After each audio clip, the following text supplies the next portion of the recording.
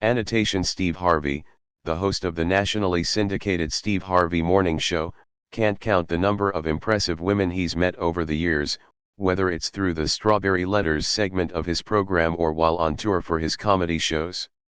These are women who can run a small business, keep a household with 3 kids in tip-top shape, and chair a church group all at the same time.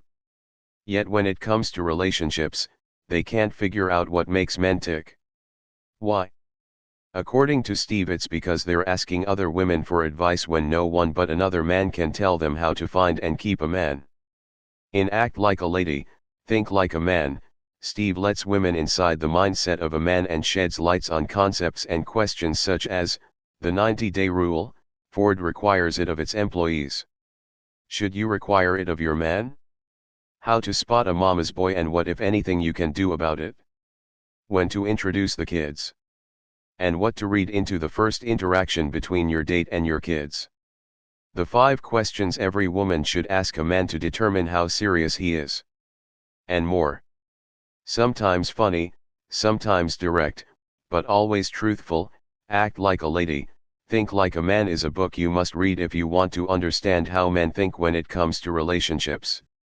Steve Harvey: What Men Really Think About Love, Relationships, Intimacy, and Commitment. Part 1, 1, 2, 3, 4, Part 2, 5, 6, 7, 8, Part 3, 9, 10, 11, 12, 13, 14, 15. Acknowledgements about the author Steve Harvey. Act Like a Lady, Think Like a Man. Copyright 2009. What Men Really Think About Love, Relationships, Intimacy, and Commitment. I've made a living for more than 20 years making people laugh about themselves, about each other, about family, and friends, and, most certainly, about love, sex, and relationships.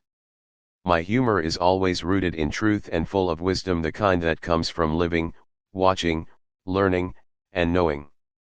I'm told my jokes strike chords with people because they can relate to them, especially the ones that explore the dynamics of relationships between men and women.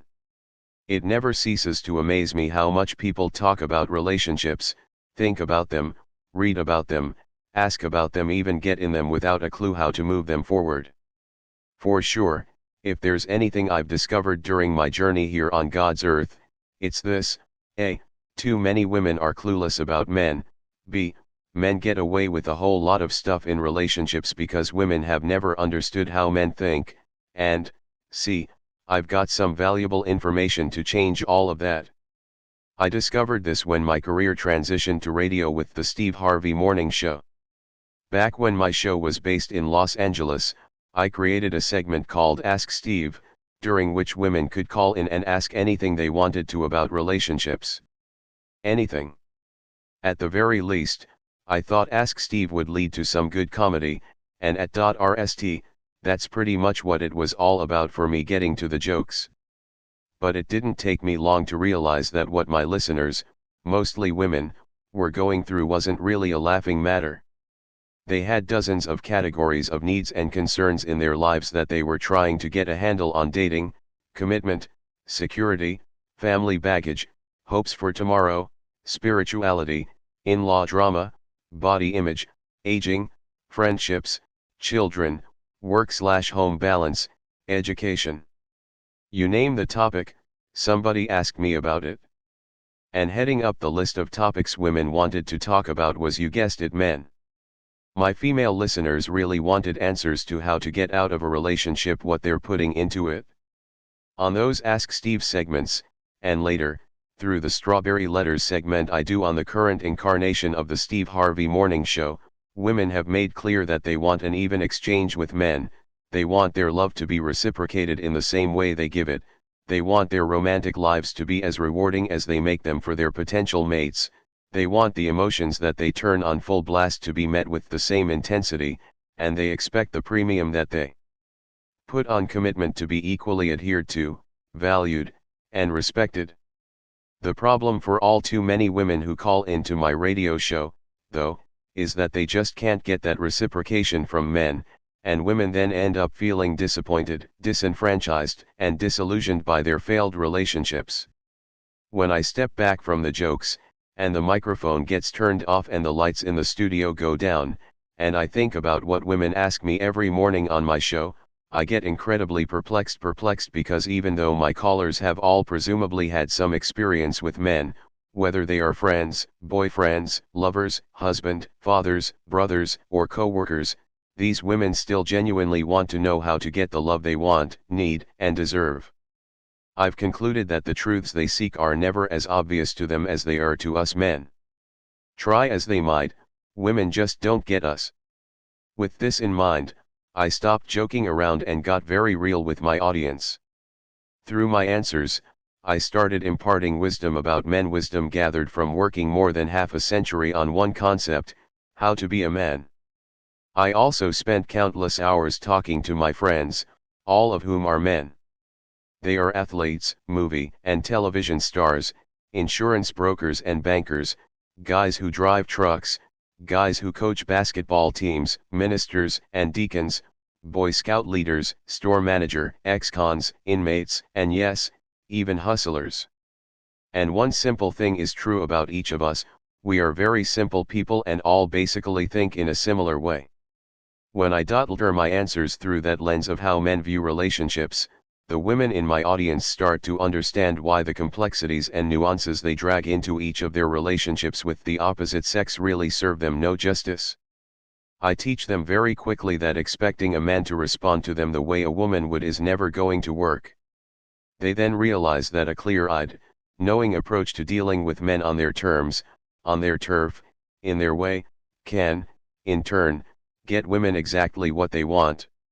Indeed, my advice for the folks who called in on the Ask Steve segment of the Steve Harvey Morning Show became so popular that fans, women and men, started asking me when I was going to write a relationship book, something to help the women who genuinely want to be in a solid, committed relationship. Go out how to get one, and help the men ready for those relationships to be recognized for what they can and are willing to bring to the table. I have to admit, I didn't really see the value of writing a relationship book at Rst. What, after all, did I have to add to the conversation beyond the answers I give to an audience of millions every morning? Even bigger than that, how could I be taken seriously? Hell, I'm not a writer. But then I started thinking about the relationships that I've had in my lifetime, talked to some of my male friends and some of my female co-workers and associates, and put together a few informal focus groups. I considered the impact that relationships have on each of us, and especially the impact they've had on me. My father? He was married to my mother for 64 years. My mother was invaluable to him. And she was invaluable to me, the most influential person in my life. Equally valuable to me are my wife and my children. In fact, my girls and my concern for their future inspire me here as well. They will all grow up and reach for the same dream most women do: the husband. Some kids. A house. A happy life. True love. And I want desperately for my children to avoid being misguided and misled by the games men have created just to perpetrate the greed and selfishness we tend to show the world until we become the men God wants us to be. I know because of my mother, my wife, my daughters, and the millions of women who listen to my show every morning that women need a voice, someone to help get them through and decipher the muck, so they can get what they're truly after. I could be that guy to wave across the fence and say, I'm going to tell you the secrets, the real deal about men, the things we wish you knew about us, but that we really don't want you to know, lest we lose the game. In essence, act like a lady, think like a man is a playbook of sorts. You remember how a few years back, the New England Patriots got accused of one of the biggest cheating scandals in NFL history? NFL investigators found out that the team had been secretly videotaping practices and reading mouths to gore out the plays of their opposing teams, a practice that gave them a distinct advantage over their rivals. For sure, the Patriots' dirty ways were almost as advantageous to the New England team as if they were reading the opposition's playbook. With the advantage, the Patriots were able to win games. This is what I wish for the women who read Act Like a Lady, Think Like a Man. I want every woman who truly wants a solid relationship but just can't go out how to get one, and those who are already in a relationship and trying to go out how to make it better, to forget everything she's ever been taught about men, erase the myths, the heresy, everything your mother told you, everything your girlfriends told you, all the advice you've read in magazines and seen on television and out here, in these pages, who men really are. What men count on is that you'll continue to get your advice from other women who do not know our tactics or our mindset. Act like a lady, think like a man is going to change this for you. If you're dating, and you want to out how to take it to another level, this book is for you. If you're in a committed relationship, and you want to get the ring, this book is for you. If you're married and you want to regain control and strengthen your bond, or if you're tired of being played with, then I want you to use this book as a tool to take each of the principles, rules, and tips in this no-nonsense guide and use them to anticipate a man's game plan, and to counter with an offense and defense that's unstoppable. Because trust me, the playbook you all have been using is outdated, and the plays don't work. In fact, the biggest play you have in your arsenal, the one where you walk into a relationship thinking you're going to change your man, is the worst and most doomed play of them all. Why? Because no matter what other women are shouting from the covers of magazines, on the television talk shows, during your girlfriend getaway bonding trips, and on blogs from here to Timbuktu, there are basic things in men that are never going to change. No matter how good you are to a man, no matter how good you are for him, until you understand what his makeup is, what drives him, what motivates him, and how he loves, you will be vulnerable to his deception and the games he plays. But with this book, you can get into a man's mindset and understand him better, so that you can put into play your plans, your dreams, and your desires, and best of all, you can go out if he's planning to be with you or just playing with you. So act like a lady, and think like a man. Part 1. What drives men? There is no truer statement, men are simple. Get this into your head. Rst, and everything you learn about us in this book will begin to fall into place. Once you get that down, you'll have to understand a few essential truths. Men are driven by who they are, what they do, and how much they make. No matter if a man is a CEO, a con, or both, everything he does is dared through his title, who he is, how he gets that title, what he does, and the reward he gets for the effort, how much he makes.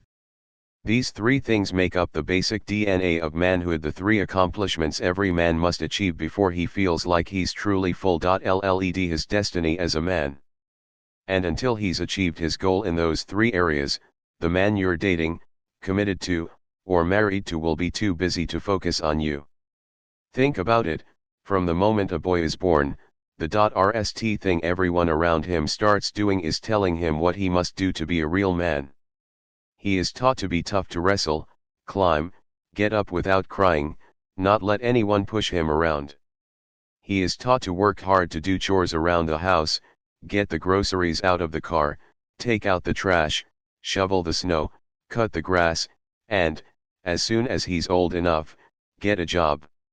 He is taught to protect, to watch out for his mother and his younger siblings, to watch over the house and the family's property. And he is especially encouraged to uphold his family name, make something of himself, so that when he walks in a room, everybody is clear about who he is, what he does, and how much he makes. Each of these things is taught in preparation for one thing, manhood. The pursuit of manhood doesn't change once a boy is grown. In fact, it's only magna. Ed. His focus has always been on, and will remain on, who he is, what he does, and how much he makes, until he feels like he's achieved his mission. And until a man does these things, women only tee into the cracks of his life.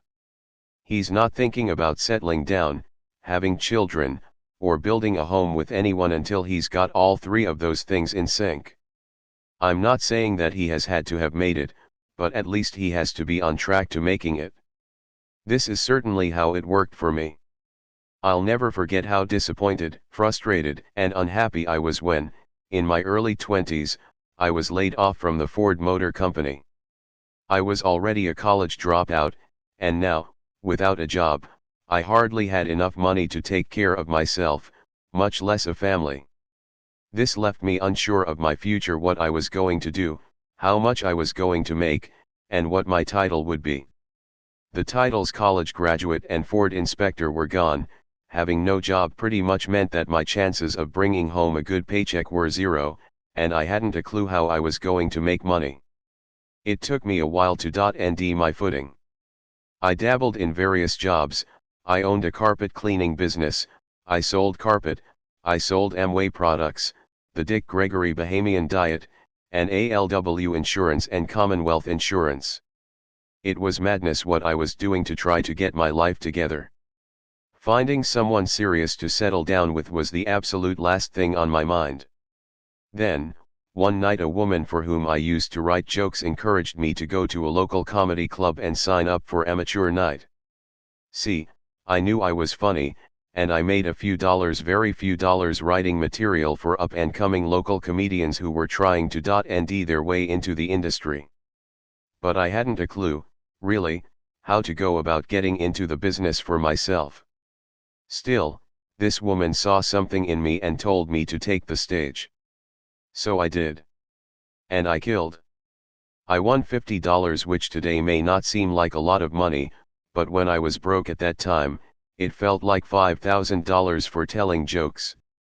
I also was guaranteed another $50 if, as the winner, I opened the following week's amateur night competition. The next day, I went to a printer and spent $15 of my winnings on business cards that, along with my phone number, read, Steve Harvey, comedian. They were .at and .imc and didn't have any raised lettering, but those business cards announced that I was Steve Harvey, who I am, and that I had a special talent in comedy, what I do. How much I was going to make remained to be seen, but at least I had the who I am and the what I do lined up. If men aren't pursuing their dreams, if we're not chasing the who we are, the what we do, and the how much we make, we're doomed. Dead. But the moment that we go out the puzzle and feel like our dreams are taking shape, new life breathes into us. It makes us vibrant, enthuses, and animates us. From the moment I became a comedian, I stepped onto that stage ready to be the very best. Even today, no matter how tired I am, no matter what is going on in my life, I am never late for work, and I've never once missed a gig. Why? Because when I wake up, my dream is in check, I'm living it out live and in color every day, whether it's on the radio during the Steve Harvey Morning Show, or on television with my various projects, or on stage, during my Steve Harvey live shows. Who I am is certain, I'm Steve Harvey. What I do is certain, comedy. And how much I make is right in line with what I've always wanted for my family and me. And now, I can pay attention to my family. All the faux paint in my house, the metal ceilings, the leather chairs, the dogs outside, the cars in the yard, college tuition for my kids, everything is paid for, everyone is set. I can provide for them the way I've always wanted to, I can protect them the way that I was raised to, and in my family's eyes, I am, unquestionably, a man. Which means I have a clear mind when I go to sleep at night. This is the drive that every man has, whether he's the best player in the NBA, or the best Pee-wee football coach in rural Minnesota, whether he's the head of a Fortune 500 company, or the supervisor on the line at the local bakery, whether he's the kingpin of a major cartel, or the chief corner boy on the block.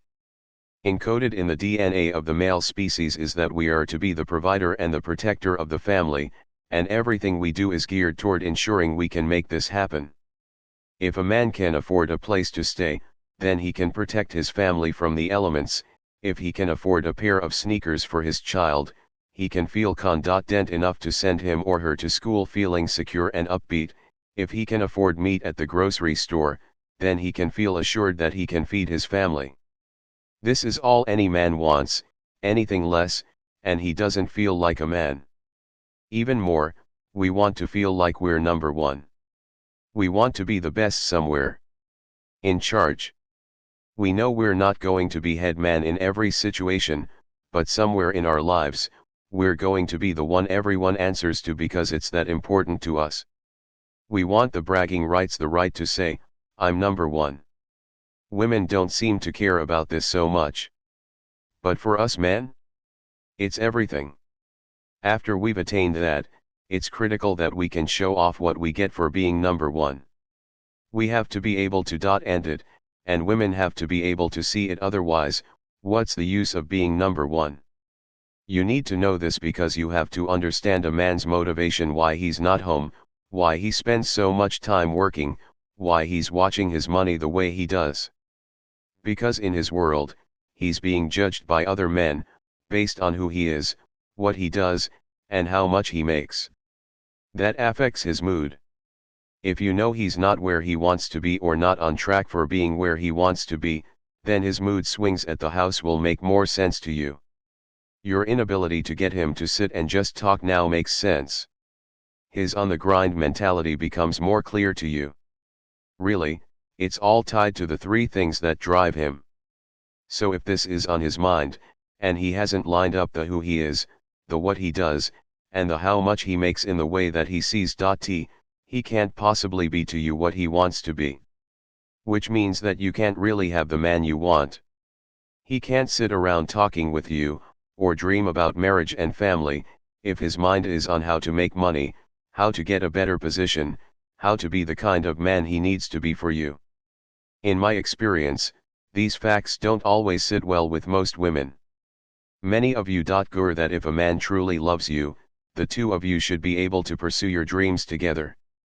Stability is important to you, but you'd rather build the foundation of your relationship together, no matter the man's station in life. This is honorable, but really, it's not the way men work. His eye will be on the prize, and that prize may not necessarily be you if he isn't up where he wants to be in life. It's impossible for us to focus on the two, we're just not that gifted, sorry. Mind you, a man doesn't have to make a lot of money right now, as long as he sees his dreams being realized, the title is clear to him, his position is leading him in the direction of the place where he wants to be, and he knows the money will come, then he can rest a little easier, recognizing that he's on the verge of becoming the man he wants to be.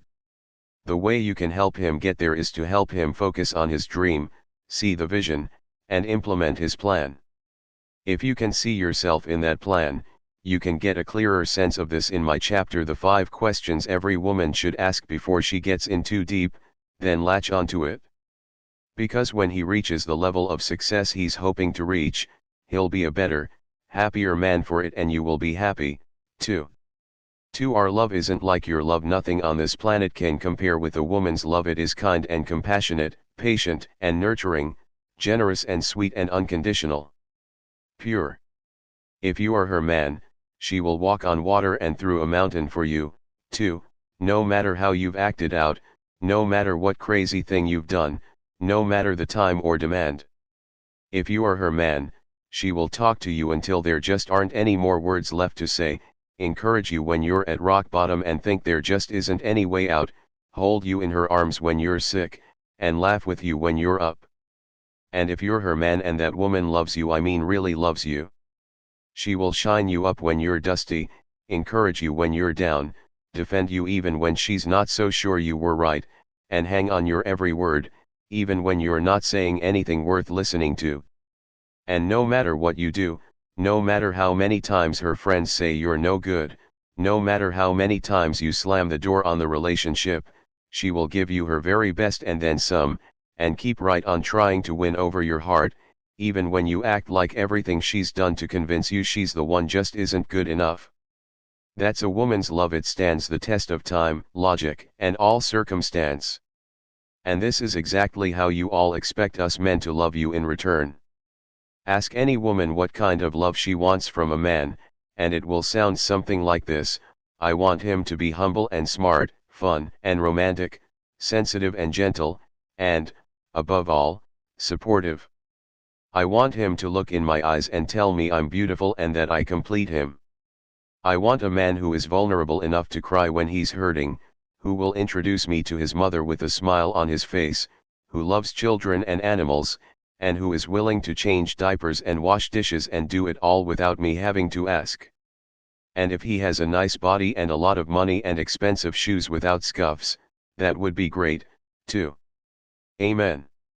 Well,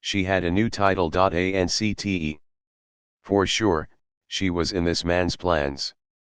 So, if you've been dating a guy for at least 90 days and you've never met his mother, you don't go to church together, you haven't been around his family or his friends, and he took you to a networking/job/social function and introduced you by your name, then you're not in his plans. He doesn't see you in his future.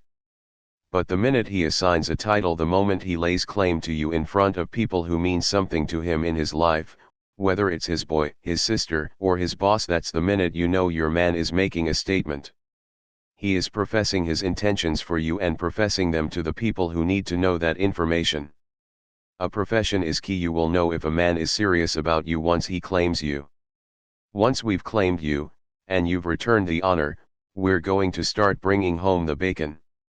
Simply put, a man who loves you will bring that money home to make sure that you and the kids have what you all need. That is our role, our purpose. Society has told us men for millennium that our primary function is to make sure our families are set, whether we're alive or dead. The people we love need want for nothing. This is the very core of manhood, to be the provider. That's what it's all about. Okay, there are a few other things, for example, how well you're endowed, and I'm not talking financially, and how well can you provide now, I am talking financially. If a man is in a position of being questioned about whether he's able to provide financially and otherwise, for the ones he loves, you might as well drop kick his ego into an early grave. The more he can provide for his woman and his kids, the bigger and more alive he feels. Sounds simplistic, but that is the reality.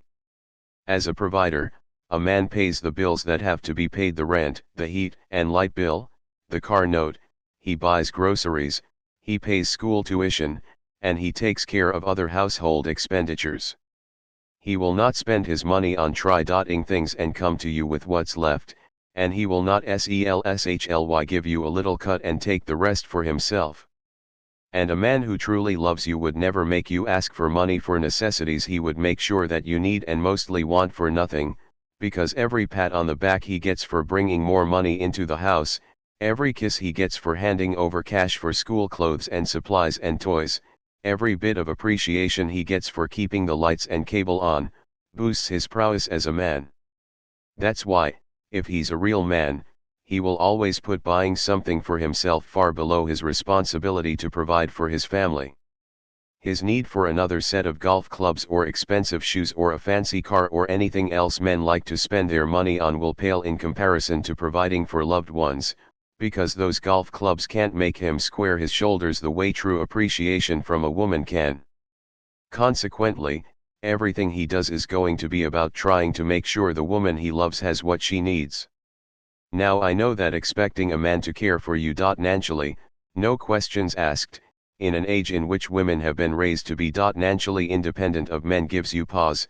If you've been taught all your life to go Dutch on your dates and pull out your own checkbook when it comes to paying your bills, and you've been repeatedly told that you can't depend on a man to do anything for you, then it's understandable why you can't wrap your mind around this simple concept. But remember what drives a man. Real men do what they have to do to make sure their people are taken care of, clothed, housed, and reasonably satisfied, and if they're doing anything less than that, they're not men, or shall we say, he's not your man, because he will eventually do this for someone's daughter, maybe not you. For sure, all too many men shirk this responsibility, whether out of selfishness, stupidity, or sheer inability, or a combination of all three. But some men simply do not have the education, resources, and wherewithal to make an adequate amount of hard cash. And if a man can't provide, then he doesn't feel like a man, so he ees to escape the horrible feelings of inadequacy, or he's going to bury those feelings in drugs and alcohol. Indeed, you can probably trace a whole host of the pathologies exhibited by the most try-dotting of men back to their inability to provide. Some try to use crime to make up for it. Clearly, our prisons tell us that's not working. Some use drugs. Our street corners tell us that's not working, either. Some just run. The numbers of women raising kids alone, and falling into poverty because of it, tell us that's nightly not working. But ask any one of those men who aren't doing right by themselves or the ones they love what they regret most, and I'll bet you a majority of them will say the same thing: they wish they had the ability to provide. Of course, some men simply refuse to share the money in their pockets with their women. As some rap songs and hip-hop magazines tell you, these men feel they're being played if they provide anything of monetary value to the opposite sex. Some men even label any and every woman who expects her intended to provide for her the very handy, decisively ugly phrase gold digger. Oh, when it comes to women, that phrase gets tossed around these days like dough in a New York City pizza parlor. In fact, men have set it up so well that we've got women thinking that if they remotely expect a man to pay for their dinner, or buy them a drink at the bar, or set any financial requirements for their man, then they're gold diggers.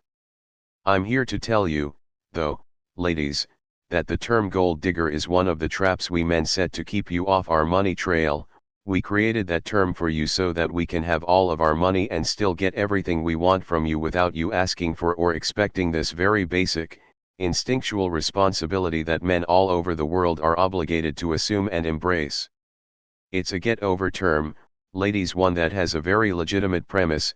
There are, of course, women who date and marry men solely for the cold, hard cash, but one that has been wrongly and almost universally applied to any woman who has made clear that she expects her man to fulfill his duty as a man. Know this: it is your right to expect that a man will pay for your dinner, your movie ticket, your club entry fee, or whatever else he has to pay for in exchange for your time. You all have to stop this foolishness with the "I pay for my dinner so he knows I don't need him" approach. As I point out in the next chapter, the three things every man needs: support, loyalty, and the cookie. A man, a real one, anyway, wants to feel needed. And the easiest way to help him get that high is to let him provide for you. This is only fair. And if he loves you, oh, he's going to bring every cent home to you. He's not going to come back from gambling all his money away, saying, "Here's $100, that's all I got this week." He's going to come straight home with that check, and if there's anything left over after he takes care of each and every one of your needs, well, then he'll play. This is man business, baby. It's how we do. Now, there are different ways to provide besides monetarily. Your man could be broke, but he's going to do everything within his power to make up for this by supplying your needs in other tangible ways. If you're running low on groceries, he may not be able to give you money to go to the store, but he might have a little extra something in his refrigerator and pantry to hold you over until he can give you a couple of dollars. In other words, he's not going to let you go hungry.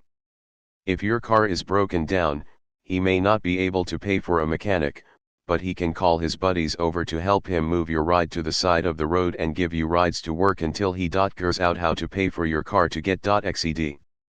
If you need some pictures hung, and the sink unclogged, and a new garage door installed, a man who loves you will climb up a 20-foot ladder to get that picture up on the wall, put a bucket down to catch the overflowing water from the sink while he goes to nd the right part he needs to x the pipes, and pour through the instruction manual for hours to figure out how to get that garage door in. Providing for the ones he loves and cares about, whether it's monetarily or with sweat equity, is a part of a man's DNA, and if he loves and cares for you, this man will provide for you all these things with no limits. When a man truly loves you, anybody who says, does, suggests, or even thinks about doing something offensive to you stands the risk of being obliterated. Your man will destroy anything and everything in his path to make sure that whoever disrespected you pays for it. This is his nature. You pick most any male species on the planet, and the same is true: no one is going to disrespect their family without paying a cost or at least putting up a serious ght. This is innate, recognized and respected from the rst relationship that a boy has, that relationship being with his mother. He may not know what unconditional love is yet, but a boy child will never, a, admit that his mother is capable of making mistakes, or, b, let someone say or do something to his mother. This is taught to males practically from the womb: cover your mother, protect her, Don't let anybody say anything about her or do anything to her, and if they do, let them know it's time to take it outside. This is most certainly the way it was taught in my house, too.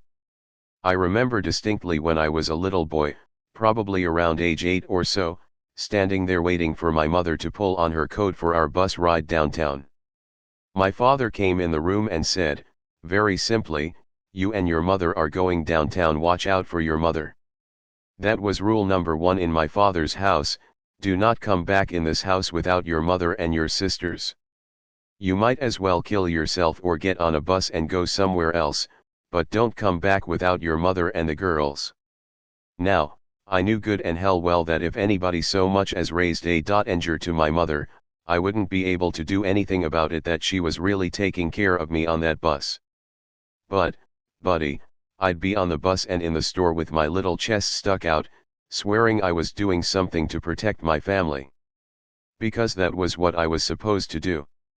Indeed, that is what every man is supposed to and is willing to do for the people for whom he professes and provides. Once he says he cares about you, you are a prized possession to him, he will do anything to protect that prized possession. If he's hearing you argue with a bill collector, he's going to say, "Who are you talking to? Let me talk to him right quick." If your ex is calling and bringing drama in your life, your man is going to talk to him about it. If he sees your kids are cutting up and getting out of hand, he's going to talk to them, too. In other words, he's going to be providing protection and leadership for his family because he knows a real man is a protector. There is not a real man living who will not protect what is his. It's about respect. I'd argue that this is most certainly one of the key things any woman wants in her man, because it is what girls have been raised to expect, that they can count on the most important men in their lives to go to battle for them, and keep them safe from all harm, no matter the cost. I think you all know this so well that you take great care in letting a man who loves you know when someone's been a threat or danger to you, because you know that your man, whether he be your father, brother, uncle, husband, or lover, is going to do everything in his power and then some to defend your honor. Maybe even hurt somebody, despite the consequences. For instance, you probably don't really want to hype what's going on down at your job because he might head down to the job and have a few words with your boss if necessary. And we all know that would not be a good situation. I remember one time when my mother was at home and the insurance man came by looking for some money my mother didn't have. My father was at work, so he didn't actually witness this man come to our front door and say to my mother, "The next time I come here, you better have this money or else." My dad got wind of the situation from one of my siblings, and when he asked my mother what, exactly, this man said to her, she hesitated and hemmed and hawed for a long time before she nearly broke down and told my father about the exchange. She didn't really want to tell him what went down because she knew my father would snap. When he nearly had the information he needed, my father came to me and asked what time the insurance man usually shows up, and I told him. And the next time that man came by the house, my father was there waiting for him. I'll never forget the image. That man never made it past the back of his car. When we looked out the window, my father had that man bent over the car with both his hands on that man's neck. "If you ever say anything disrespectful to my wife again, I will kill you," he said. Now, that may seem a little extreme, but this is what real men do to protect the ones they love. Protection isn't just about using brute, physical force against someone, though. A man who truly cares about or loves you can and will protect you in other ways, whether it be with advice, or stepping up to perform a task that he thinks is too dangerous for you to do. For instance, if it's dark outside, he may not want you to put the car in the driveway or walk the dog by yourself because he fears for your safety. In this instance, he'll move the cars and walk the dog himself, even if he's just off a double shift, so that you can be inside where it's safe. If you're walking by someone who looks like he might be a threat, a man who loves you is going to protect you by putting himself between you and that guy as you walk by, so if he tries anything, he'll have to get through your man before he so much as lays a danger on you. My wife, Marjorie, Still cracks up when she thinks about how I protected her on a recent joint dotching and diving trip we took in Maui. See, my wife is a certi.ed scuba diver. I am not. When we got out on those choppy waters of the Pacey.C Ocean, I couldn't help but feel like something was going to happen to my wife down there, and I wouldn't have any way of protecting her. Nonetheless, she put on all the equipment and began to descend into the water. I got antsy and immediately started lighting up cigars and walking around the boat explaining to the dive masters that this one has to come back. By the time she was actually under the water, I'd told my security guy, who can't scuba dive, to put on his snorkel and get in and keep an eye on her. I'd also told everyone on board from my manager to the captain that if my wife is not back up here in 30-VE minutes, everybody's putting on some suits and we're going to go get her. The guy leading the expedition said as nicely as he could, "Sir, everybody can't go down to save one person," but his words meant nothing to me. "I'm telling you," I said, getting a little more jumpy with each word, "either everybody goes down there to save her, or I'm killing everybody on the boat. This boat goes nowhere without her, and if it pulls off and she's not on it, that's it for everybody." My wife must have sensed something was up because suddenly, she was back above water. She knew that I was acting up. And rather than dive, she returned to the boat, because she knew how nervous I was about the whole idea of her submerged underwater where I couldn't act on my natural instincts to protect her. She .gert it was better to sit that dive out. She understands that primal need I have to make sure nothing bad happens to her. Marjorie is a pretty adventurous girl, but she's cut out a lot of that stuff, the diving and parasailing and such, for that very reason. I .nally get the woman of my dreams, and while she's out having fun the parachute wire jams and next thing I know she's ying into walls, or she's diving and the scuba tank doesn't work. Her life is in jeopardy and I can't do anything about it? No sir. Nope. No more of that. My philosophy for having a good time is that you have to have a good time and return home in one piece so you can tell everybody about your good time. My wife doesn't trip about this, she just says, "Thanks for caring, honey." And I do care about her, so my DNA screams out to me to protect her and provide for her and profess about her in any way that I can. This, by the way, is how our fathers did it, and their fathers, too, to the best of their natural ability and with the help of God, even in the most adverse times when protecting and providing and even professing were neither easy nor, in the case of black men, allowed. We've lost sight of this, stopped demanding it from our men. Maybe it's because there are so many women left to raise their children alone, or maybe it's because there just haven't been enough men teaching our boys how to be true men. But I RMLY believe that a real woman can bring out the best in a man. Sometimes we need only meet a real woman other than our own mother to bring out our best qualities. That, however, requires something of the woman. She's got to demand that every man stand and deliver. On the radio show and in my everyday interactions with my colleagues and friends, I constantly hear women say that there aren't any good men and complain about all the things men won't do. But I contend they don't do the things that real men are expected to do because no one, especially women, requires it of them. See my chapter Men Respect Standards Get Some. In sum, ladies, you have to stop heaping your own definition of love on men and recognize that men love differently. A man's love ts only into 3 categories. As I've explained, I call them the 3 Ps of love: profess, provide, and protect. A man may not go shopping with you to buy the new dress for your of.ce party, but a real man will escort you to that party, hold your hand, and proudly introduce you all around the party as his lady. Profess, he may not cuddle you and sit by the bed holding your hand while you're sick, but a real man who loves you will make sure the prescription is .led, heat up a can of soup, and make sure everybody is in position until you are better. Provide, and he may not willingly change diapers, wash the dishes, and rub your feet after a hot bath, but a real man who loves you sure will walk through a mountain and on water before he'd let someone bring any hurt or harm to you. Protect. This much you can believe. If you've got a man who does these things for you, trust me, he's all in. 3. The 3 things every man needs. Women are complicated creatures. You need stuff. Lots of it. And you expect your man to provide it, even if you haven't explained what it is you need and want, or even if what you needed and wanted ve minutes ago is wholly different from what you need and want now. In fact, I've said over and over again jokingly that the only way a woman can truly be completely satisfied is to get herself 4 different men: an old one, an ugly one, a mandingo, and a gay guy.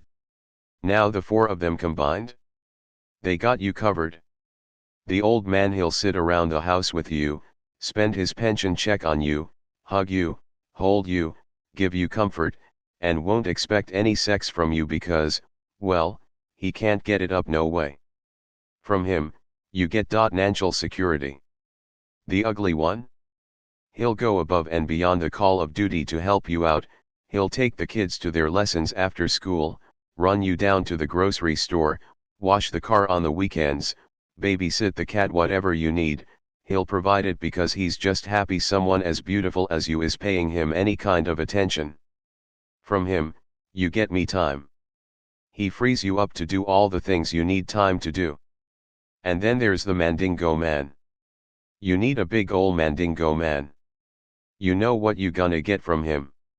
He's big, he's not that smart, can't hold a good conversation, got muscles popping out from his eyebrows to his pinky toe, and when you see him, you know he's going to put your back out.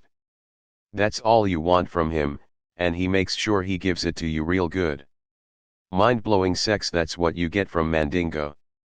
And then you need a gay guy, someone you can go shopping with, who doesn't want anything from you but gossip and details about what the old man bought you, which errands you sent the ugly guy to take care of, and exactly how mandingo had you doing monkey.ips for a week.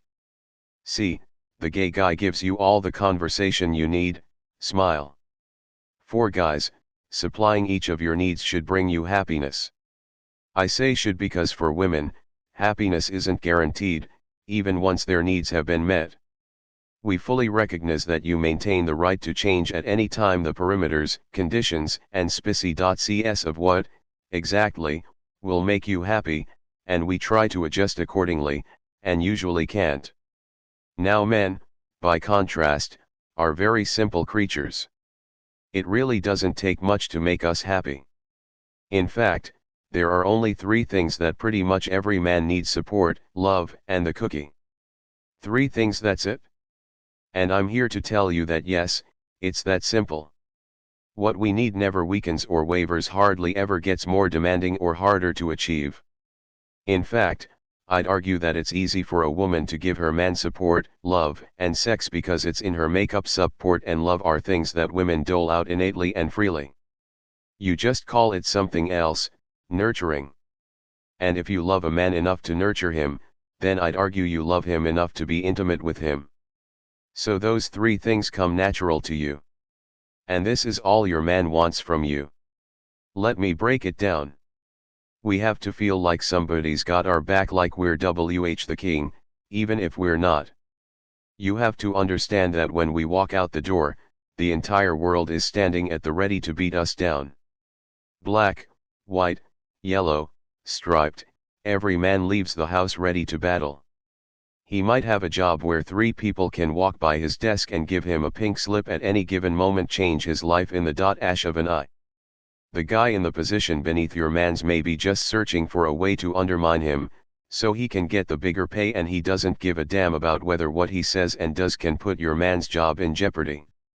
Your man could be driving down the street minding his own business and get pulled over, and something could happen that he has no control over, or someone may try to come and take what he's got. In other words, a man is constantly on the lookout, sizing up the next man, standing at the ready to defend his and all of his gains, that would include you. So when we walk back in our house, we want to be able to let our guard down. All we want, really, is to hear you say, "Baby, how was your day? Thank you for making it happen for us. This family needs you and wants you and is happy to have you." We've got to feel like we're king, even if we don't act kingly. Trust me, the more you make us feel like we're special, the more we'll give in return. We'll just try harder. Plain and simple. Take a page from my mother.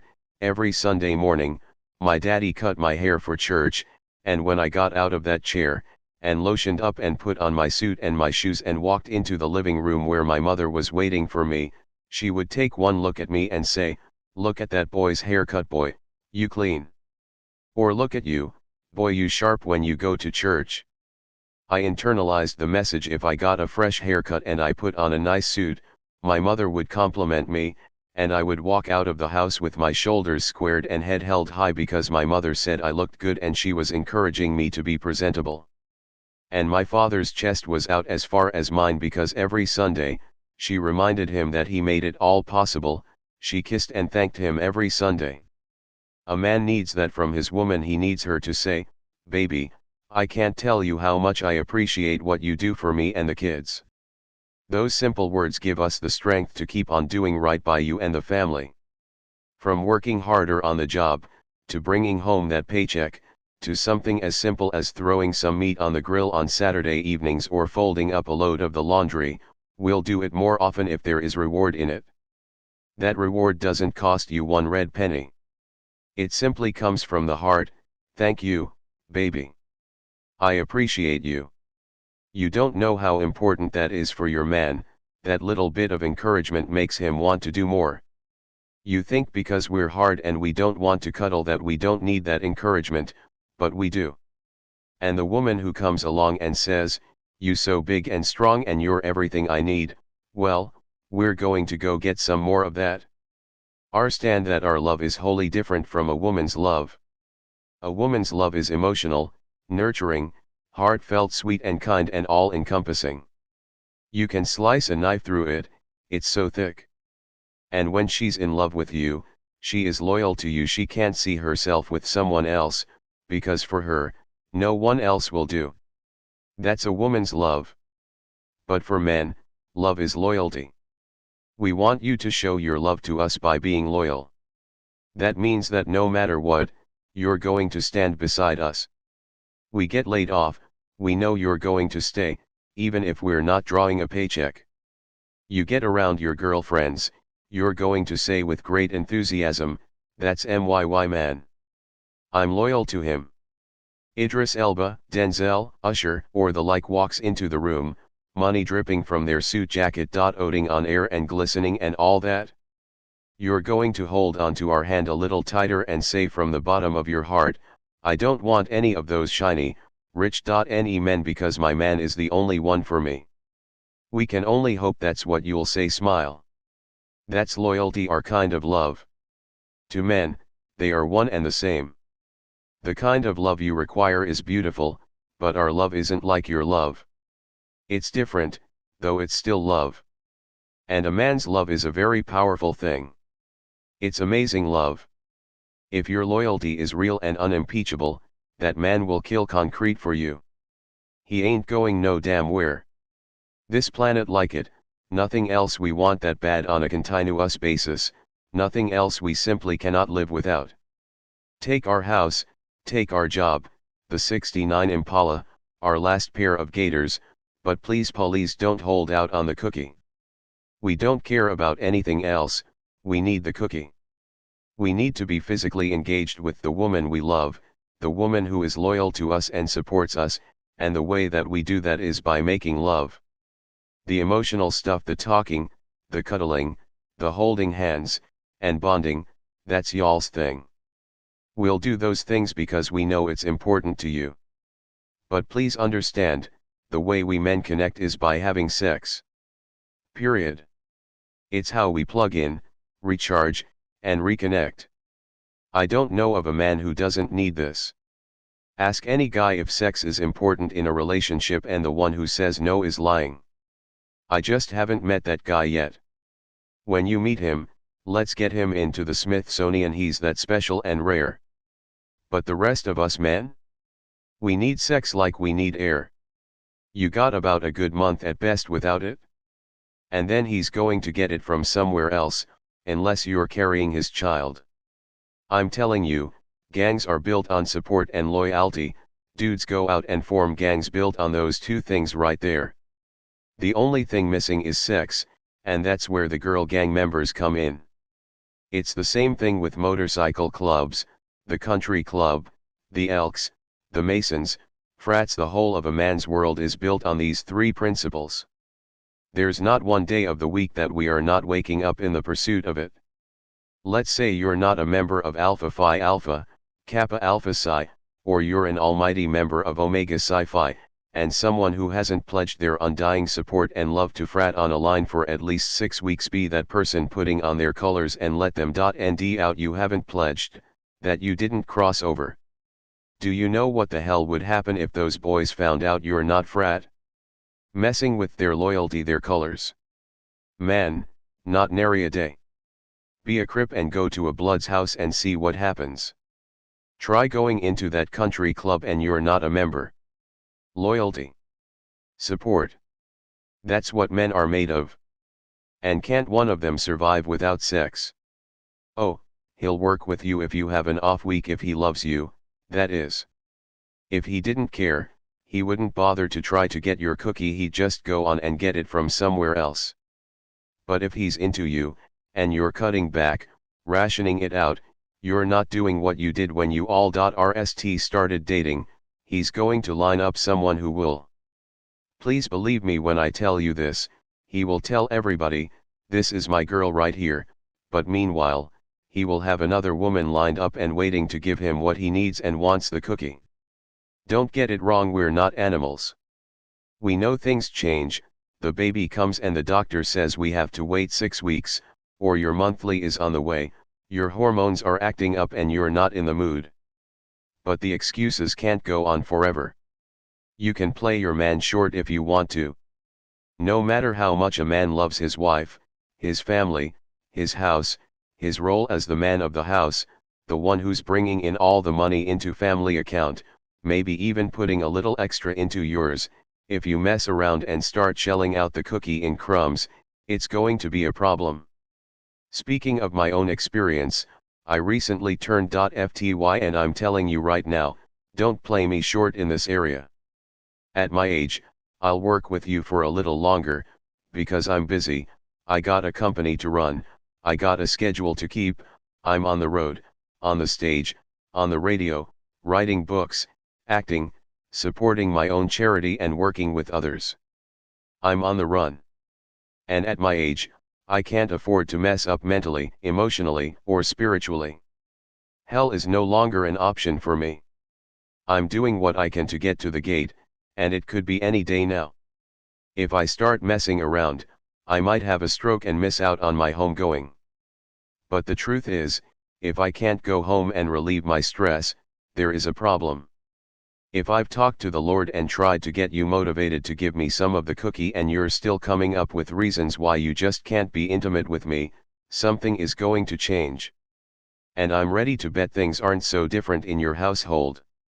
You might have been up all night for a week with a sick child, gotten up early to get the other onto the school bus before you hit the road for that rush hour commute to work, gone to battle with your coworkers and boss for 8 hours with nothing but a 15-minute break to swallow an inadequate, unsatisfying lunch, and then hit the rush hour traffic. Back home to start your second job, the feeding and care of your kids.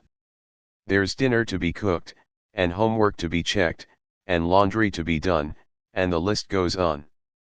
By the time your man checks in with you, the last thing on your mind is giving a positive response to what a friend of mine called the shoulder tap. You know what I'm talking about, she said.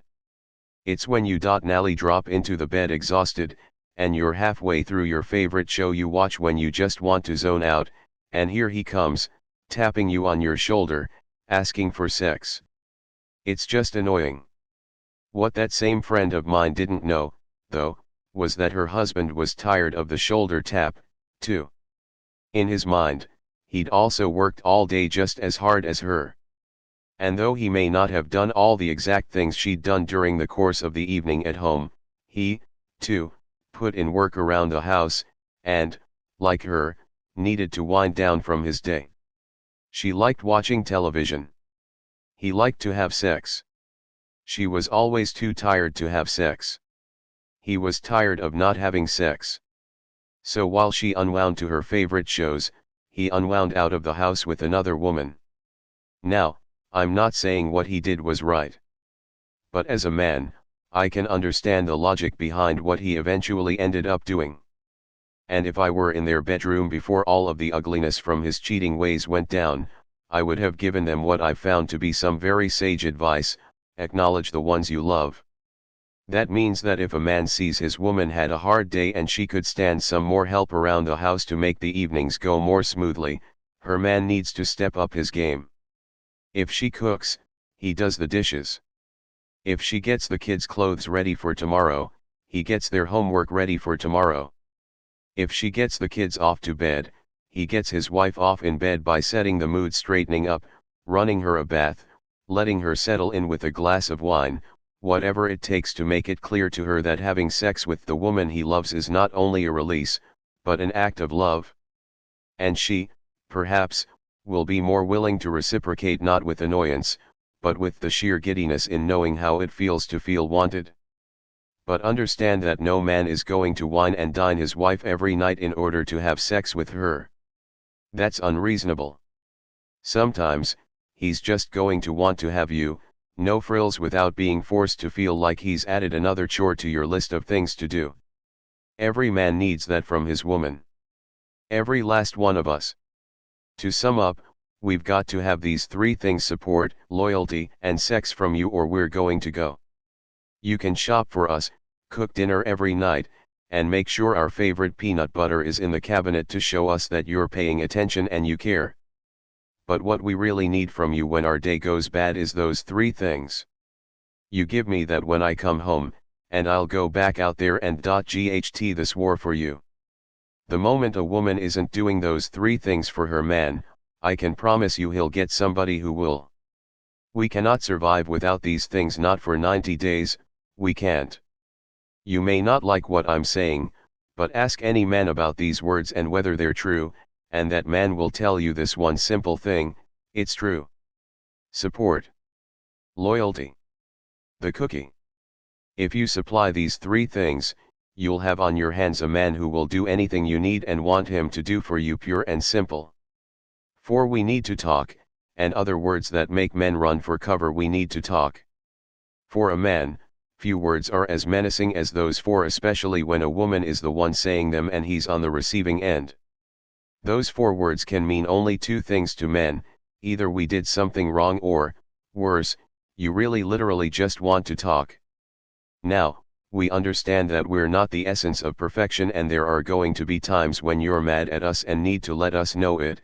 We get that, though we don't necessarily want to have to concentrate on an hour-long angry lecture about how we screwed up. But even more, no man wants to sit around gabbing with you like we're one of your girlfriends. Ever. It's just not in our DNA to lounge around, sip coffee, and dab at our eyes with tissue as if we're in an AA meeting or on some psychologist's couch trying to get things off our chest. When men are talking, and especially when they're listening, it's with purpose. We don't vent. We just want to X whatever situation is upsetting the balance. We understand that this frustrates you time and time again, because sometimes you want to talk, to share and get someone else's take on a situation, put a listening ear on it. But seriously? That's what your girlfriends are for. You lay out your problem and she'll commiserate with you, give you all kinds of "yeah, girls, and I know that's right," and nod and agree and tell you stories about how the same thing happened to her. She'll even go on to give you concrete examples of every other time something like this has happened to other women throughout the history of the world, and, hours later, you all will get up from the couch, having solved nothing but feeling so much better. Consider Exhibit A. I walked into work today, and before I could get to my desk, I saw Tanya walking over to the coffee machine, and wouldn't you know that Haifa had on the same shirt as me? You better stop it. Which one? The blue one, the one with the orange hour print. I got it from that store across town.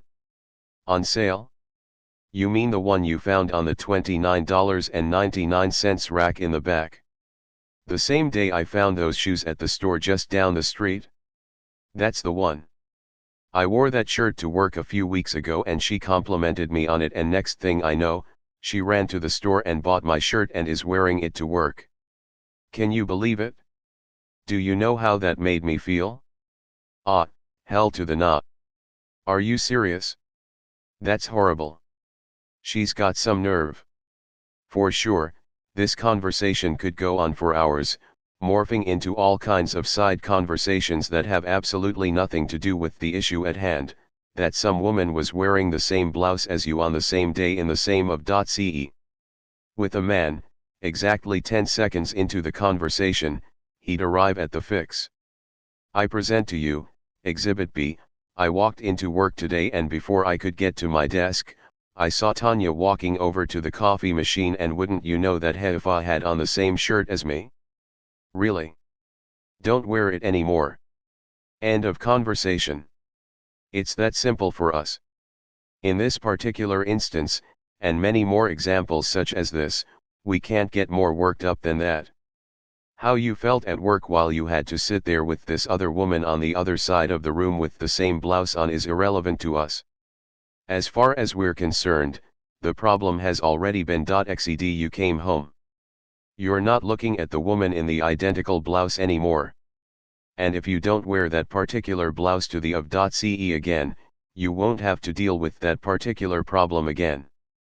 In our mind, problem solved, no more talking. All of this is to say that we men aren't in the talking business, we're in the .exit business. From the moment we come out of the womb, we're taught to protect, profess, and provide. Communicating, nurturing, listening to problems, and trying to understand them without any obligation to x them is simply not what boys are raised to do. We don't let them cry, we don't ask them how they feel about anything, we don't encourage them to express themselves in any meaningful way beyond showing how manly they are. Let a little boy fall off his bike and scrape his knee, see how fast everyone tells him to get up and shake it off and stop all that doggone crying. Be a man, we demand. There's no discussion about how he felt when he hit the ground, nobody's asking him to talk about whether he's too scared to get back on the bike and try again.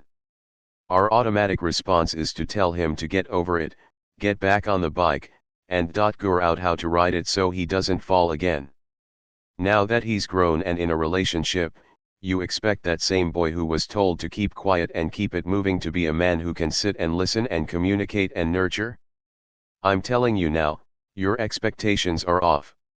Women have different moods and ideas in their head, and you all expect us to fall in line, and if we don't, it's a problem. You're telling your girlfriends, he won't talk to me, and I can't get him to open up. But opening up is not what we do. Profess, provide, and protect all our lives, that's what we men have been taught and encouraged to do. This, we've been told, is how a man shows his love. And the fix falls rmly into the provide category.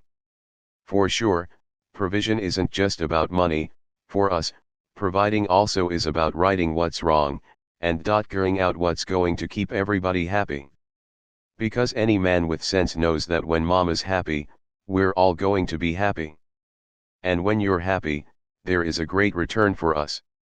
So we provide and x. I'm telling you right now, if you go to your man with a situation that's dotsable and he doesn't try to x it, he is not your man, he is not in love with you. Go ahead, I dare you to try it for yourself. When your man comes over, tell him, you know, I just can't stand this kitchen this way. The color just throws me all off, the cabinets are all wrong, they don't go with the stove, and I can't get my mind right in here when I'm trying to cook. If he's all the way in it with you, he will say, without hesitation, what color you want this kitchen to be, baby. Tell him pink, and see if by next Saturday the whole kitchen isn't painted pink, cabinets and all. He will see your distress, understand that if you don't like the cabinets and the walls and the way the stove functions, you're going to walk into that kitchen with your mouth poked out phoning in the home-cooked meals because you just can't hook up the steaks and baked potatoes like you want to in a kitchen you can't stand. And we nightly don't want that, so to the hardware store we will go. Even if we don't have money for a complete remodel, we'll go and nd some hardware for the cabinets, maybe some new handles, and some sandpaper, lots of sandpaper to get that color you can't stand off your cabinets, so that we can renish them exactly the way you want them to be nished. A man who really loves you can't wait to do this for you, because in the back of his mind, he can envision you with a smile on your face, setting his place at the head of the table, and serving up a .ne meal in the new kitchen he .xed just for you. Oh, make no mistake about it, we want to see you happy, but it's also all about the return, ladies. Please understand and respect the return.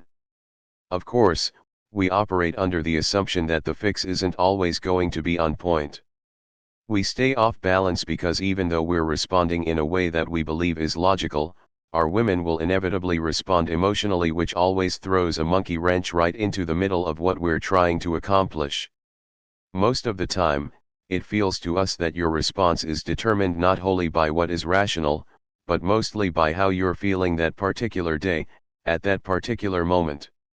A perfect example: your man can lick you on the same breast with the same amount of moisture in the same exact position that had you hollering and screaming last night, and this evening, you will look at him and say, with conviction, "What are you doing? I don't want that." And now he's all confused because, hey, if you lick him on that spot and he liked it yesterday, he's going to like it today and tomorrow and the day after that, too. But you, not so much. What you like and how you like it seemingly shifts from day to day, sometimes even moment to moment. And that is not logical to us. We can't gore it out, ever. If we get it right, great. But sometimes, we're just going to get it wrong. A lot of times, the more inexperienced of us men are going to completely screw it up. For example, consider a woman who walks into the room in a visible huff. A guy who's young and not too smart in this relationship business may ask his lady what's wrong, and she may say, nothing. That fool will be the one to say, okay, cool. He will also be the one who gets laid out with the, damn it, you saw me tripping and you're just going to walk off without seeing about me. Yup, that guy is going to have a lot of scene to do. But the more experienced man, the one who can read his lady's moods and tell when something is wrong, is going to ask her what's up, and no matter how many times she says, nothing, he's going to ask again and again until she starts coming clean and opens up, though, in his heart of hearts, he will be hoping to God there's really nothing wrong, and if there is something wrong, he will be able to just exit because he doesn't want to see her pout. Even when he thinks she is done talking, he'll push her until the issue is resolved because he can't leave it at, wow, sorry that happened. He will immediately launch into the fix. This is not to say you'll never have a conversation with your man that lasts longer than 2 minutes. We understand that sometimes we're going to have to give a little more in terms of communicating with you, that every now and then we're going to have to spill our guts and reveal what's going on in our heads. We also know that you may just want to lie in our arms and cuddle and talk it out with absolutely no resolution. We are capable of doing this, too. It's not easy. But it can be done.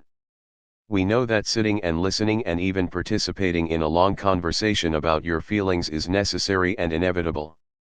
But don't be surprised if those conversations are few and far between. Detailed conversation is what you have with your girlfriends. Men just want to hear the problem and then exit. It's about maintaining this balance, the two of you understanding exactly what each other requires to be innately happy, and then trying to provide at least some of that so that both mates feel like they're in this relationship with the other. For men, that means that every once in a while, they may have to sit and be still and just listen.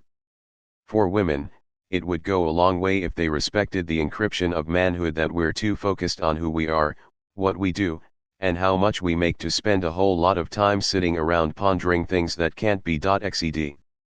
Of course, it would go a long way if women stopped opening the conversation with "we need to talk."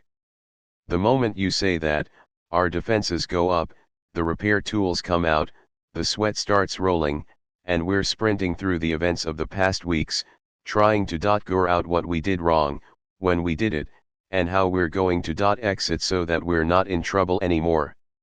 In fact, I think it's a good idea that, if you just want to vent, you start the conversation with something simple, like, "Honey, look, nothing is really wrong, I just want to tell somebody something." That's a great opening line. It allows us to relax, take our foot down from the witness stand, put away our exit tools, and actually sit and listen to what you have to say.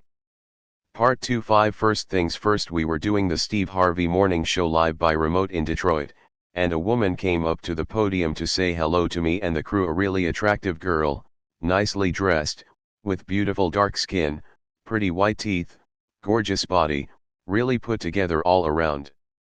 And when she started talking, she really threw me because I could hear in her voice that she was mature, but she just didn't look like she sounded. So I asked the lady how old she was. She said she was 42. Blew me away. I didn't think she was a day older than 30. Then I asked her how many kids she had. 5, she said, smiling from ear to ear. I've got 3 of my own, and I adopted 2. Now I'm sitting here thinking, wow, that's really slick. She's over age 40, she's taking care of not only the kids she gave birth to, but 2 more she took in out of the kindness and generosity of her heart, and she looks years younger than she really is. She's really got it going on. Be clear, I wasn't about to do anything with this information because guess what? I'm a happily married man, emphasis on happily.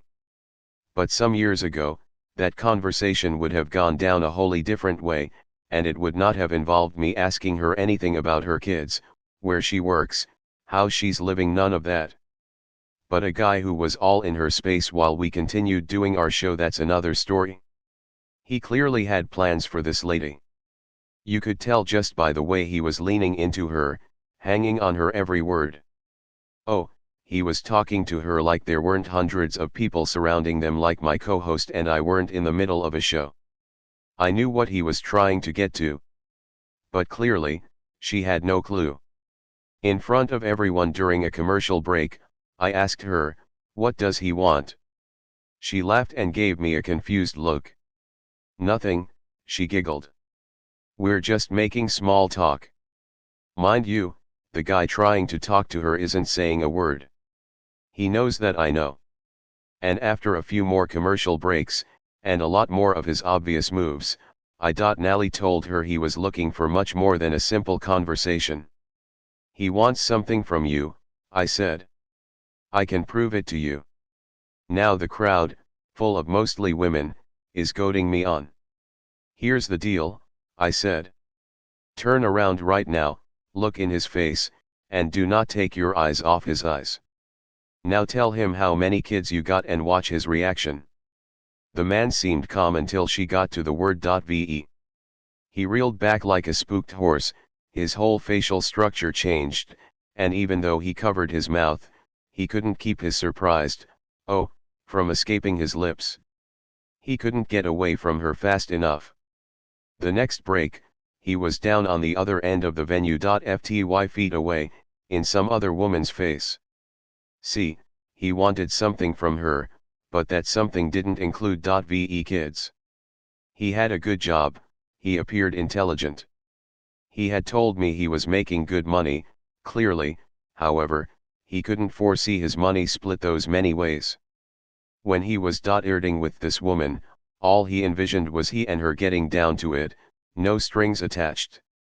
My co-host just laughed and asked me how I knew all of this. It's easy, when a man approaches you, he has a plan. And the main plan is to sleep with you, or to nd out what it takes to sleep with you. Here's a generalization, but in my experience, it's true. Women love to sit and talk for no apparent reason but to talk, but we men, we're just not cut out to chit-chat for the sake of chit-chat. We don't have time for it. We men are very simple people. If we like what we see, we're coming over there. If we don't want anything from you, we're not coming over there. Period.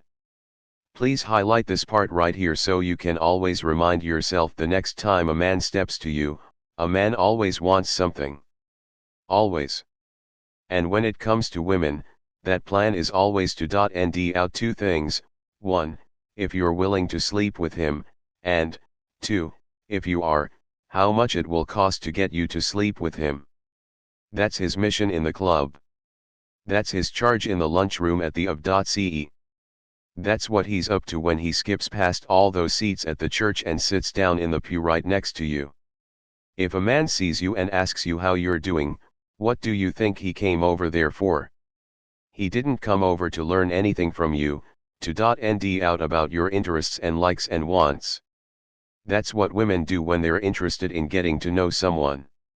For a man, it's really less complicated.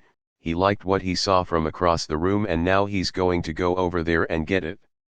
He doesn't care anything about your personality or what you do for a living.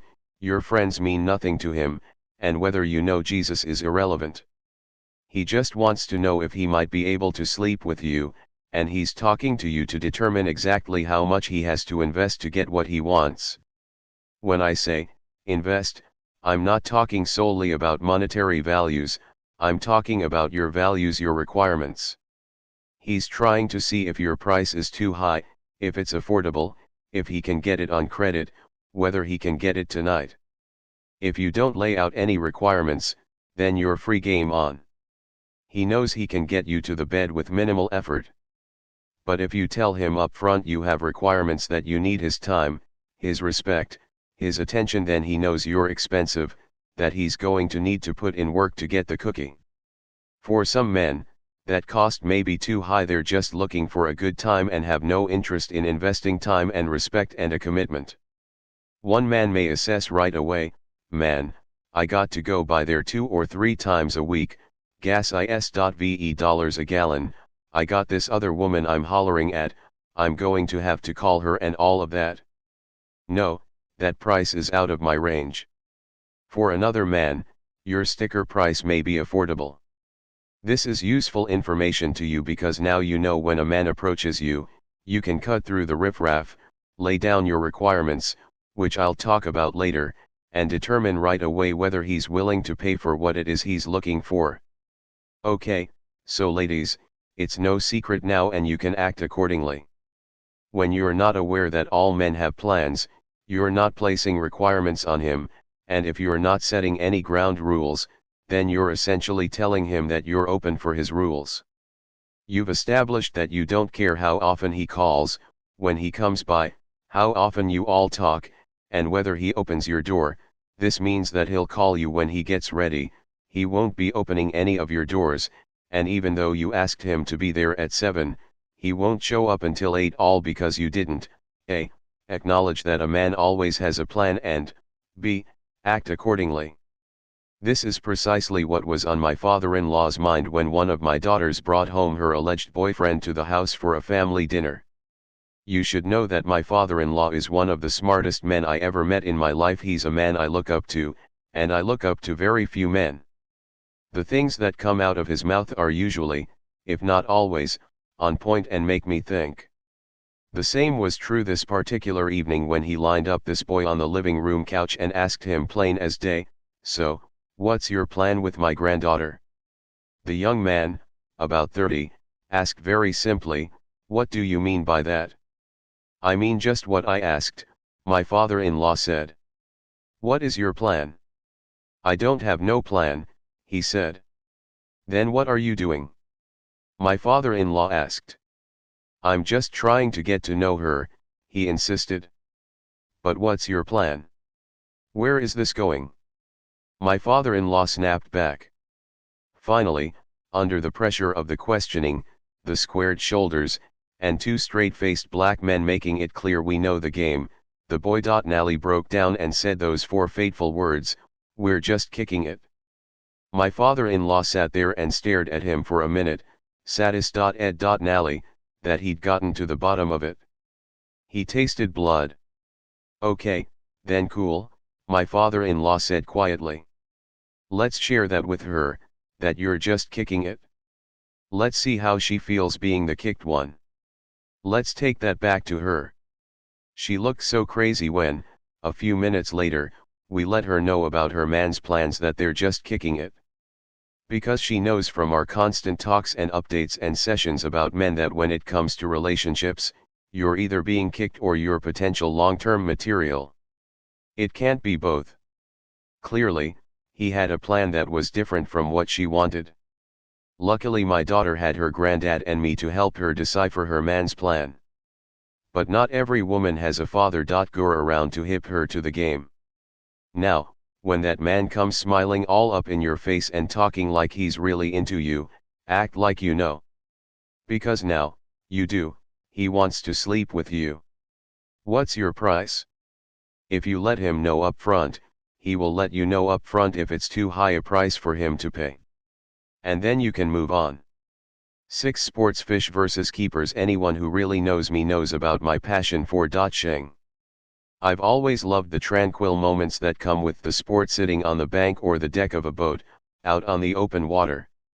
There is no greater peace. But I also crave the sudden explosion of adrenaline that comes when I feel a sh on the other end of my line. You can't imagine the thrill that comes when I have to use every bit of my might and mind to see if I can keep this sh hooked, reel it in, and get it in the boat. And then comes the hard part, deciding whether to keep the.sh or throw it back. So in addition to dodging, hooking them, and reeling them in, I get another rush when I'm forced to look at them, see how they feel, and evaluate whether they make it on my stringer. And trust me, a .sh has to be really special to make it onto my stringer. Otherwise, it gets tossed back into the water, so I see an.sh some more. A man .shes for 2 reasons: he's either sport .shing or .shing to eat, which means he's either going to try to catch the biggest .sh he can, take a picture of it, admire it with his buddies and toss it back to sea, or he's going to take that .sh on home, scale it, let it, toss it in some cornmeal, fry it up, and put it on his plate. This, I think, is a great analogy for how men seek out women. See, men are, by nature, hunters, and women have been put in the position of being the prey. Think about it. It used to be that a man picked a wife, a man asked a woman to dinner, a man had to get permission from a woman's father to have her hand in marriage, and even, in some cases, to date her. We pursued, in fact, we've been taught all our lives that it was not only a good thing to chase women, but natural. Women have bought into this for years, too.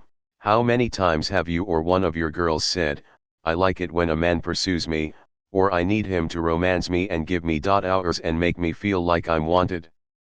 Flowers, jewelry, phone calls, dates, sweet talk, these are all the weapons in our hunting arsenal when we're coming for you. But the question always remains, once we hook you, what will we do with you?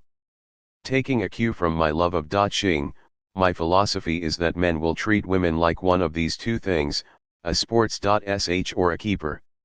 How we meet, how the conversation goes, how the relationship develops, and the demands you make on a man will all determine whether you'll be treated like a sports sh, a throwback, or a keeper, the kind of woman a man can envision settling down with. And the way we separate the 2 is very simple, as I explain next. Doesn't have any rules, requirements, respect for herself, or guidelines, and we men can pick up her scent a mile away. She's the party girl who takes a sip of her Long Island iced tea or a shot of her Padre equals N, then announces to her suitor that she just wants to date and see how it goes, and she's the conservatively dressed woman at the of.ce who is a master at networking, but clueless about how to approach men. She has no plans for any ongoing relationships, is not expecting anything in particular from a man, and sets absolutely not nary one condition or restriction on anyone standing before her. She makes it very clear that she's just along for whatever is getting ready to happen.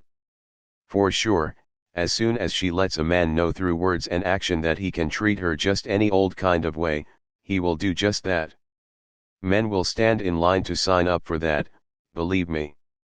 Never gives in easily, and the standards/requirements start the moment you open your mouth. See, she understands her power and wields it like a samurai sword. She commands, not demands, respect, just by the way she carries herself. You can walk up to her and give her your best game, and while she may be impressed by what you say, that's no guarantee that she's going to let the conversation go any further, much less give you her phone number and agree to give you some of her valuable time. Men automatically know from the moment she opens her mouth that if they want her, they'll have to get in line with her standards and requirements, or keep it moving because she's done with the games and isn't interested in playing. But she will also send all the signals that she is capable of being loyal to a man and taking good care of him, appreciative of what he's bringing to the relationship, and ready for love, true, long-lasting love. News.sh, it's not the guy who determines whether you're a sports.sh or a keeper, it's you. Don't hate the player, hate the game. When a man approaches you, you're the one with total control over the situation, whether he can talk to you, buy you a drink, dance with you, get your number, take you home, see you again, all of that.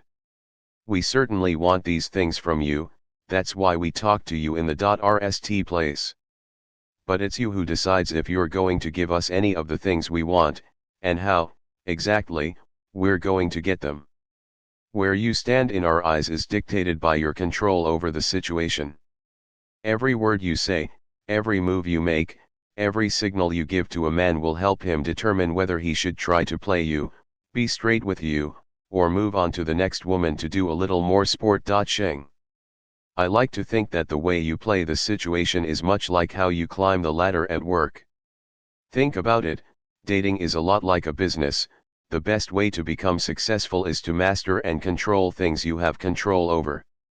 When I.rst started in show business, I knew I wanted to be a top-.ite comedian.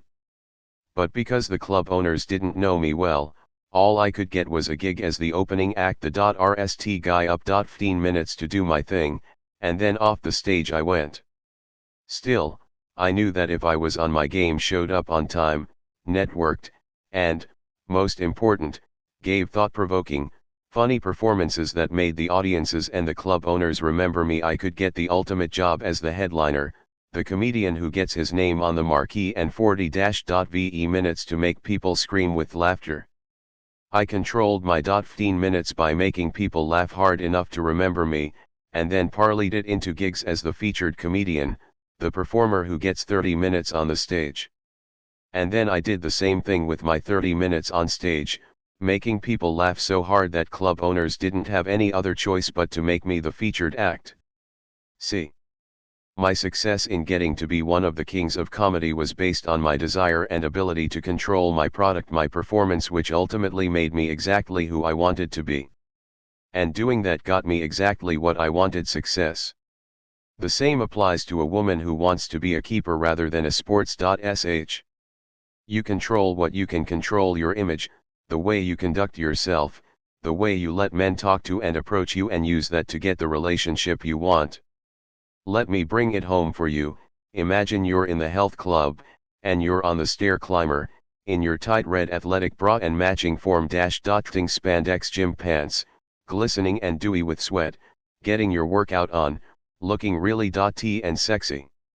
A good-looking guy comes in, he's handsome tea, no rings on his engers. And when he walks up to the treadmill next to where you're working out, the chemistry between the two of you is electric. He smiles, you smile back, you move to another machine, he moves to one not too far from you, he glances at you, you glance back. And when the two of you are nished working out, he goes all out, comes up to you and breaks the ice. Looked like you had a good workout, he might say, looking you in your eyes, and then letting his gaze linger somewhere around your hips. A woman who takes good care of herself. Nice. How you respond, the way you control this exchange, will mean all the difference between whether he considers you a throwback or a keeper. Say something akin to, you know, a girl's gotta look hot, and then twirl around so he can get a better view, and that man is going to do a mental calculation of just how fast he can get you into the bed, and whether he can suddenly switch his workout time so he doesn't have to see you again after he hits it. A man will determine just from those 7 words and that tiny action that you're a woman who can be easily had, someone who's out for a good time and is getting herself in shape solely to keep her body looking right so that guys can look at it and really enjoy it. I assure you, the next few sentences out of his mouth likely will involve some serious attempts to reel you in, and, if you bite, he'll get you hook, line, and sinker. And then he'll keep it moving. But respond to him by saying something like thanks, my health is important to me and working out is a great way to keep in shape, and he knows that he's going to have to dig a little deeper to and out more about you. This is no guarantee that he will think you're a keeper. You'll have to do a bit more talking than that simple line, but at the very least, he won't immediately peg you as a throwback. Your comments may lead him to talk about why he works out, which could lead to a meaningful conversation about a mutual interest you both have for staying in shape. And that could lead to him asking more questions, for which a keeper will have plenty of answers laced, of course, with enough requirements to let this man know that you're a keeper, someone who is looking for a man who will stick around. Now, revealing that you're a keeper is no guarantee that this guy won't just walk away. Some men really are just sport-dodging and have no intention of doing anything more than throwing back the women they bed. If this is the case with this man, then let him walk. What do you care? He's not the guy you're looking for. I know that you and your girls have been told for years on end that you just don't pass up any opportunities when a man walks your way. He could be the one. But I'm here to tell you that this philosophy is just plain dumb. Women are smart. You all can tell when your friends are lying, you know when your kids are up to no good, co-workers can't get anything past you at the job. You're quick to let each one of them know that you're not stupid, that you see them coming a mile away, and you're not going to let them play that game with you. But when it comes to your relationships with the opposite sex, all of that goes out the window. You relinquish your power and lose all control over the situation. Cede it to any old man who looks at you twice. Just because he happened to look at you twice. All I'm telling you to do is be smart about it. Know that if this man isn't looking for a serious relationship, you're not going to change his mind just because you two are going out on dates and being intimate. You could be the most perfect woman on the Lord's green earth. You're capable of interesting conversation, you cook a mean breakfast, you hand out back rubs like sandwiches, you're independent, which means, to him, that you're not going to be in his pockets, but if he's not ready for a serious relationship, he's going to treat you like a sports.sh. A perfect example of this is in this strawberry letter. These are letters the Steve Harvey Morning Show receives from its listeners, sent in by a woman who clearly was just starting to realize she was nothing more than a plaything. I have been seeing this man for 6 months and everything seemed cool until January of this year. We've gone out and visited each other's homes, but all of a sudden, he's stopped calling, and when I call him, he seems excited, but then he is very short with me. He plans trips and cancels them. And when I ask him if we should cut off all communication, he says no. But he doesn't act like he wants to be bothered. I don't know what happened, and I still like him, but it just bothers me to know that something could be on his mind that he is not sharing with me, or maybe he has found a woman and wants to keep me in his back pocket. He's sport-dodging, and in her heart, she knows this. But she's still trying to hang in there and see if he's going to do right by her. Any woman in this situation should just leave that guy alone. Instead of investing all this time and energy in a man who can't and won't live up to your expectations, let that guy walk. And then when the next man comes along, take control and let him know your ground rules up front. See my chapter Men Respect Standards. Get some. I don't take phone calls after 10 p.m. because my kids are asleep and I'm getting my rest. I appreciate a man who shows up when he says he's going to show up and calls when he's going to be late, and I don't have sex with anyone until I'm sure that we are in a serious, committed relationship. No casual sex for me are all acceptable ground rules for any man coming at you. If those ground rules are too much for him, he's going to walk away because he's sport-dodging. If, however, he has something going for himself, and he knows that in order to complete his life he needs a woman who has something going for herself, he's going to stick around and keep the conversation going. That's the man who is willing to put in work, who knows that he's not going to just romance you, get what he wants, and walk away. That guy right there? He's your man. He's dodging for a keeper, and after he's proven himself worthy of your time, then you can let him take you on home. Let you, put some cornmeal on you, fry you up, and serve you up on a delicious plate. Need more examples of differences between sports.sh and keepers? Read on. A woman who commands respect is a keeper, a woman who lets men get away with disrespecting her is a throwback. A woman who is dressed appropriately, has her goodies reasonably covered, but is still sexy, is a keeper. A woman who is scantily clad and dripping sex is a throwback. A woman who won't let you feel all over her body while you're dancing is a keeper. A woman who drops it like it's hot and puts on a dance.or performance that would make video vixen Karine Steffens blush is a throwback. A woman who takes a man's number but doesn't give him her own is a keeper. A woman who hands out her home, work, and cell phone numbers and email and home addresses to a man who's done nothing more than buy her a drink and ask how he can reach her is a throwback. A woman who can hold a respectable conversation with a man and his mother is a keeper. A woman who shudders at the prospect of having to talk to the matriarch of a man's family is a throwback. A woman who can adapt to any situation thrown at her. She can hold her own at the PTA meeting, in the boardroom, in a restaurant, at a sporting event is a keeper. A woman who can't put together a coherent sentence or makes it clear she has no interest in doing so is a throwback. A woman who knows she wants to be married and raise a family and lets a man know this up front is a keeper. A woman who doesn't have a plan for her relationship life beyond next weekend is a throwback. A woman whom we can introduce to our friends and family is a keeper. A woman we don't even bother introducing to our friends or family is a throwback. A woman who smiles and takes care of herself and is generally happy with her life is a keeper.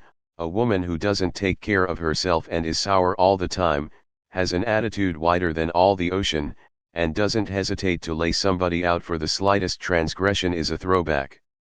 A woman who shows her appreciation for all that you do for her is a keeper. A woman who acts like nothing you do can make her happy is a throwback. A woman who is loyal is a keeper. A woman who always has her eye out for the next best thing is a throwback. A woman who understands that a man validates his manhood by who he is, what he does, and how much he makes, and who knows how to .ness her relationship so that her man feels like he's handling his business is a keeper. A woman who wields her paycheck and indulgence like a sword and belittles his career and financial contributions is a throwback. If his conversation with you is extremely super chill, and never seems to graduate beyond the surface, he's sport.shing. If he genuinely seems interested in your needs, life, desires, and future, then he's looking for a keeper. If he laughs off your requirements and standards, then he's sport.shing. If he seems willing to abide by your rules, and actually follows through on them, then he's looking for a keeper. If he takes your phone number but waits longer than 24 hours to call, he's sport.shing. If he calls you right away, he's showing that he's genuinely interested in you, and is most likely looking for a keeper. If he takes you out on a date and lets you pay, or only kicks in his portion of the bill, he's sport.shing.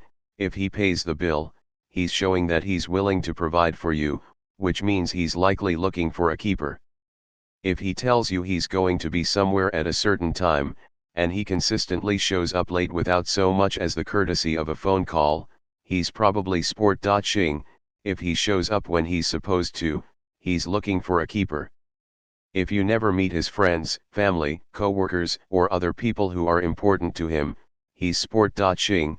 If he introduces you to his people, he might be looking for a keeper. If he keeps offering up excuses for why he can't meet your friends and family, he's sport.shing. If he agrees to go to the family barbecue or a social event where he will be introduced to family, friends, and co-workers, he might consider you a keeper. If he cringes at the mere mention of children, he's sport.shing. If he's willing to meet your kids and shows up with gifts and can relate to them in a way that makes them comfortable with him, then he might consider you and your kids keepers. If he does not have himself together financially, emotionally, and spiritually, he may be sport.shing. If he is capable of providing and protecting his potential family the way a real man should, then he might be searching for a keeper. If he lobbies for an open relationship and says he's cool with you seeing other people, then he's sport.shing. If he wants your relationship to be exclusive and he agrees to date only you, he considers you a keeper. 7 Mama's Boys. Every day on the Steve Harvey Morning Show, my co-host Shirley and I have a really popular segment called Strawberry Letter 23, during which we invite our listeners to let us help them solve their problems. We get all kinds of emails and letters from people desperate for advice on how to handle wild kids, overly demanding bosses, cheating boyfriends, out-of-control babies' mamas, money-grubbing family members, horrible friendships, you name it, we hear about it. Some of the questions are extremely sad, some of them are so surprising they make you want to clutch your chest, and some of them just make you shake your head and wonder how the person asking for advice made it through. The people who write those letters aren't doing it in a vacuum. For every problem addressed in Strawberry Letter 23, there are thousands of listeners out there dealing with the same drama in their own lives. We give our opinions on the situation, and some sound suggestions for how they can get out of the mess they're in, with the hope that the advice we're passing on helps not only the person who wrote us, but the legions of fans also looking for answers. A lot of the Strawberry letters touch me, but one that stood out to me recently was from a woman who wrote an attention getter in the subject line, "Did I marry a man or a boy?" She went on to say that she's a 30-year-old woman who is married to a 30-year-old man she'd dated for 10 years before they got married about 6 months ago. She claimed that although their relationship is great, his controlling mother is driving her crazy. Here's some of what she wrote: "She controls my husband like he is a little child. She calls on him to do everything. She calls my house late at night and I can hear her through the phone, screaming at him about something that she may not have agreed on. She calls on him for money, to paint her house, to pick her up from the movies, to cook for special occasions, and even wash her clothes." What prompted me to write this letter is the fact that it is now 10:42 p.m., and I am home alone because my husband was just called by his mother to come to her house to help bake cakes for a fundraiser tomorrow. I had plans to spend time with my husband tonight, but once again, his mother got in the way. Don't get me wrong, I love the fact that he respects and helps his mother, but sometimes I feel left out. My kids and I are often put on the back burner because he is always doing something for his mother. All these years I have kept my thoughts about this to myself, but I don't know how much more I can take. His mother is always taking away from our family. I sometimes feel like I didn't marry a man. I need him to be a man and take control. Now I sympathize for "Did I marry a man or a boy?" I hear from all too many women who face the same problem. Their men are excessively attached to their mothers at an age where you expect the sons to be totally independent. It's a bond that allows the mothers of these men to exert all kinds of control over their lives, usually to the detriment of romantic relationships. The mother says, "Jump," the son asks, "How high and when do you need me to be back?" And the girlfriend/wife rolls her eyes and sits in the corner with her mouth poked out, wondering, A, why this grown man just can't x his mouth to say no every once in a while, B, why this woman holds so much power over her man, and C, what kind of tool can she buy/rent/borrow/invent to detach the two of them so that she and her man can get back to the business of building a life together. No matter what they say, no matter what they do, no matter how many different ways they slice it, women like "Did I marry a man or a boy?" feel like they just can't compete with the other woman, the mother. Those same women will toss up more motives than a did to explain why their man proudly answers to the mama's boy title.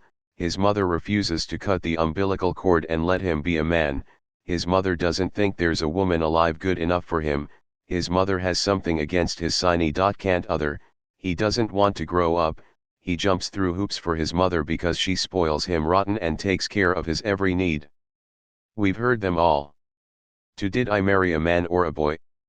And all the other women in relationships with mama's boys, I say, stop coming up with excuses, and recognize that he's a mama's boy because you let him be one. Yes, I said it, it's your fault. Let me tell you why a man will get up out of a warm bed with a beautiful naked woman in it, pull on his clothes, grab his keys, and get in his car at 10:42 p.m., with his children and woman in the house alone, to drive all the way across town to bake cakes doggone near the middle of the night for his mother's bake sale, because his mother has set requirements and standards for that man, and his woman has not. Look, I already told you how this works. A man who loves you will be the man you need him to be if you have requirements, standards you set to make the relationship work the way you want it to. A real man is happy and eager to live by your rules, as long as he knows what the rules are and he's sure that abiding by those rules will help keep the woman he loves happy. The only thing you have to do is establish the rules, say them out loud early in the relationship, and make sure he sticks to them. But if you don't have any standards or requirements, guess whose rules he's going to follow? That's right, his mother's. She was the RST woman to tell him what she would and would not accept. If she told him to wash his hands before he sat at the dinner table, be back in the house before the street lights came on, go to Sunday school on Sundays, protect his sister when the two of them were out, and always listen to and trust his mother, guess what this boy was going to do? He was going to follow those rules to the letter, mostly, because he did not want to deal with the consequences that came if he didn't listen to and respect his mother. He also followed those rules because he loved his mother, and her rules, mostly, never changed. Oh, they adapted to his age and circumstances, but a mother always keeps some rules front and center for the men in her life, no matter her son's station in life, including respecting her, loving her unconditionally, and protecting and providing for the woman who gave him life. She never relinquishes those standards and requirements, and her son, if he's a responsible, thoughtful, loving son, doesn't really ever break away from them. Until, that is, he nds a woman he loves and who loves him back and has sense enough to set some ground rules and requirements for the relationship, chief among them the following: you need to respect me. You must put me and our kids after God and above all others. Be clear to everyone involved in our lives that they will respect your relationship and me. Now, if you've never set those rules up, and his mother's never relinquished hers, is it a wonder that he's going to leave you in the bed naked while he goes to bake cakes? It's not that she has a hold on this man, it's that you never bothered to take the reins. Think about what did I marry a man or a boy? Said. She's been in a relationship with her husband for 10.5 years, and not once did she step forward and express her displeasure when her man's mother called the house to put him to work. All these years I have kept my thoughts about this to myself, she wrote. So if she never told her man she doesn't like it when he leaves her and the kids to run over to his mother's house, and she doesn't like it when he allows his mother to yell at him like a child, and she doesn't want him cooking, painting, driving, and doing laundry for his mother when she needs him to do things around their house, how, exactly, was he supposed to know that his interactions with his mother violate his wife's standards? Men cannot read minds, and we are completely incapable of anticipating what you want. So you have to speak up. She didn't say it in the letter, but my guess is that did I marry a man or a boy? Failed to speak up about her mother-in-law's abuse of power for over a decade because she was afraid that he would leave her, that if she tried to drive a wedge between her man and his mom, he'd choose his mother over her. I'll tell you, though, that men don't work this way. If your man truly loves you and he's a real man, he'll go out a way to get his mom on board with making his woman happy, to smooth everything out so that the relationship can work for all parties involved. First, acknowledge that you can't compete with this woman. She changed his diapers, she can cook his favorite dish exactly the way he likes it, she knows most of if not all of his friends, and she's known him longer than anybody. Her blood courses through his veins. If he loves his mother and they have a good relationship, you're not going to get in the middle of that. And honestly, you'll realize it's much better to be in a relationship with a man who loves his mother than it is to be with someone who can't stand the woman who gave birth to him. I'm going to go out on a limb here and say that the latter probably won't ever be able to commit to a loving, stable relationship with a woman if he couldn't get that single most important, obvious, easy male/female relationship right. But the guy who loves his mother and treats her with respect is the guy who will know how to act with you. But you most certainly can work with your man and his mom by controlling what you do have control over, by using your powers to set standards and requirements that he needs to abide by as the two of you work to create a family or to blend your families together. Instead of writing an angry strawberry letter in the middle of the night when her man tiptoed out of the house to help his mom, "Did I marry a man or a boy?" should have stopped her husband at the bedroom door and told him something like, "Look, I know you love your mother and you'd do anything for her, but it's not acceptable to me for you to leave me and these babies here in this house alone to bake cookies. If you choose to go over there, then you need to stay over there for the night." This would not have been evil or unreasonable. Leaving a woman and children in the house at 11:15 at night, whether to bake cookies or go to the strip club, is unacceptable if that woman thinks it is. And if she lets her man know this, she's making him aware of the standards he needs to live up to in order to stay in their relationship. Once it's said, the ball is in his court. He can either go bake cookies, or he can be a man and call his mother and set it straight, tell her he can't come by tonight, but he can drop off some store-bought baked goods in the morning before he leaves for work. His mother may not be happy about this, but what would you care? Again, you can't control how she feels about her son's actions, and you can't control her son's actions, but you can control how you feel and what you expect of your man. Now, did I marry a man or a boy? Waited almost 11 years to have her say, but if you're just now getting into a relationship with a man, you're going to have to get this thing out on the table. Tell him that you don't ever want to come between him and his mother, but you sure don't want to compete with her, either, so he'll have to do what he has to do to let his mother know that, A, under no certain terms are the needs of his girlfriend/ancte/wife ever going to come second, and, B, she should respect his need to be a protector and provider for the woman to whom he's professed his love. Don't worry, he understands his need to do this. No real man anywhere needs his mother more than he needs his woman. He recognizes pretty early on that the support he gets from his mother, clothes, housing, education, nurturing, and so on, needs to come to an end when manhood is full throttle, and that if he is to have a true, loving, lasting relationship with a woman, he needs to cut the proverbial umbilical cord from his mom so that he can give life to his new family, his own family. All you have to do is speak up. Tell him straight up, "I need you here to protect and provide for us, to give us security in our lives, to help raise these children, to set an example for this boy, who needs to see what real men do, and for this girl, who needs to know what a real man is so she can end one of her own someday. I need you to be the head of this family." Lay it out like this, and your requirements will trump his mother's every time. 8. Why men cheat. From the male perspective, the answers to the question "why do men cheat?" are crystal clear. Not so much for women. No matter how good or sensible the reasons are, men know that women will never hear one and say, "Oh, now I get it." There are neither words big enough nor experts with enough credentials and letters behind their name to slice it and dice it up in a way that's palatable for most women. Inevitably, responses to this million-dollar question are always going to sound like $10 answers. And who could argue with that? For most women, after all, cheating is unthinkable and, at rst blush, unforgivable. You don't and can't comprehend why a man would be unfaithful, and you won't ever pretend to.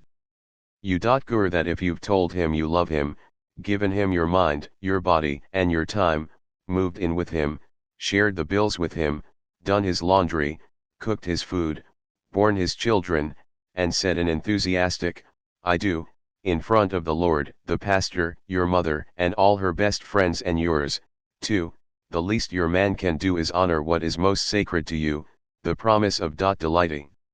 He can lie, every once in a while, fall down on the housework and the child rearing, get a little lax in the income department, pay more attention to his boys and his mother than he does to you, and slip into the mediocre category when it comes to the boudoir, even say the Lord's name in vain while you're walking out the door to go to yet another church service alone. But let a man step out on his woman, and watch the earth move. That's my way of saying that women will put up with a lot of things. Cheating is not one of them. Now, we men? We understand this.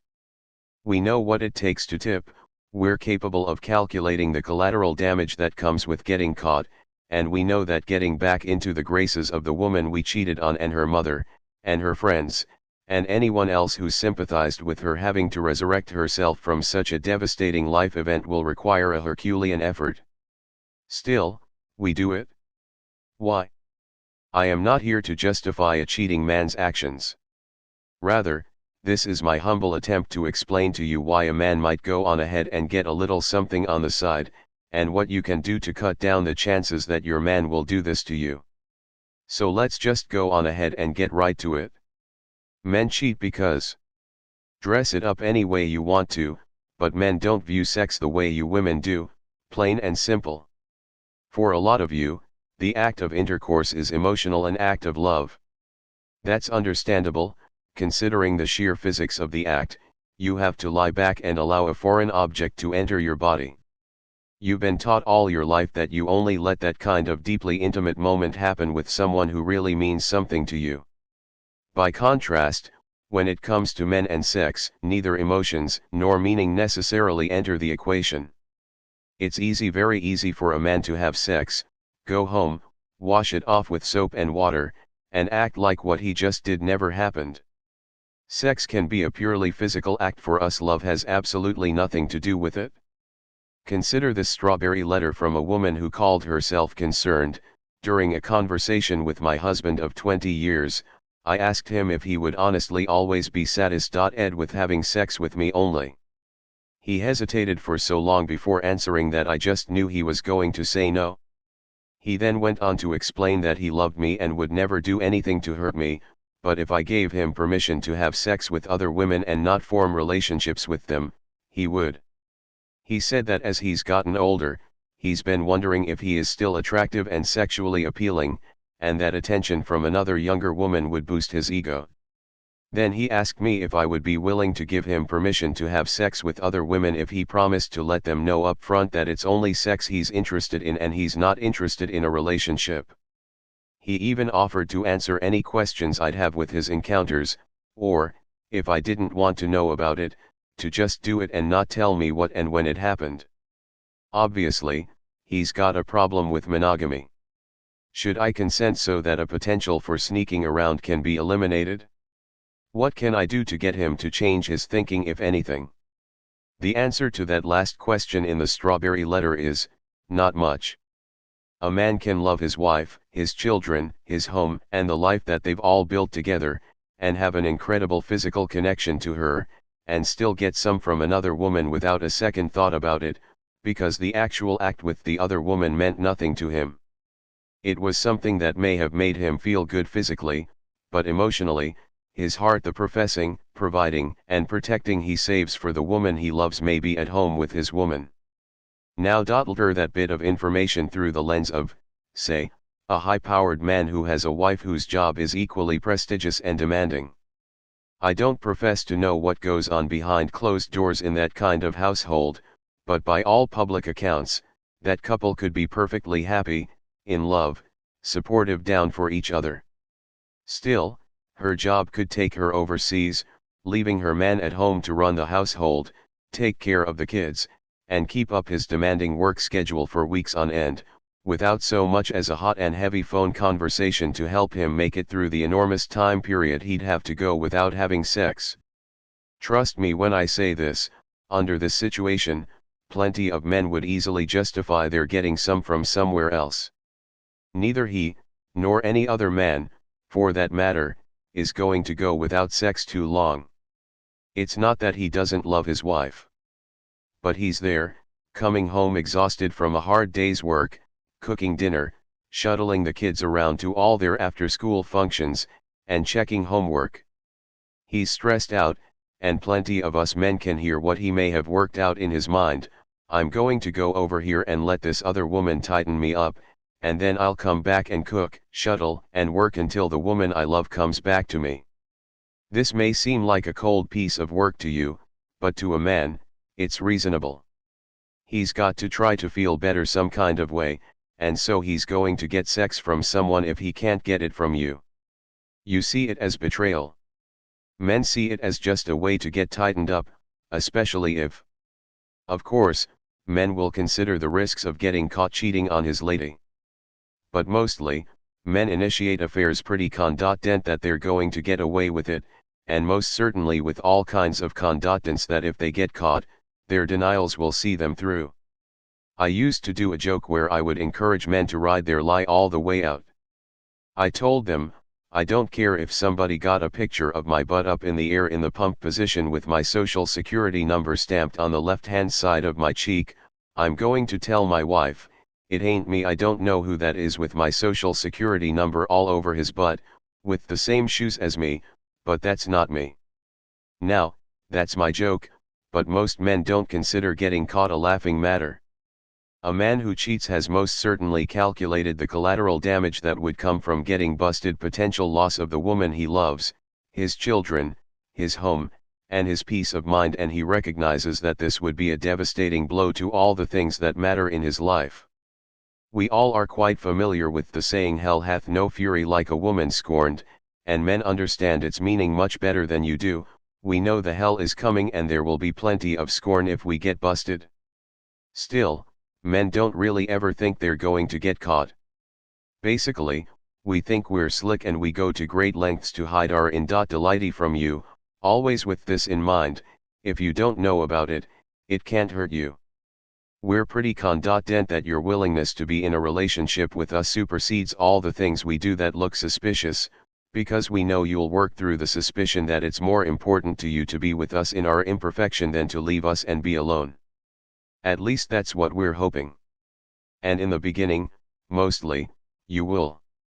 But the moment your suspicions turn into a law and order type investigation, we're going to lie and deny. That's if we care about you. But if not, if a man doesn't see you fitting into his life plan, he won't even bother with all of the covering up and the chit-chat after he gets found out.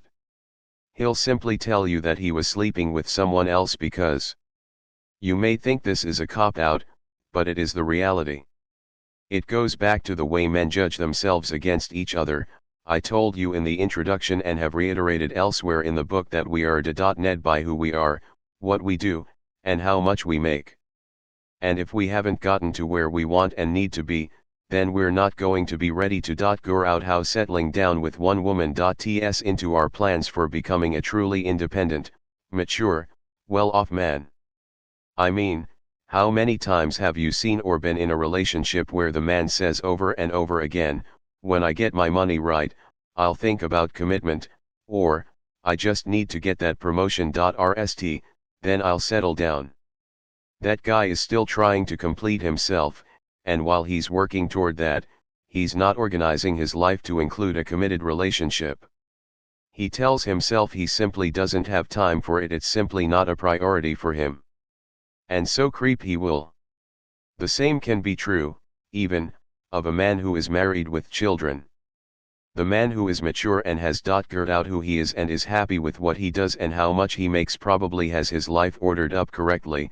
He's become the man he envisioned himself being and has put his priorities in this order: God, family, education, business, and then everything else. But if family isn't second, it's about to be a problem. He's going to dedicate himself to whatever his priorities are, in the order in which he's put them.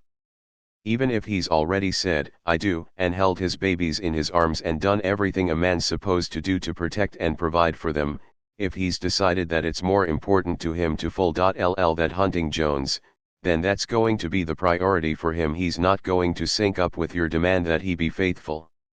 He's not going to rub it in your face, and he's going to do everything he can to preserve what he has with you, but he's still going to have a little something on the side. Really, it's got nothing to do with you. I have a friend who's successful, has plenty of money, a beautiful family, the ideal life. And one evening while we were sitting around with a few of our friends shooting the breeze about how satis.ed we are with our stations in life, my boy announced with a slick grin, I love my wife, man, but I got this cold one on the side. We were surprised, don't get me wrong. But we accepted that from him because we all know that this man hasn't got his priorities right yet, and there's nothing we can do or say to make him do it. He knows that once he's stepped out on his wife, he's putting something else before God and family. But only he can put his house in order. Now, if he's young, that might come with mental maturity. The old-timers say all the time that experience is priceless, too bad you have to pay for it with your youth. Of course, maturity and age go hand in hand, but circumstances bring it about, too. If a man is a spiritual person and he's got a relationship with God, he'll mature much more quickly, just because his beliefs will hold him to a much more stringent moral code. And that moral code will automatically make him put family second, because this is what a relationship with God demands. Now, he'll make it a priority to and a woman who completes his life, someone who can be the mother of his children, who can make his unit complete. Sometimes men wise up without God in their lives. I have a buddy who had all kinds of women doing all kinds of things to him and for him, and he nally got into a position where he said, "Man, I got all these women and I can get them to do all these things and give me all these things, but I'm not happy. I don't have any peace and I just don't feel like I have my life together." And right then and there, he made the decision to stop treating women the way he'd been treating them and get what he was nally yearning for, a family. His philandering stopped cold. He's not saved. He didn't have some big revelation with God, he didn't get called to the ministry. He just decided he needed to do something different to the joy in his life, and the only way he could that was with someone, and only one someone, special. When a man has that joy, the chances of his cheating get really slim. Unless. That's right, I said it, it could have something to do with you. Your man may be walking around telling himself that your relationship just doesn't have that spark anymore, that you don't turn him on like you used to, that you don't come on to him like you did when the two of you fell in love. You know how it goes, the two of you get comfortable with each other, settle in, have some babies, buy a house, and then get bogged down in the bills and raising the kids and going to work and keeping up with the rat race that comes when you're a family trying to make it. The next thing he knows, the woman who used to wear and do little things to keep it hot and spicy isn't interested in doing that little thing she did when the two of them got together. In fact, the sex has become uninspired. She's coming in from work, where she was dressed up in her nice skirt and heels and makeup and such, and she's breaking down before she can get to the door good. And now, after a long day at work, and even more work when she gets home, she's coming to bed in a headscarf and a t-shirt and is this close to hiring a ring squad to take you out for even looking at her with those bedroom eyes. In other words, what's back at the house has become ho-hum routine. And this man is missing the spark that used to be there. You've changed. He knows he's changed, too, but we're not talking about him, we're talking about you. Perhaps that comes, too, with a feeling that you don't appreciate him like you used to. The thank yous come less frequently, there's a lot of arguing going on, turmoil seems to get up with you in the morning and cuddle up with the two of you at night. And your home just isn't feeling like what he signed up for. And if he can't get what he signed up for back at the house, he's more likely to go out and it somewhere else, because guess what? He knows he can always go it somewhere else, particularly since. That's the truth that no woman wants to face. Imagine if every woman said, "You're married, I can't do that with you." Man, do you know how many marriages and relationships would still exist today? Men can cheat because there are so many women willing to give themselves to a man who doesn't belong to them. Sure, every now and again there are women who get fooled and don't know that a man is already spoken for. A majority of the time, however, these women know they're sleeping with a married man. Yes, these are the women who have no standards and requirements and who suffer from serious self-esteem issues, making themselves willing to cheat and available to be cheated on. If those women took themselves out of the cheater's circle, the incidence of cheating would be cut seriously down. And the way to get out of that cheater's circle is to do exactly what I'm teaching you to do in this book. Go out your standards and requirements, explain them, and stick to them. Chapter 9, Get to really know the man by asking ve essential questions you'll need to know to move a relationship forward, see Chapter 10, and follow the 90-day rule, see Chapter 11. And then teach all of this to your daughters, too. If we don't, after all, break that cycle, the cheating will continue. So, ladies, the reasons I've given here are the primary reasons men cheat, but trust me, there are many, many more. A man is always going to have a reason to justify why he's doing wrong, and those reasons will change from man to man and woman to woman. What's important for you to understand, though, is that regardless of a man's reasons, he knows what you know. It's wrong to commit to someone and promise to remain faithful and then go against that, especially if this was one of your mate's requirements.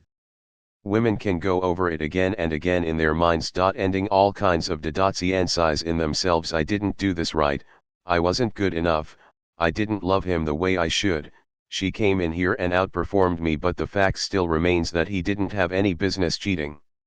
So women need to release themselves from the blame of a cheating man's actions. Just do that for yourselves. Because holding on to that baggage can be paralyzing, it can cripple you and keep you from performing in your next encounter. You simply cannot drive forward if you're focused on what's happening in the rearview mirror. You can, however, limit the amount of times you're cheated on again. You do that by upping the ante on your requirements. See, you have a lot more power to limit the things that happen to you. You've got the power of persuasion, your power of intuition, your power of suggestion, standards to help keep you protected. If you let a man know up front that you'll tolerate a lot of things but cheating is not one of them, then he's really clear on the fact that if he steps out of the union, he stays out of the union. And if he breaks that promise and steps out anyway, you've got to be prepared to let him go and walk away. You can't end out your man cheated, confront him about it, and then stay with him, only to question his every move and nag him about what he's doing every chance you get. Because that simply means you never really forgave him, and you're creating a situation that's ripe for him to cheat again. You've got to either let him go, or end it in your heart to truly forgive the man and work on a way to move forward with him. Now sometimes, it takes a man to lose something or nearly lose something to really appreciate it. But isn't that true of everybody? Some men cheat because there's never been a penalty for it. But if a man who's cheated on you sees you walking out the door and you matter to him, please know that at this point he's very vulnerable and open to learning. Should he win you back, he's going to straighten up and why right, because he's almost lost his girl and his family, which means he'll do most anything you tell him to get back into your good graces. He's going to work to earn your trust back, follow your requirements to get back on the team. If that means he has to be home by a certain time, call when he's going to be late, send hours every week and a sitter so you all can have a date night on Thursdays, go to church with you on Sundays, even sit on a psychologist's couch and air out all of your dirty laundry until you're satisfied. He's a changed man, then that's what he'll do.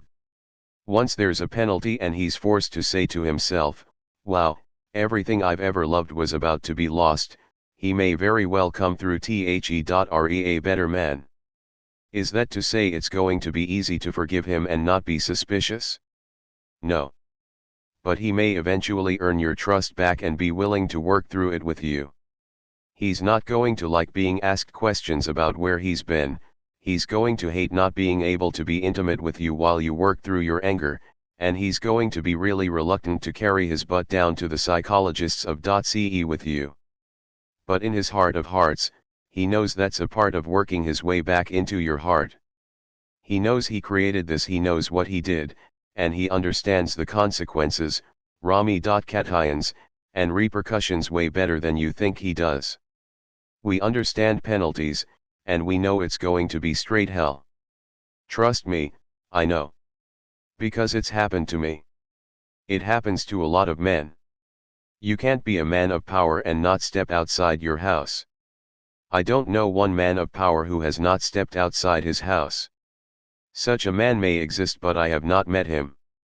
But I do know men of power who have learned to do right, go home, and take care of their families. Each one of them eventually gets to that. I certainly have.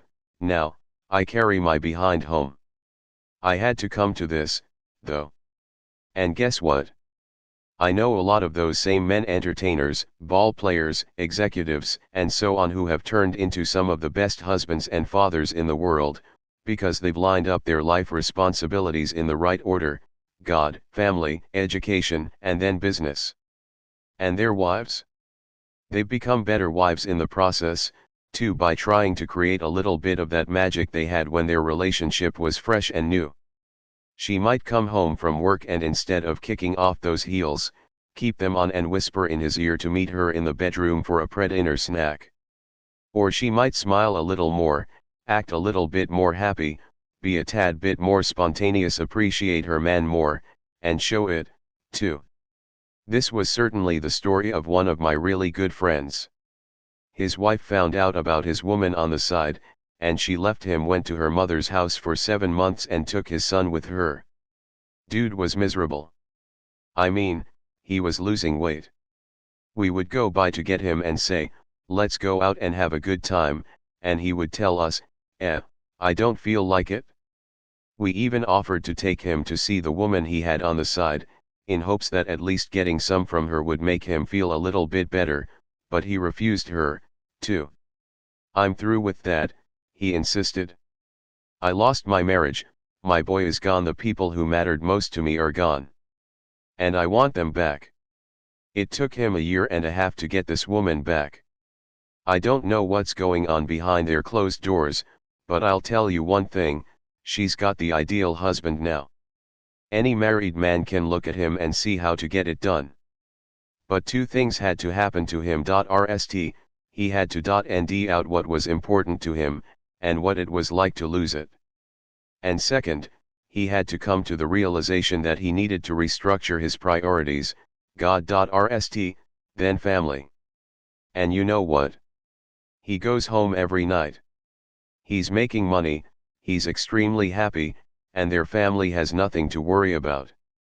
And I heard his wife say, "My new man is something else." They've been living in their happily ever after for 33 years now.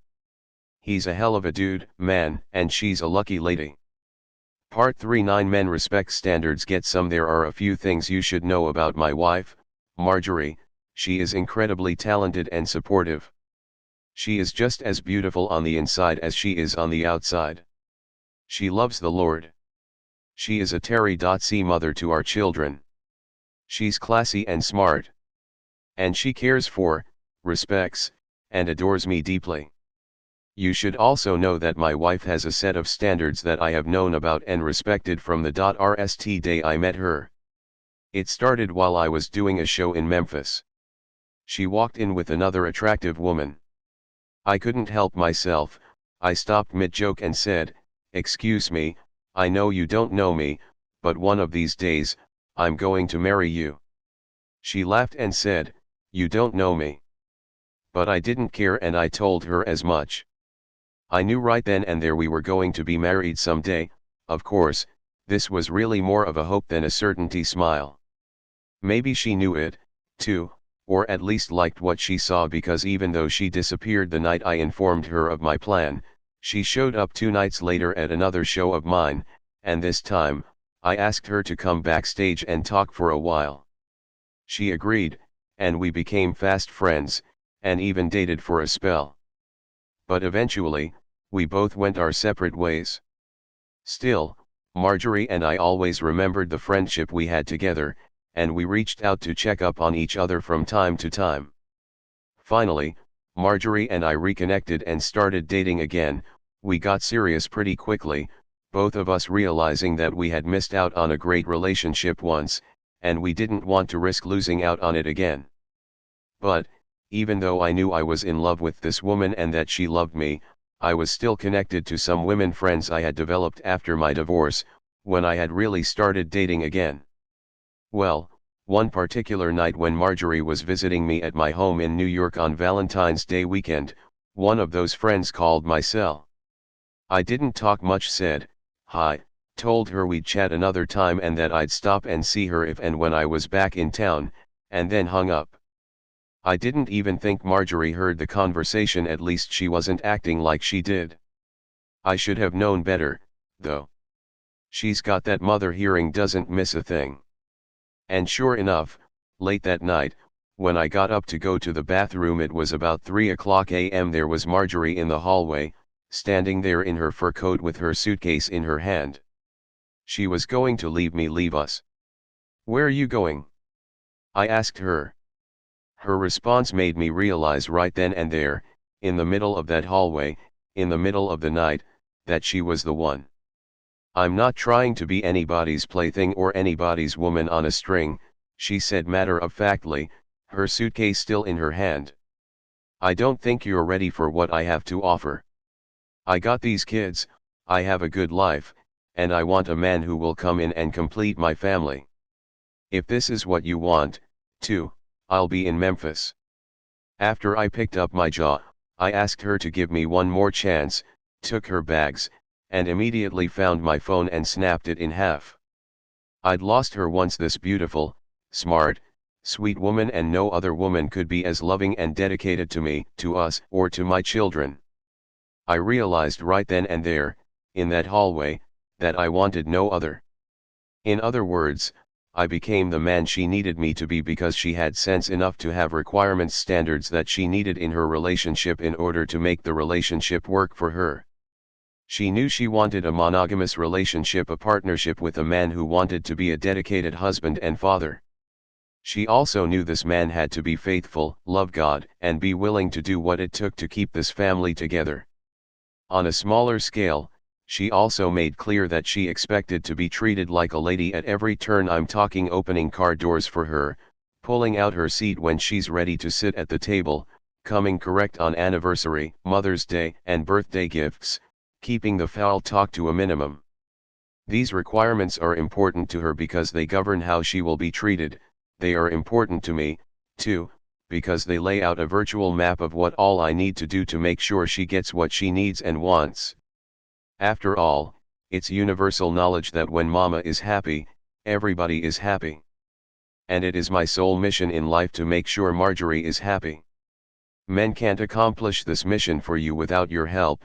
We can't possibly begin to fathom what it is you women need and want, because your needs and wants change from woman to woman like the wind does from city to city.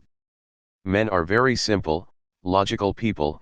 If you tell us what you like and what you don't like, we'll do anything we can to make sure we live up to your expectations, particularly if we're interested in forging a relationship with you. But beware of telling a man everything you like when you rst meet. I'll tell you why later in the chapter. But really, we're not programmed to gore it out. It really makes us quite happy when you lay out your requirements for us. And we need you to do it up front, so we can decide if we're up for the challenge, not 2 weeks into the relationship, not 2 months after we've had sex, not 2 years after we've said I do in front of the preacher and our respective families and friends.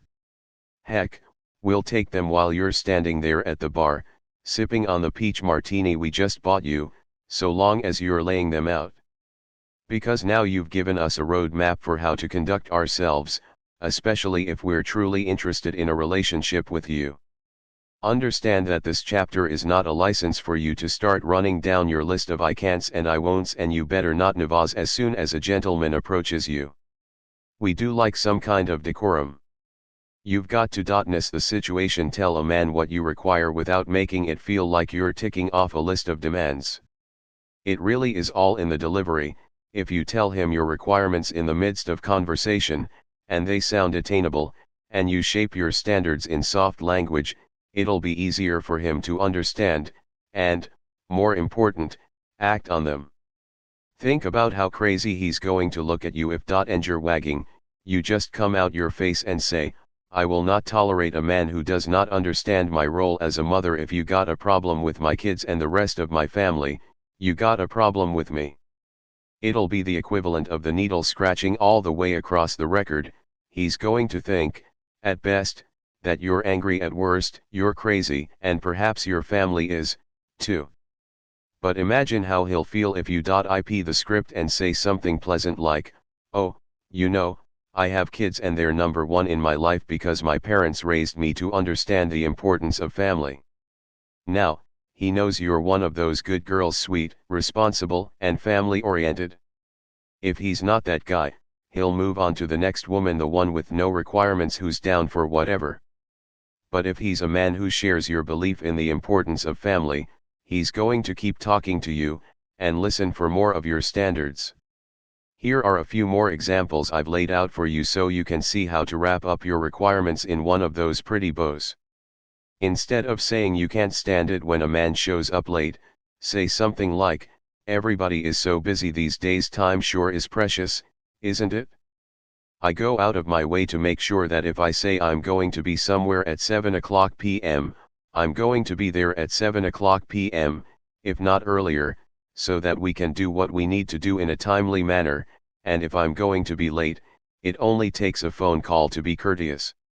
Translation: you've just told him that you require the man in your life to show up when he says he's going to show up, and have enough manners and class to call if he's going to be late. Now he knows to leave a few minutes earlier so he gets to you on time, and to make sure his cell is charged in case he needs to give you a heads up. Instead of saying, "If you're dating and sleeping with other women, I am not the one." Say something like, "I'm always honest with the man I'm dating. If I feel like I want to see other people besides him, I let him know up front so that he can decide if he wants to continue the relationship as is, or ask me to date him exclusively." Translation: you've just told him that you require the man in your life to be honest and upfront about the parameters of the relationship. If he's going to play, he's going to have to let you know so that you can make intelligent, rational decisions about how to deal with that. You've told him, too, that this is up for discussion, that the two of you can decide together what it is you want out of the relationship, instead of having it dictated to him. Instead of saying, "If my man doesn't have God in his life and doesn't know how to jog for Jesus, there's no need in him even opening his mouth to me," perhaps you can say something like, "Sunday is my favorite day of the week, because I get to go to church and fellowship with like-minded people and exercise my faith. By the time service is over, I feel so uplifted, I know the rest of my week is going to go great." Translation: you've made clear that you're a God-fearing, church-going woman who knows the Lord and takes her faith seriously, and you've opened up the conversation for him to give his take on how he feels about religion and spirituality. Instead of saying, "I got 3 kids and 2 jobs because these children's daddy ain't worth a damn, so any man stepping to me better have bank and be ready to raise some kids the right way or hit the highway," you might want to say something like, "Being a good mom is really important to me, and a part of being a good mom is making sure that my kids have a good father. I'm independent, but I realize how much better it would be for me and my family if a good man was in the picture."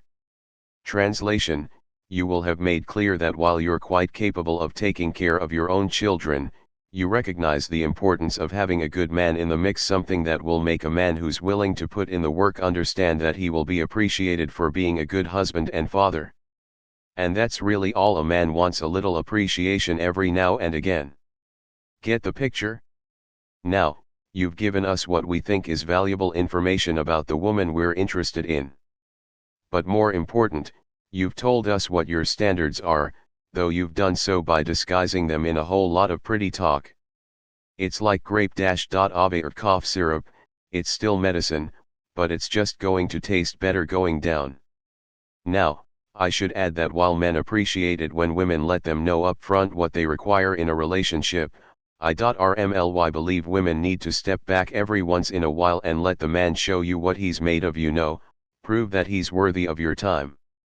I really do believe one of the biggest mistakes women make early on in the relationship is laying out in full detail all the things you love a man to do for you, without giving him a chance to show you what he's willing to do for you. I mean, it's nice and all that you like long walks by the beach, and chocolate on Valentine's Day, and you favor lilies in the summertime. But how, exactly, do you out how creative, exciting, or giving a man is if you give him the blueprint for how to coax a smile onto your face, without requiring him to gur some of this out on his own? Be sure of this: if you tell a man you like red roses at work, dinner at that special restaurant across town, and Chanel bags for your birthday. That is exactly what he will give you, nothing less, but certainly nothing more. And you'll be happy about it at .rst. But then give it about 40-VE days or so, and he's going to stop doing what you told him you like, because he'll have .gert he did what he needed to do to get what he wanted. And you will think that because he stopped, he changed. And you'll go tell your girlfriends, I don't know what happened, he used to do everything I like. He did everything you like because you told him what you like. My philosophy? Instead of telling him what you like, tell him what you don't like, and then see how he responds. Let him research and dig and go out how to get to your sweet spot. Just go right ahead and put it out there. I'm not a fan of just sitting around in the house on the weekends, or I don't like it when a man doesn't treat me like a lady, or I don't like going to the same restaurants over and over again. Then, as your relationship progresses, watch his actions. For sure, you'll get his blueprint for how he conducts himself. You'll see what he's willing to give freely of his own accord. You don't like going to the same restaurants? He'll know to and new, interesting places to take you. You don't like sitting in the house on Saturdays? He'll be sure to take you out to a concert or a new museum exhibit, or he'll at least look through the newspaper and see what's going on around town, so he has some suggestions for what you all can do together. He knows you don't like people who aren't family-oriented. He's going to bring treats for the kids when he meets them, or even offer to take you and them to the park for a quick game of catch or a push on the swings, and no matter how uncomfortable he may think he might feel, he's going to go to the barbecue at your mom's house because he knows you require a man who likes and gets along with family. Sit back and watch him, see if he opens the car door for you, or pulls out your chair when you sit at the table, or turns off his phone when he's with you, so that he can dedicate all of his attention to your time together. And then if he doesn't step up to the plate, if he doesn't show you that he's willing to go out how to put a smile on your face, then you'll be in the position to decide if he's capable of giving you what you need and at least some of what you want. Of course, to lay out your requirements for a man, and convey the importance of following those requirements, you must rst go out what, exactly, your requirements are. I've listed questions here that you should consider as you formulate your top 10 requirements, and I've left space for you to document your list. What spicy.c kind of man are you looking for? For example, funny, hardworking, generous. How do you expect to be pursued? Do you want regular phone calls? Text messages? Dates at least 3 times a week? Do you want him to always pick up the tab? What level of commitment do you expect? Do you want an open relationship? Or to date exclusively? Should it be up for discussion? What kind of financial security do you expect this man to have? Do you want him to be rich? Do you want him to make more money than you? Are you okay with a blue-collar worker? Do you want a man who wants kids and is family-oriented? Does he have to be religious/spiritual? Do you mind if he's a divorcee or has kids? Can you help a man build his dream? Can you adapt to his plan? What do you expect of his family? Should you get along with his mother? Do you care if he doesn't get along with her? Or if his father was never around? What should he be willing to do to woo you? Should he pursue you? Give you expensive gifts? 10. The 5 questions every woman should ask before she gets in too deep. I had just gotten to Hollywood and I was seeing a lot of things my then 38-year-old eyes had never seen before. One of those that stood out most was the lifestyle of a famous and well-regarded celebrity, whose name I'm just going to go ahead and keep to myself. But this much I will tell you, this man had it all: money, fame, and a bevy of super beauties so bad he could have easily made Hugh Hefner scratch his head and wonder how he could get in on that action. I mean, this man was surrounded by gorgeous women. A lot all the time. And I was amazed at this because I couldn't understand how one person could get all of these any women like this. I mean, he wasn't the best looking dude in the business. There were others with more money, more prestige, and certainly better looks than him. Still, he was a master at keeping a stack of solid tens at all times, with commitments to none of them. I'd heard about these super players with supermodels on their arms and everything, but when I saw it up close, I was amazed at how the actual connections could happen, and especially why these women stayed with this guy, knowing that they were one of many hanging on his arm. And I needed to know how this was done, not necessarily so that I, too, could have supermodels hanging on my every word, but because I was genuinely blown away by the phenomenon. So I sat down and talked to this guy and a bunch of other men who were in similar relationships and asked them point blank, how do you keep these women coming back for more? And each one, including the most notorious of the bunch, laughed, shook his head, and said pretty much the same thing: those women want the money, the fame, and the lifestyle, and they're willing to put up with a lot of things, not many of them good, to get it. But do they realize, I asked in all earnestness, that this is going nowhere? The one guy shook his head some more and said, simply, they don't know where it's going because they never ask. He added, what am I supposed to do? Tell them I'm just using them for sex and arm candy? It just is what it is. Blew me away. And the more I asked the same questions of guys in similar situations, I heard the same answer, again and again. And each time I asked them what could have made it different for the women they were with, almost down to the letter, each one of those men said the same thing: if a woman came to me and quizzed me up front about my intentions, they would have known from the beginning that I'm not looking for anything serious. They don't ask, each one said, because they think they're going to run me off, so I get to just string them along. And the one celebrity who seemed to be the master of all of this said, quite simply, I have enough of them so that when I get the questions, I don't have to answer, because for every one woman who asks, I have two more who won't. Call this what you want, foul, wrong, inexcusable, whatever. But that's how it is. And this kind of thinking from guys isn't just happening in celebrity circles, trust me. It happens with everyday guys, doctors and lawyers, truckers and deliverymen, too. Some of them have as many women as some of my celebrity friends, and the women they run game on are just as.ne as some of the supermodels clinging to the arms of stars. But if you're a woman on a string of 3 or 33, you're still on a string. And both you and I know that's not a good place to be. Your objective is to avoid being on the string. The RST step, I think, is to get over the fear of losing a man by confronting him. Just stop being afraid, already. The most successful people in this world recognize that taking chances to get what they want is much more productive than sitting around being too scared to take a shot. The same philosophy can easily be applied to dating.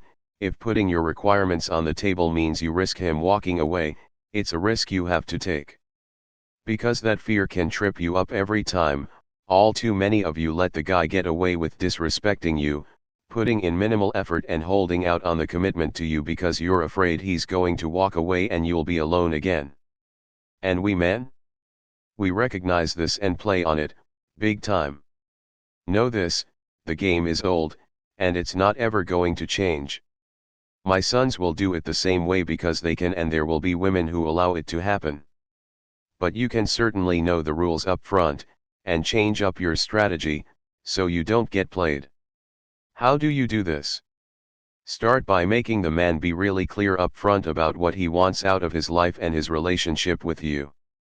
You do this by asking him these KEY.VE questions that will help you determine right away what values this guy has and how you T into his plans. I devised these questions after years of watching men play women, and women falling for it, and constantly asking myself and even some of my friends who are masters at the game, if I were a woman, how could I avoid all of this? They're great questions, too. The answers will tell you everything you need to know about this guy in your life or the guy you hope to have in your life. Asking these questions will help you determine whether you should stick around to see where your relationship goes, or if you should run really fast in the opposite direction. Note, there's no need to delay asking these questions. Ask them right away, as soon as you think you might be remotely attracted to a man you've met.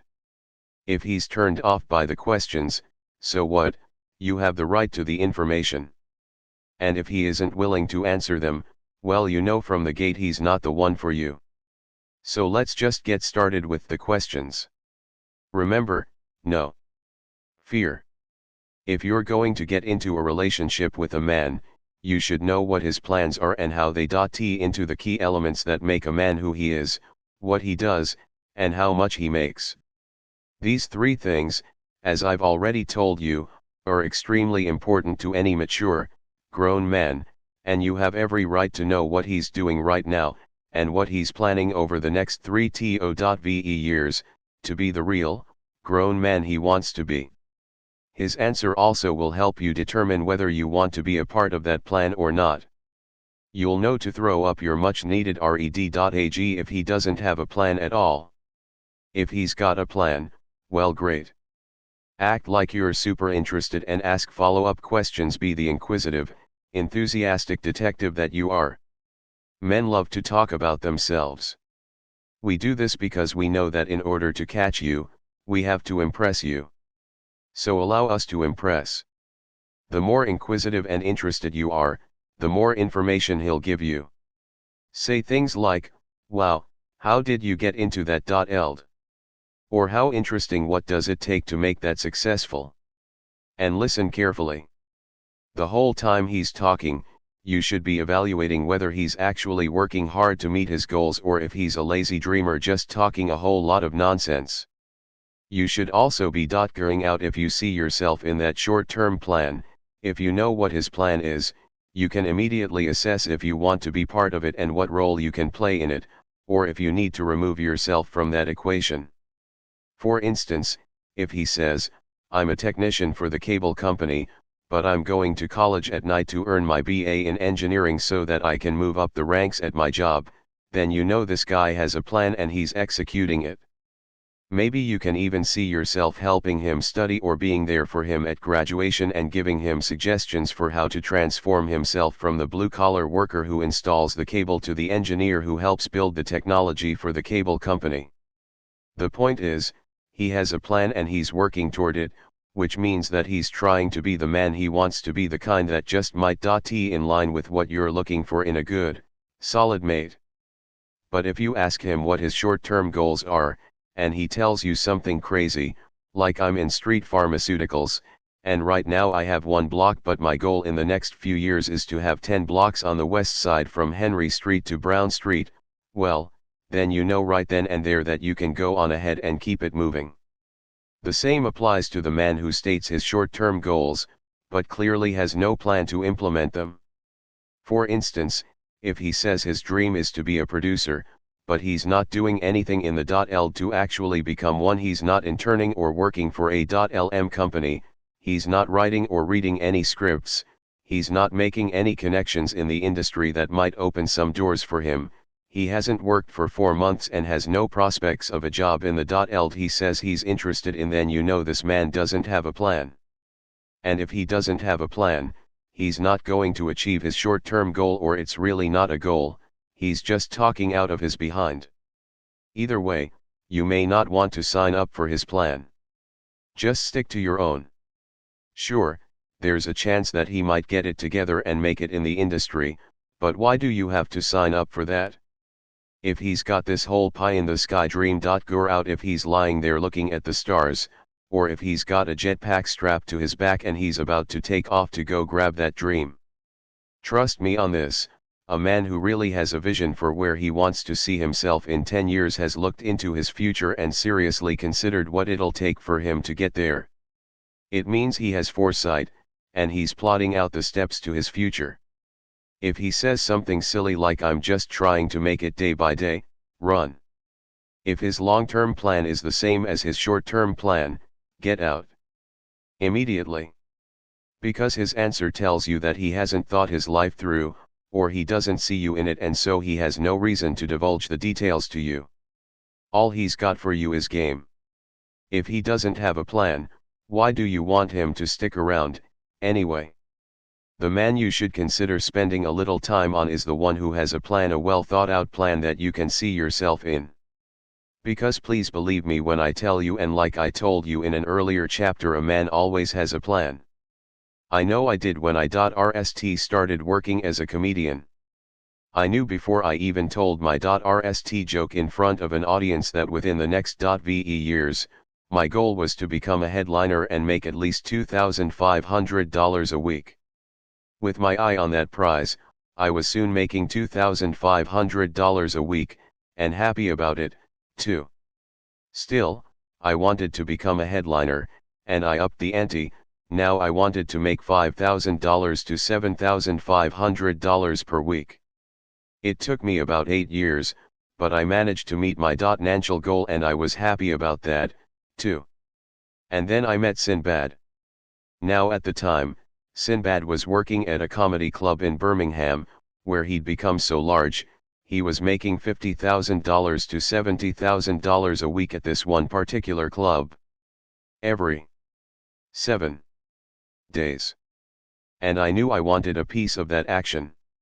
His success made me realize that there was something to this comedy thing, that I needed to set in place a long-term plan that would afford me the kind of life I could see was possible for a comedian.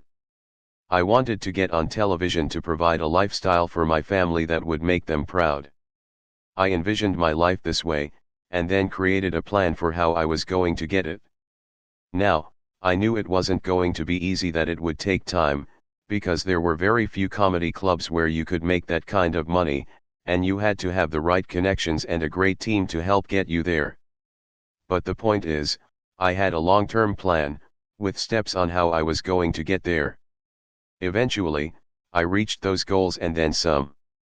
Once you hear your potential mate's answer to questions number 1 and number 2, you'll have a rm understanding of the kind of man you're dealing with.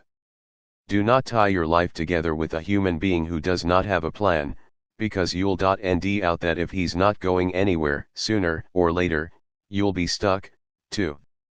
Now this one is a multiple-part question that sizes up how a man feels about a gamut of relationships, from how he feels about his parents and kids to his connection with God. Each answer will reveal a lot more about him, whether he's serious about commitment, the kind of household in which he was raised, what kind of father and husband he might be, whether he knows the Lord, all of that. And the only way you'll end out the answers to these questions is to ask. Do it before you kiss this man, maybe even before you agree to go on a date with him. This is a great phone conversation, for sure. And don't be shy or nervous about asking these questions, either, because what are you supposed to be doing with this man if not talking to him? If he has a problem talking about this right here, then something's wrong. Run. First. End out how he feels about family. What are his views on it? Does he want a family? How does he feel about children? If you have a child, tell your man about him or her. It's his business to know, but more important, it's your business to end out if he sees himself being a father. If he doesn't want kids and you do, then you can stop all of this right now. Please know that if a man says he doesn't want kids, he's probably not going to change his mind, regardless of the intensity of his feelings for you. Moreover, if he doesn't like kids and you already have them, where, exactly, is this relationship going? Next, ask him about his relationship with his mother.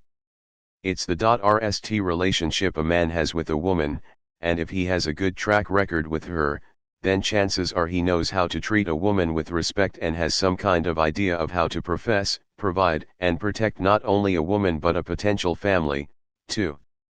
I don't know a boy living whose mother isn't beloved. We learn to protect her and provide for her. We learn about the basic core of love for a woman from her. Indeed, if a man is at odds with his mother, it's a safe bet that he's going to be at odds with you. If you hear any part of man, me and my mother, we just don't get along, in his answer, erase his number and texts from your phone and keep it moving. After you end out how he feels about his mother, ask him about his father. If he had a great relationship with his dad, then he was probably raised with a core set of values that he'll bring to your potential home together. Now, I understand that a whole host of men grew up without fathers in their households, but chances are that the man you're interested in had a male role model in his life who showed him the ropes of manhood, or perhaps the absence of his own father taught him a few things about what he doesn't want to do when he becomes a father. At any rate, ask questions about his relationship with his father, and his answers are bound to reveal the kind of father he just might turn out to be. You're also going to have to ask him about his relationship with God. Let me be direct, if you meet a man who doesn't have a relationship with God, he doesn't go to church and has no intention of ever going, and he has no belief system he can point to as a guiding force in his life, then it's a problem. After all, what moral barometer does he answer to if not to God? What's going to make him even consider being loyal to you? What's going to make him do right by you and the kids? What's going to make him feel whole?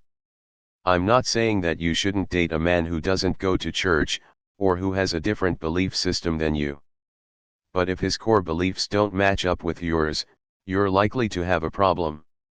These next two questions should be asked after you've been talking and dating for a while. Ideally, ask them before you have parted with the cookie, y'all know what I mean. If you have already had a sexual encounter with the man, you can ask these questions anyway. The answers may hurt a little bit more, but at least you'll know. Now, this one you'll have to ask after a few dates, because he's going to need time to get to know you. But his answer will be critical because it will reveal to you what his plans for you are. If you've been out on a couple of dates and you've had lots of conversation, you know something about him, but what's more important, you want to know what he is thinking about you. You have a right to know. Oh, trust me, he thought something about you when he walked up to you, and you need to know what it is. He was attracted to something. He liked your hair, your eyes, your legs, your He didn't walk over there just to be walking. Beyond the initial attraction, however, men pretty much know if you're the kind of woman they're going to sleep with and keep it moving, or if they're going to stick around and see if they want more. This, you will be able to tell by his answers. Listen to his answer closely. I assure you this is how it will go, because every man will answer this question the same exact way. I think you're great, I think you'd make a great mom, you're fun, kind, you're really beautiful, you turn me on, you're energetic, outgoing, a hard worker, very smart. I think you're the kind of woman I could see myself with, all of that generic stuff we know you want to hear. Still, this isn't the answer you should be looking for.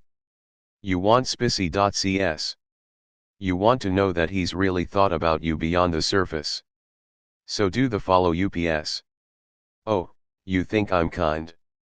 What about me makes you think I'm kind? Then sit back and listen. If he can't give you a concrete example of how you've shown your kindness, he's not really thinking about you beyond the surface.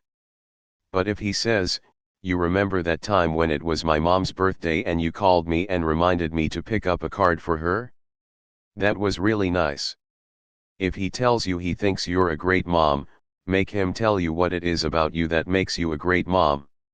And so forth with whatever characteristic he attributes to you. The level of his spissy.cs will give you yet another clue into this man's intentions for your relationship. If he can give you spissy.cs, it means he's been listening and adding it up. He's determining if he's going to keep you, if he can see himself in a committed relationship with you. And that could mean that you're at least on the same relationship page. Now this is not to be confused with what do you think about me think and feel are two wholly different things. And if a man cannot tell you how he feels about you after a month of dating, it's because he doesn't feel anything for you, he just wants something. Ask a man how he feels about you, and he's going to get confused and nervous. I told you before, I think you're, he begins. You cut him right off and say, no, I want to know how you feel about me. He might shift in his chair, scratch his head, light a cigar, anything to get out of giving you an answer or thinking of what he thinks you want him to say. But you'll have to get him to answer it. Don't get upset if he doesn't answer right away. He's got to go into that part of himself that he doesn't like to go to, and that's the emotional part. Men do not do emotion well, at all, and expressing it doesn't come easy. He can answer questions about God and the kids and his mother, but with this question, you're asking him to look into his soul, and our DNA isn't made up for the heartfelt outpouring to just anybody. But this doesn't mean you should let up. What you're looking for in his answer is something like this: when I don't see you, I miss talking to you, I always wonder what you're doing, and whenever you come around, I just feel better. You're the type of woman I've been trying to nd. In other words, his answer has to make you feel wonderful. He may not be in love with you just yet, but he's crazy about you, and he's probably thinking he wants to explore a long-term commitment with you, because when he starts to profess and put you in a position where he can provide for and protect you, he's seeing a future with you in it. And this is exactly where you want to be with this guy. The "I think you're cool" answer isn't going to cut it here, ladies. And if, after you've asked the question and probed deeper, you realize his feelings for you don't run very deep, that he's just not there, then you need to not be there, too.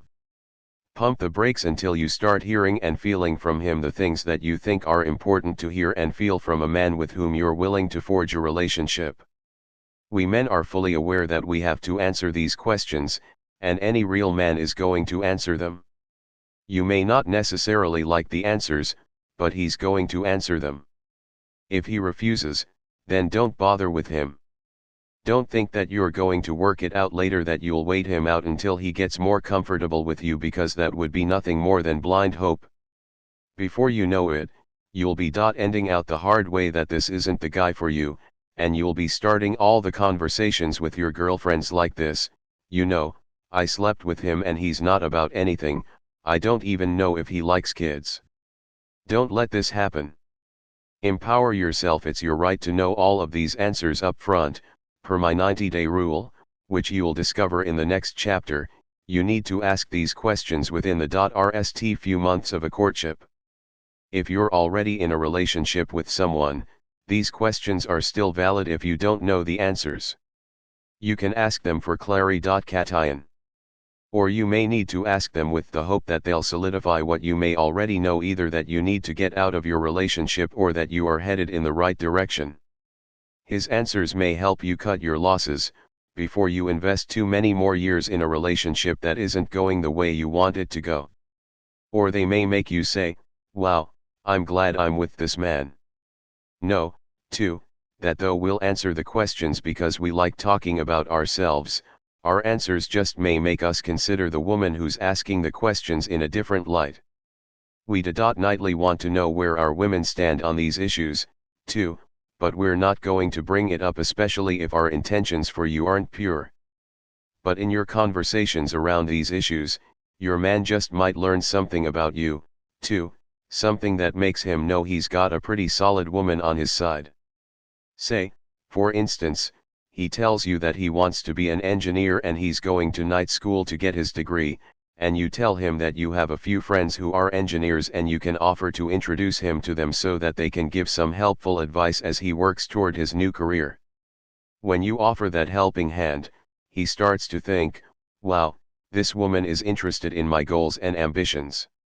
She's offering to help me out. Maybe she might be the one to get me to the next level. And he might just envision including you in those next level plans.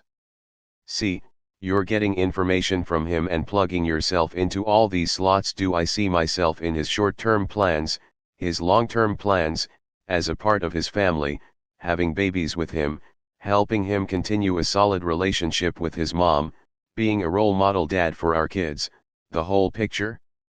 But it's a two-way street. Know that this guy you're quizzing is listening to these intelligent, inquisitive questions, and calculating whether you're a woman who is his keeper or just a sports.sh. 11. The 90-day rule. 1977. It was a good year. I was living in Cleveland. I had a 2-bedroom apartment, brand spanking new. I hadn't quite gotten the car I wanted, but I was working on it. And I had a job at the Ford Motor plant. They had a high hourly wage there, and overtime more money than a man of my stature could dream of making. But more important, Ford had Bainey.ts. Thing is, you had to be on the job for a while to get them. Oh, You could get a paycheck, but you could not get the Bani.ts, and as far as any of the full-time regulars on the line were concerned, you were not in until you had the Bani.ts. Ford's policy was that you had to work at least 90 days before they'd cover your health insurance. This was the plant management saying to me, "We will provide you Bani.ts after you have proven to me you are worthy, work hard, show up on time, follow your supervisor's orders, and get along with your co-workers for 90 days, and then you can get dental and medical coverage. You can get your eyes checked, no problem. Your hernia could bust and we will take care of you. We will take care of your kids' teeth and eyes, and if you've got a woman, she can get glasses and crowns on her teeth if she needs them, and any more babies you have with your lady after this, we're going to take care of them, too. Your whole family will be covered. We are going to provide you with a Bani.t package. And you know something? All of this made perfect sense to me. I was being challenged to show everybody at the plant that I was serious and ready and able to work hard for both the salary and the right to have them pay my medical and dental expenses, and as a man, I needed and wanted to prove that I was up for the challenge and worthy of the reward. I agreed 100% with what the Ford Motor Company was saying to me, and so I signed on the dotted line. I wanted to be a part of the Ford family. The RST day I got paid, the supervisor came through and said, "Here's your check, appreciate you coming." The check was cool, but I wasn't making an appointment at the doctors of .ce anytime soon. If I got a toothache, hell, if both of my front teeth were loose and about to fall clean out of my mouth, there wouldn't be any dentist appointments for 90 days, because Ford had already said I had to prove myself to the people who signed the checks in order to get the extras, the perks. It was a really simple equation: work hard, prove yourself, get the Bani.ts. And guess what? It's the same way with jobs in the government, places like the post of .ce, the DMV, and even in some corporations. You have got to prove yourself to get the good stuff, the extras, the Bani.ts. So if Ford and the government won't give a man Bani.ts until he's been on the job and proven himself, why, ladies, are you passing out Bani.ts to men before they've proven themselves worthy? Come on now, you know what the Bani.ts are. I'm not talking about being nice to him, or cooking for him, or going out to dinner with him, or helping him pick out an out.t, or bringing him around your mother. Those are things that happen during the course of a budding relationship. You do special things for each other because you care. By Bani.ts, in case you haven't girded it out, I'm talking about sex. And if you're giving your Bani.ts to a guy who's only been on the job for a week or two, you're making a grave mistake. You don't know this man, not much about him, anyway. He doesn't know you. He hasn't proven himself. And he could walk off the job at any time. And you'll have no one but yourself to blame. Think about it, the .rst guy you slept with quicker than 90 days, where is he? I'm willing to bet that you're probably not with him. True, there are some people out there somewhere who had sex early in the relationship and are still together to this very day, but that's rare. More likely than not, a guy who gets Bani.ts early in a relationship, without having to put in work or prove himself, leaves and moves on to a committed relationship with a woman who puts him through some type of probationary period to nd out more about him. I'm sure that woman laid out the rules, the requirements early on, and let her intended know that he could either rise up to those requirements, or just move on. A directive like that signals to a man that you are not a plaything, someone to be used and discarded. It tells him that what you have, your Bani.ts, are special, and that you need time to get to know him and his ways to decide if he deserves them. The man who is willing to put in the time and meet the requirements is the one you want to stick around, because that guy is making a conscious decision that he, too, has no interest in playing games and will do what it takes to not only stay on the job, but also get promoted and be the proud Bani.ary of your Bani.ts. And you, in the meantime, win the ultimate prize of maintaining your dignity and self-esteem, and earning the respect of the man who recognized that you were worth the wait. Of course, You've got to use your 90 days wisely. A probationary period means nothing if you're not putting this guy through the paces. During that 90-day period, you should be checking him out. Does he come when he says he's going to come? Does he call when he's going to be late? Does he like and care about your friends and, if you have them, your children? Does he express his joy at being in your presence? Most important, is this really a man with whom you can see yourself in a committed relationship? Or do you see signs that make your God-given intuition kick in? You know how it goes. You haven't been invited over to his house, you only have the cell phone number. He won't answer his phone when you're in the room, or he takes hushed calls in the corner where you can't hear what's being said. He tells you he's dating other women, or, somehow, you just know he is. These are tendencies you can't possibly see in a man you've dated for less than 90 days, because guess what?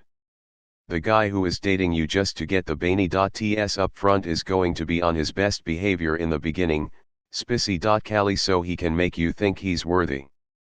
But just as sure as time is going to come and go, he'll eventually show his true nature. Give it at least 90 days, and you can smoke all of that out of him, so that you can be sure that this guy is the right man for you. After all, it's your right to want what you want and to actually get it. Put yourself.rst, ask the.ve questions, as mentioned in the previous chapter, withhold the Bainey.ts, and demand the respect. If you have a high level of respect for yourself, you're automatically going to command that respect from a man. Make him qualify for the Bainey.ts, and I guarantee you'll have a better man on your hands and in your bed. And once you're satisfied he's worthy of the Bainey.ts, you can pass it out like sandwiches at a picnic. Hold on, I know what you're thinking. You're thinking that if he doesn't get sex from you, he'll go and get it somewhere else, and you will have lost out on that one chance to get him to be your man, or he'll think you're playing games if you make him wait, and he'll move on to the next woman who's willing to take him into her bed. Wrong. In fact, one of those mind tricks we've been playing on women since the beginning of time is to convince you all that waiting doesn't matter, that giving it up early and quick is the way to go. Listen to me, if we could convince you that you should strip naked and get to it within the.rst.ve minutes of our .rst meeting, we would. This is not a secret. Men love and want sex, and will try, within reason, to get it by any means necessary. But guess what? He can wait. Yes, of course you run the risk of scaring him off, but isn't the guy who sleeps with you without any obligation to you, or consideration of your wants, needs, and emotional well-being, the one you want to go away? Isn't reserving something that special for a man who earns it more of a Bainey.t to you? You have the power to make him wait, to prove to you that he deserves your love and affection. The power. Just think of it this way, when it comes to having sex with a woman, we men don't decide a thing. We don't determine when we're going to sleep with you. That decision is yours. The decision of when we get to kiss you is yours. When we let go of each other's hug and embrace, that decision is yours. We put our hands somewhere on your body other than your shoulder, and you decide if we can keep touching that place or if we gotta let it go. Our job is to convince you to give it to us, to allow us to touch it, let us have it. But the decision on whether we actually get to have it is yours. Don't give up that power. Keep it. You only give up that power when the man has earned it, and he is going to respect it and do something with it. That's the truth. Women have crumbled empires with that power. Cleopatra helped destroy Rome. Read your Bible, we're still in a jam right now because of Eve. Women have always had that kind of power, and you do, too, including making the man you're dating wait for the Bainey.ts. Oh, I'm not saying you can't pay the man. Payment comes along the way during that 90-day probationary period. You can hug, kiss, talk on the phone, go for a walk in the park, have an ice cream cone together, go out for dinner. Your time is a form of payment. When we're out to dinner with you, you can't imagine how we feel when we're looking forward to meeting you and you show up with your lip gloss shining, your eyes seductively made up, and your hair, whether it's blown out, in a weave, or natural is lovely, and your body gleaming. I cannot tell you the fulfillment we have in knowing that we've secured your time. And to be seen in public with you is a bonus, it's all the AF.ramation we need. The payment is incredible. Hugging. Payment. Kissing. Payment. You getting dressed up? Payment. Going out with us? Payment. Exchanging explicit emails? Payment. But if he wants to sleep with you, make babies and have a family? Those are Bainy.ts. So he's got 90 days on the job to prove himself worthy, 90 days in which you can gur this man out.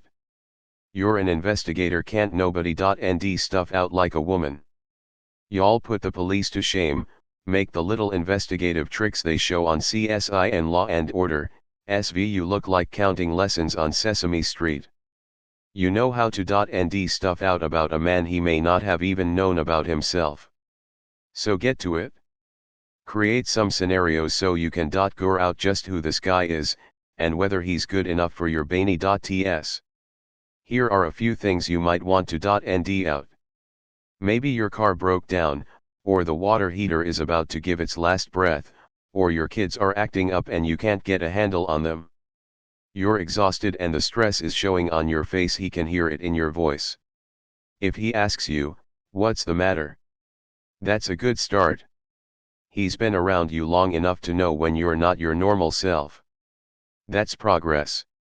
But now, if you answer him with, "My car broke down and I don't have the money to exit right now, so I'm just a little worried about how I'm going to get to work tomorrow," and he says, "Okay, well, call me when you gur it out," you can scratch him off the Bainy.ts list. Be clear, you're not asking him for money to get the car .xed. You're just trying to see if he's going to probe deeper, and .nd out if there's anything he can do to help, whether it's to give you some advice on how to x the problem, or step in to help you exit. Did he offer to get up an hour earlier so he could drive you to work while your car is in the shop? Or give you the number to a guy who can x your car for a deep discount? Did he offer to get up under the hood and take a look himself? Or tell you about his friend who owns a car shop and might be willing to do a favor for him and you? Real men extend themselves to women they care about. If you have a problem and your man does not extend himself, he doesn't try to make it better, this is not a good candidate for Bainy.ts. Now that other man, the one who'll scoot on the ground on his back with the toolbox, and come back out hours later with car grease all over his shirt and hands and face from trying to x your raggedy car? That's the one who might deserve a cold beer and later on, some Bainy.ts.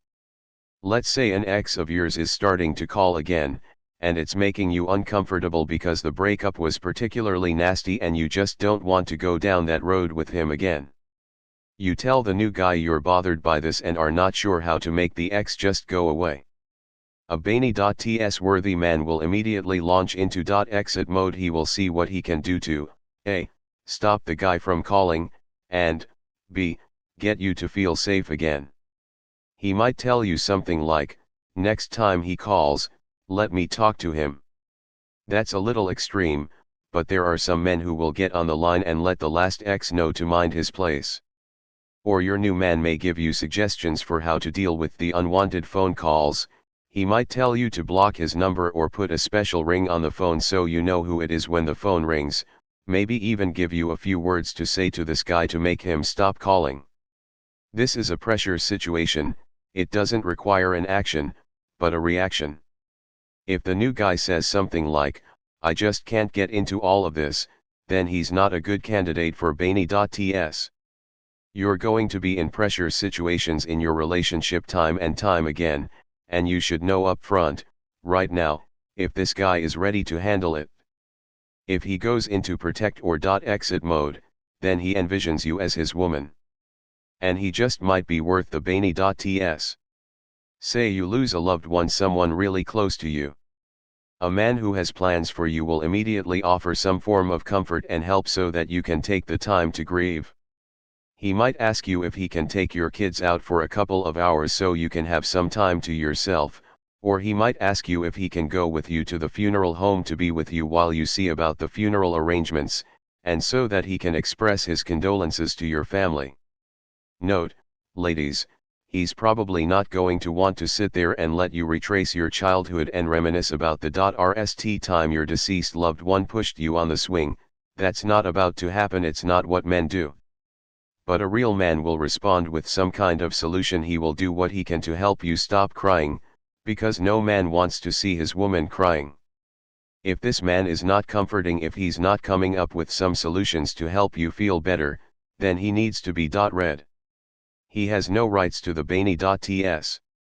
A man who is worthy of the Bainey.ts will be there for you no matter what bad circumstance comes along. If you lose your job or fall behind on some payments because you had a huge and unexpected financial situation to deal with, he'll recognize your need for help and rise to the occasion, whether it's giving you a little extra cash to make the minimum payment on your bills, stopping by with a few bags of groceries, or dotling your gas tank. Let's just get right to the crux of this whole chapter. When a man asks for sex, and he is told no, his reaction to that no will tell you everything you need to know about him. If the phone calls cease or become infrequent, the hours stop coming, the dating slows down, please understand that this man was just in it for the sex. If he says something stupid, such as, "I don't need to wait for sex, I can get it from anybody," you tell him right back, "Please do." This cuts the riffraff away right away. But if your saying no doesn't deter him, and he continues to try to get to know you better and prove to you that he's worthy of your Bainey.ts, then he's really, truly interested in you. Don't get me wrong, he's still interested in the sex. But he's also interested in knowing how you feel and what time frame you're working on. Then the relationship becomes about what you want, what your needs are. And that's what you're after, right? It's that simple. Now, I realize that 90 days sounds like a lot of time and you kinda need to be real creative to keep his attention on you and your new relationship. So I came up with a list of things you can do with your man to help you and him stay focused on the relationship. Go on dates that help you and out each other's interests. If he's into photography, hit up a photography exhibit at the local museum. If you're into cooking, take a cooking class together. Host a barbecue at your house and invite him to meet your friends and family. A good guy should be comfortable meeting the people you love. Go to church together, know that he's interested. Sign up for a sexy Latin dance class so you can learn some new moves. It'll show you if he's into trying new things, and you can tell if the man has, rhythm. Find out each other's favorite artists and attend a concert together. Release your inner kid and spend an evening playing games at an arcade. Have a few rsts together, go horseback riding together, or hit up a batting cage, or fall all over each other at the ice skating rink. Volunteer together, help out at a local soup kitchen, or read books to kids at a local foster home. You can tell a lot about a man who's willing to help others.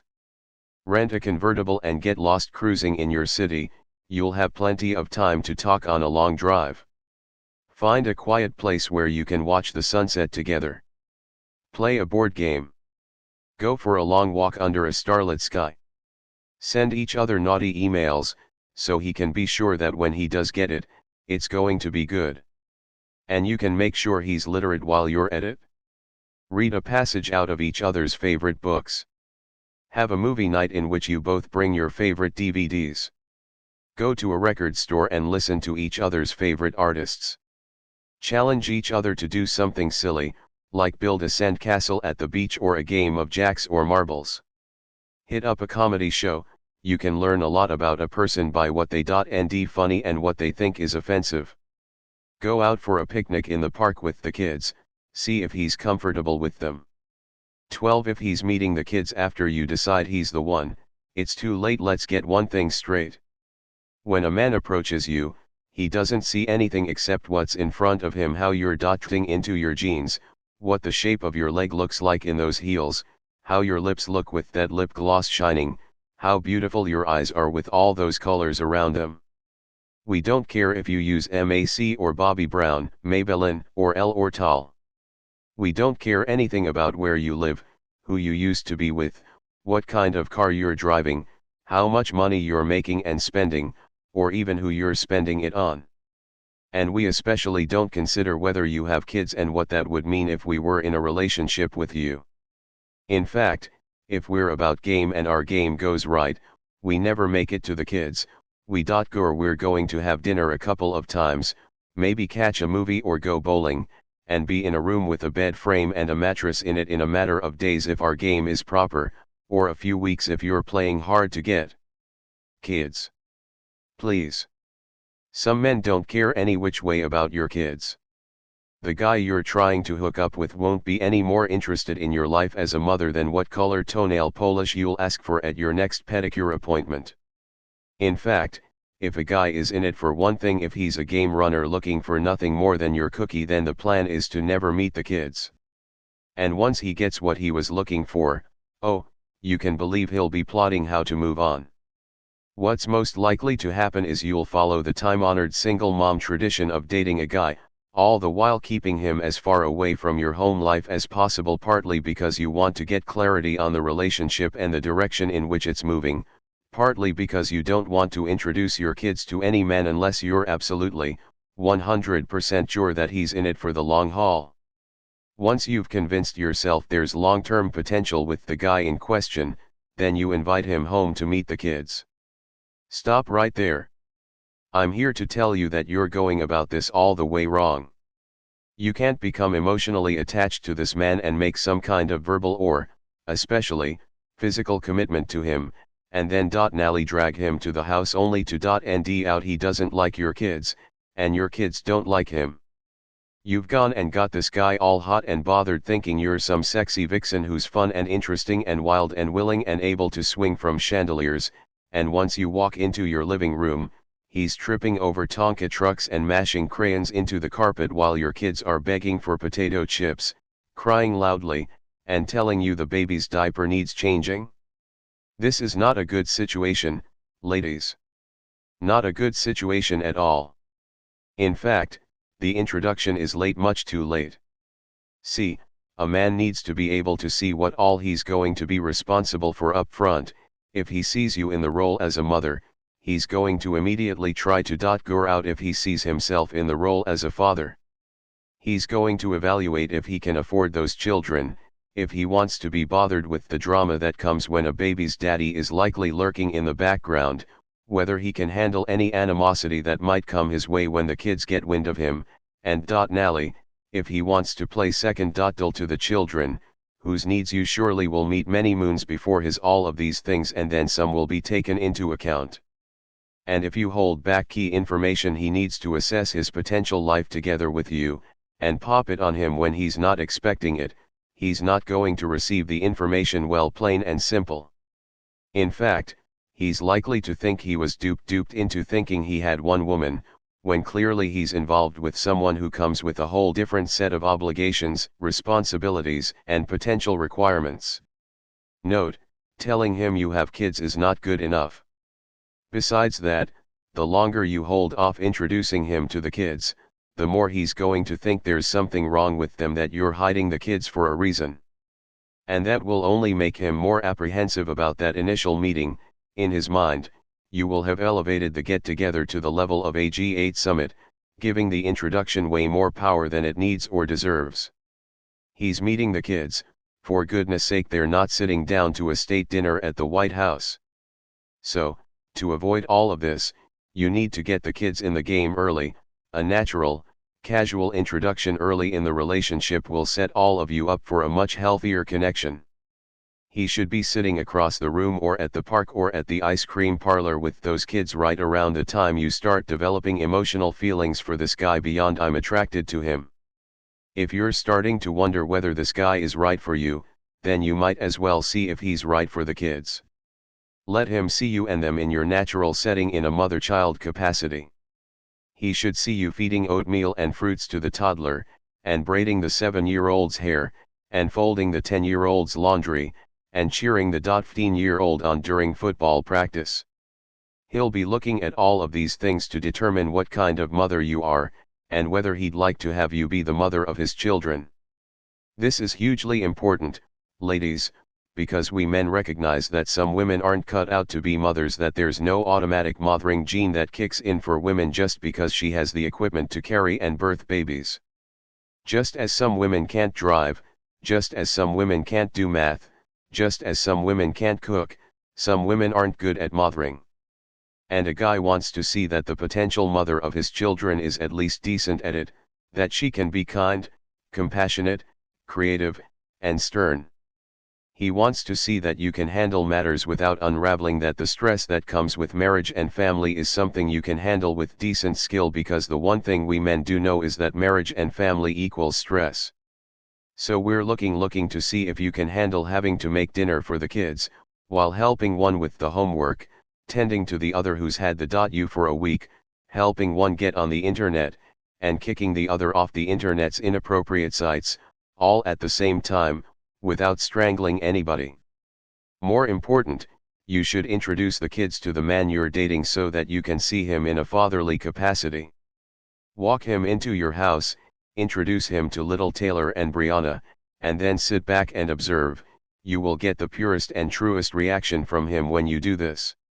If he actually knows something about kids and likes them, he'll be able to start and hold a conversation with a 6-year-old. The biggest test of someone's children's skills is whether they can talk to kids in a way that will keep them engaged and elicit a response.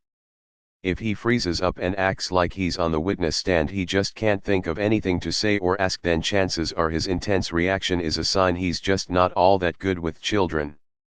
Similarly, if he's completely defenseless against the powers of the wicked little kids who are liked by no one but their mother, then that's a potential problem, too.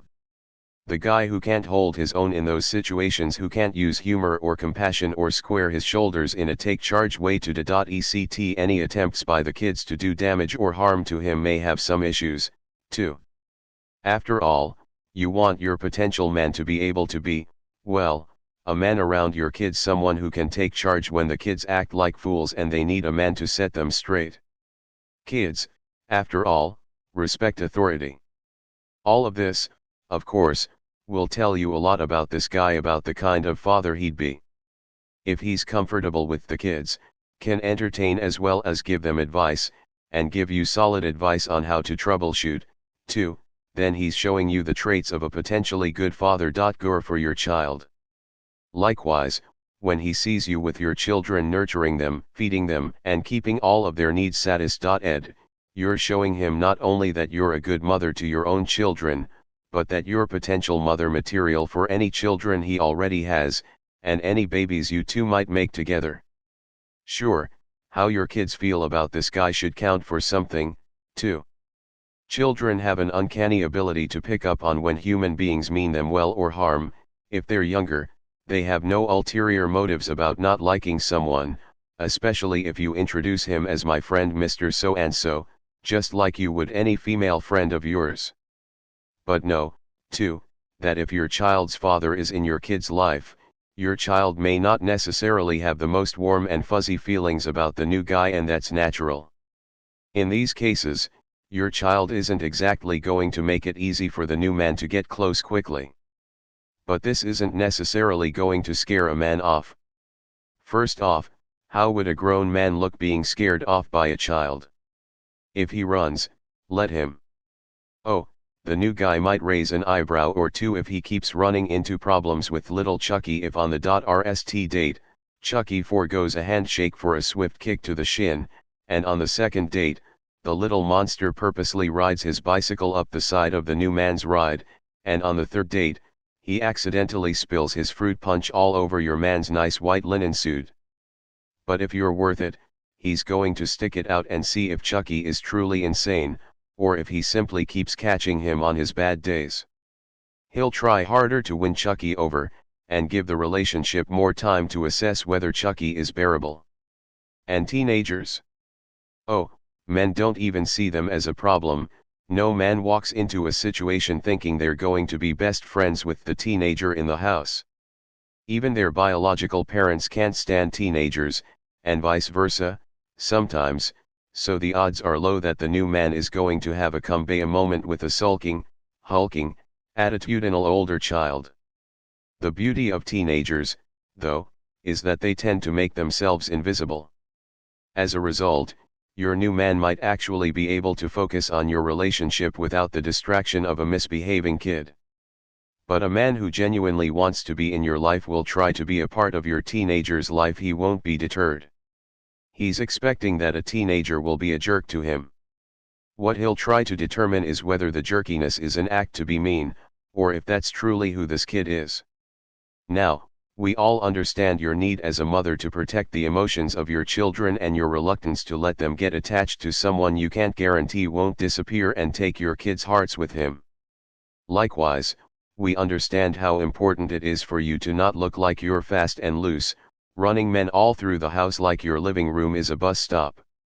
We also know this violates every single rule you've had hammered into your head about such introductions. But my goodness, I'm not talking about bringing everybody to the house. I'm talking about the guy that you think might be serious about you. And don't worry about whether he's going to think you're trying to trap him or you're just looking for some sucker to take up where your kid's daddy failed.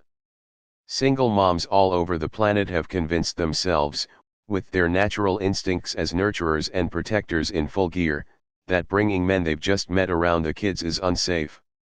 But, ladies, here's a secret: that's exactly what the players who wrote the rule book you've been following want you to believe. Women live under that fear because the men intent on playing the game tricked you into thinking this way. As long as you believe it, we get to keep the game alive until we get what we want, without any obligations. If you really want a good man in your life, if you've asked God to give you a family, you've got to stop all this foolishness and introduce this man to your kids so you can gore him out. The sincere men among us know that women with kids are a package deal, and will understand that you are a mother with obligations to your kids. Rst, especially if you lay that out up front. Tell us straight up, I'm not just looking for a mate for myself, I'm trying to form a union with a man who will be willing to be the head of this family. You know what a declaration such as that is? That, sweetheart, is a requirement. You've told him in a nice, not so subtle but sweet way that the only way a man is going to be a part of your life is if he agrees to be a part of your children's lives, too. A real man is going to be okay with that because you've told him that if he's going to be a part of your life, you and the kids are a package deal, and that he will get dismissed quickly if you feel like he's not right for or good to the kids. With that information, with your requirements so clearly laid out, he's going to either run for the hills, or try to figure out how to make this thing work.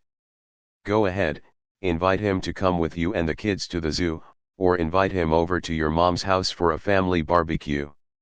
See what he says, what he does. If he says, "Nah, I ain't going over there, I got to watch Monday Night Football, and it's Saturday," then guess what?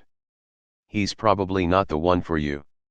Usually, how a relationship starts is a good sign of how it's going to end up, and if a man starts out not interested in your family, what makes you think that after you sleep with him, he's going to suddenly develop an affection for your family?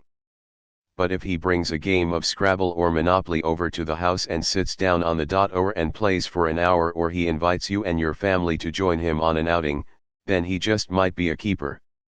For those of you who are thinking strictly from a safety standpoint, please know that I'm not telling you to bring a man you hardly know into your house and leave him sitting there with your kids, unsupervised. Of course, when someone you're just getting to know is in your home near your kids, you're going to sit there the whole time, watching. What's he going to do? Touch your daughter on the thigh while you're sitting on the couch right next to her? Or put your son in a chokehold at the dinner table? Be realistic. No man is going to walk in your house and abuse anyone with you sitting nearby. And if you're that concerned about bringing a man into your house, you can always go to a public place somewhere where plenty of people will be able to eyeball what's going on and give a detailed accounting to the authorities if he steps out of line and you have to chop him in the neck. For those of you who are dating men with children, don't expect him to introduce the kids early, necessarily, because wherever his child is, most likely his child's mother isn't too far away. And the last thing he needs or wants is for his kid to run back to his ex talking about the nice lady daddy had over to the house. Next thing you know, his ex is laying down the new custody terms, which do not include having her baby around any strange woman she hasn't previously ran a background check on and authorized, especially if that woman is trying to lay up in her ex's house. So a man with children from a previous relationship recognizes he needs to ration out the female encounters with his kids if he wants to try to keep a modicum of peace with his ex and actually see his kids again. If you're not somebody he's trying to have around for any amount of time, he's not going to waste his girl encounter ration on you, knowing that you're not worth the grief he's going to suffer when his children go back and tell their mommy he had a woman in the house. He's decided in his mind you're not worth it. If he asks you to meet the kids, thereby using one of his girl encounter rations, be sure of this, he's decided you're worth the pain he'll have to suffer when the ex hears about it. How will he let you know which category you t in? If after, say, your FTH date he's still telling you, by the way, we have to go out on Sunday because the Saturday is my time with the kids and it's the only time I have with them, so, then he doesn't want you around them, he's telling you you're not worth the potential headache. But if he says something like I got the kids this Saturday, how about we go to the beach or the park? Then he's thinking he can go out how to deal with the ex later. Right now, he wants nothing more than to be with you and the kids. Want to smoke out whether he's got good father potential or not. The following list isn't foolproof, but it will certainly give you some food for thought about the things you should be taking into account as you consider whether this man is right for your kids or if you should take the kids and run in the other direction. He tells you he likes kids, and actually would like to have one someday. He expresses interest in meeting your children. He shows up to the house with gifts for the kids. Of course, if he brings an Xbox for Mikey and disappears for a few hours, then that might be a problem. He lets the children see that he sincerely respects and likes, and even loves, their mother. He makes a kid-friendly date with you and invites your children along. He takes you and the kids to church. He has a good job and a solid work history. He's kind to his mother and checks in with her often, but mama's boys need not apply. His nieces and nephews spend considerable time with him. He has younger siblings he helped care for when he was younger and they made it through, unscathed. He has a pet, and it actually gets fed and taken care of. He keeps his house clean and knows how to cook a few decent meals. He's financially prepared to care for you and your children, or he has the desire to. He can and is willing to comfort your child when she hurts herself. If he starts hyperventilating at the sight of blood, this might be a situation, especially if he's already told you he's a doctor. He doesn't faint at the sight of diapers. He can get down and dirty with your children, squirting them with a water hose, shooting hoops at the park, getting buried in the sand at the beach, and like it. Though you don't want him to get too excited about playing tea party with the dolls. He doesn't lose his mind when someone spills food and drinks in his car, or puts a muddy footprint on the back of his seat. It shows he's not so fussy about messy kids, because nothing wrecks your car quicker than having kids. His seats will see the inside of a Happy Meal. He can make it through a one-on-one game with your child and maybe even let him win once. Note, dunking on an 8-year-old and yelling, "in your face," is not something a good potential father would do. He's willing and able to teach you how to play a sport, which shows he has the patience of Job. He's willing to go to family functions with you and the kids even after hearing the stories about your crazy Aunt Thelma and how she likes to get a little tipsy and call out your new boyfriends in front of company. He's actually interested in how your child is doing in school, and not only encourages him to do well, but gives suggestions on how he can excel. He can be gentle with your kids, but he's capable of being rm with them, too, though you don't want to see him start taking off his belt within the rst half hour of meeting the children. I know kids can be bad, but that's a little much. He's capable of forgiveness, and shows that, even when your kid does the seemingly unforgivable or at least the highly questionable. 13 strong, independent, and lonely women. A world without women would go a little something like this: men wouldn't wash or shave. We wouldn't work. Our wardrobe would be pretty simple: sweats, t-shirts, and socks, maybe some sneakers if we absolutely had to go outside. There'd nightly be no need for dishes or vegetables or much food for that matter, a paper plate or two, some cold cuts, pizza, and beer would do just. Any furniture in the house would be kept to a minimum. We'd have a recliner, a refrigerator, a really big television, and, of course, a remote. We'd need only 2 television channels, ESPN and ESPN2. And we wouldn't need to go on vacation, we'd just go to Vegas.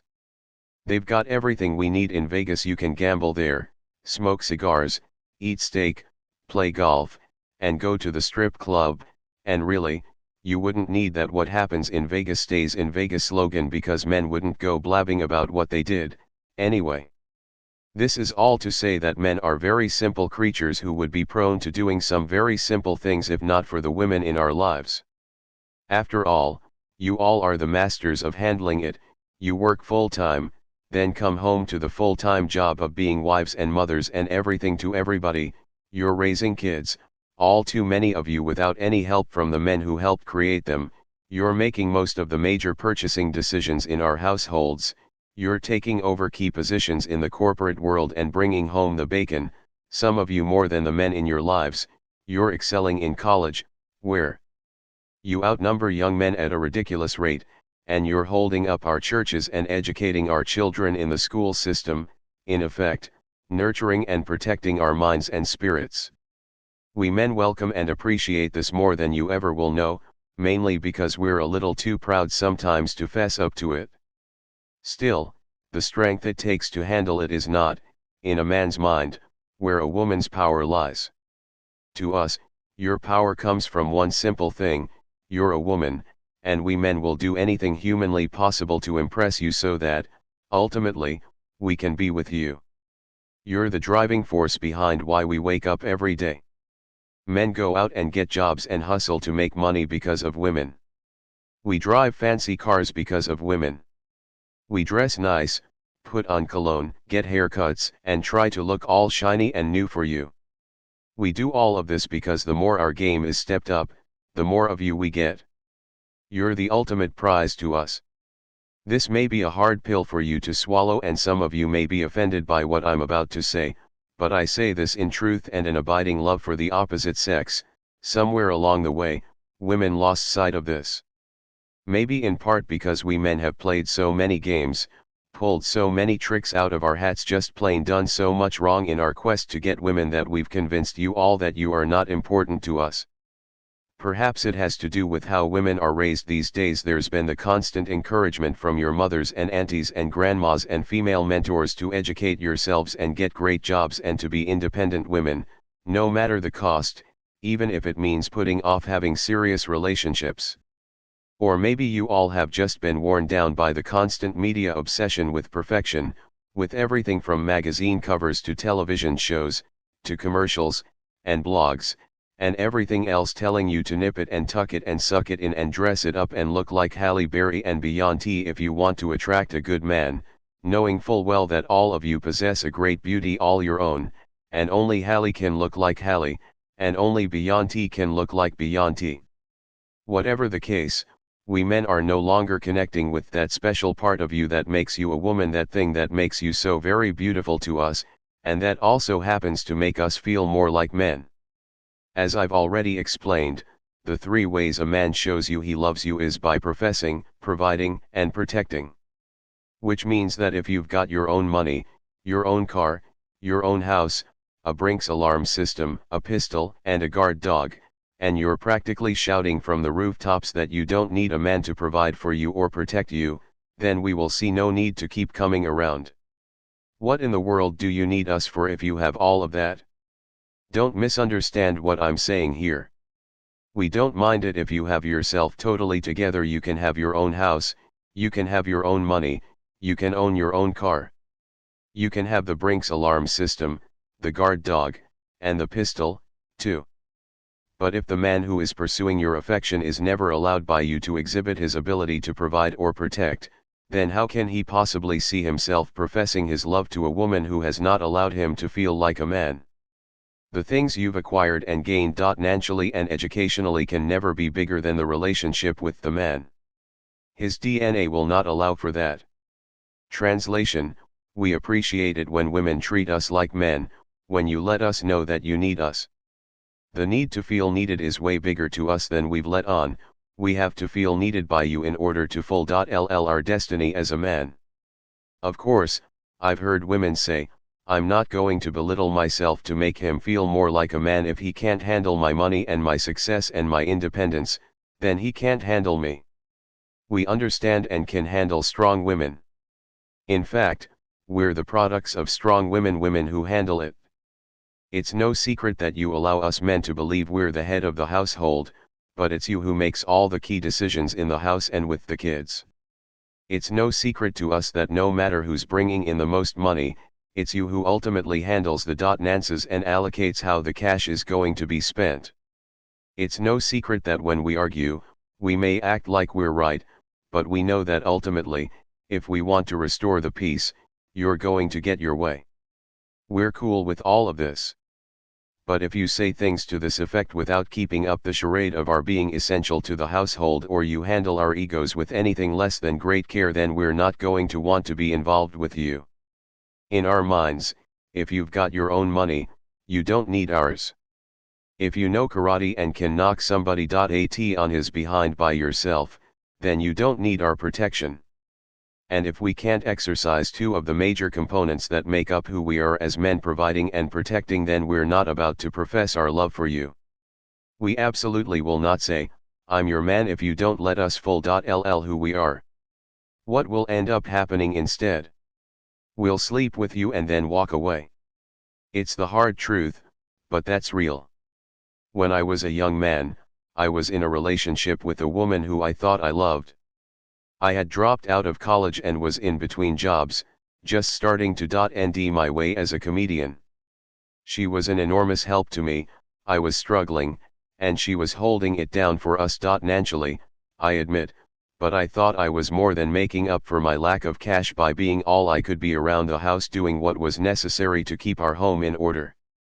See, that's what being in a real relationship is all about. Ending that balance, even in the midst of adversity.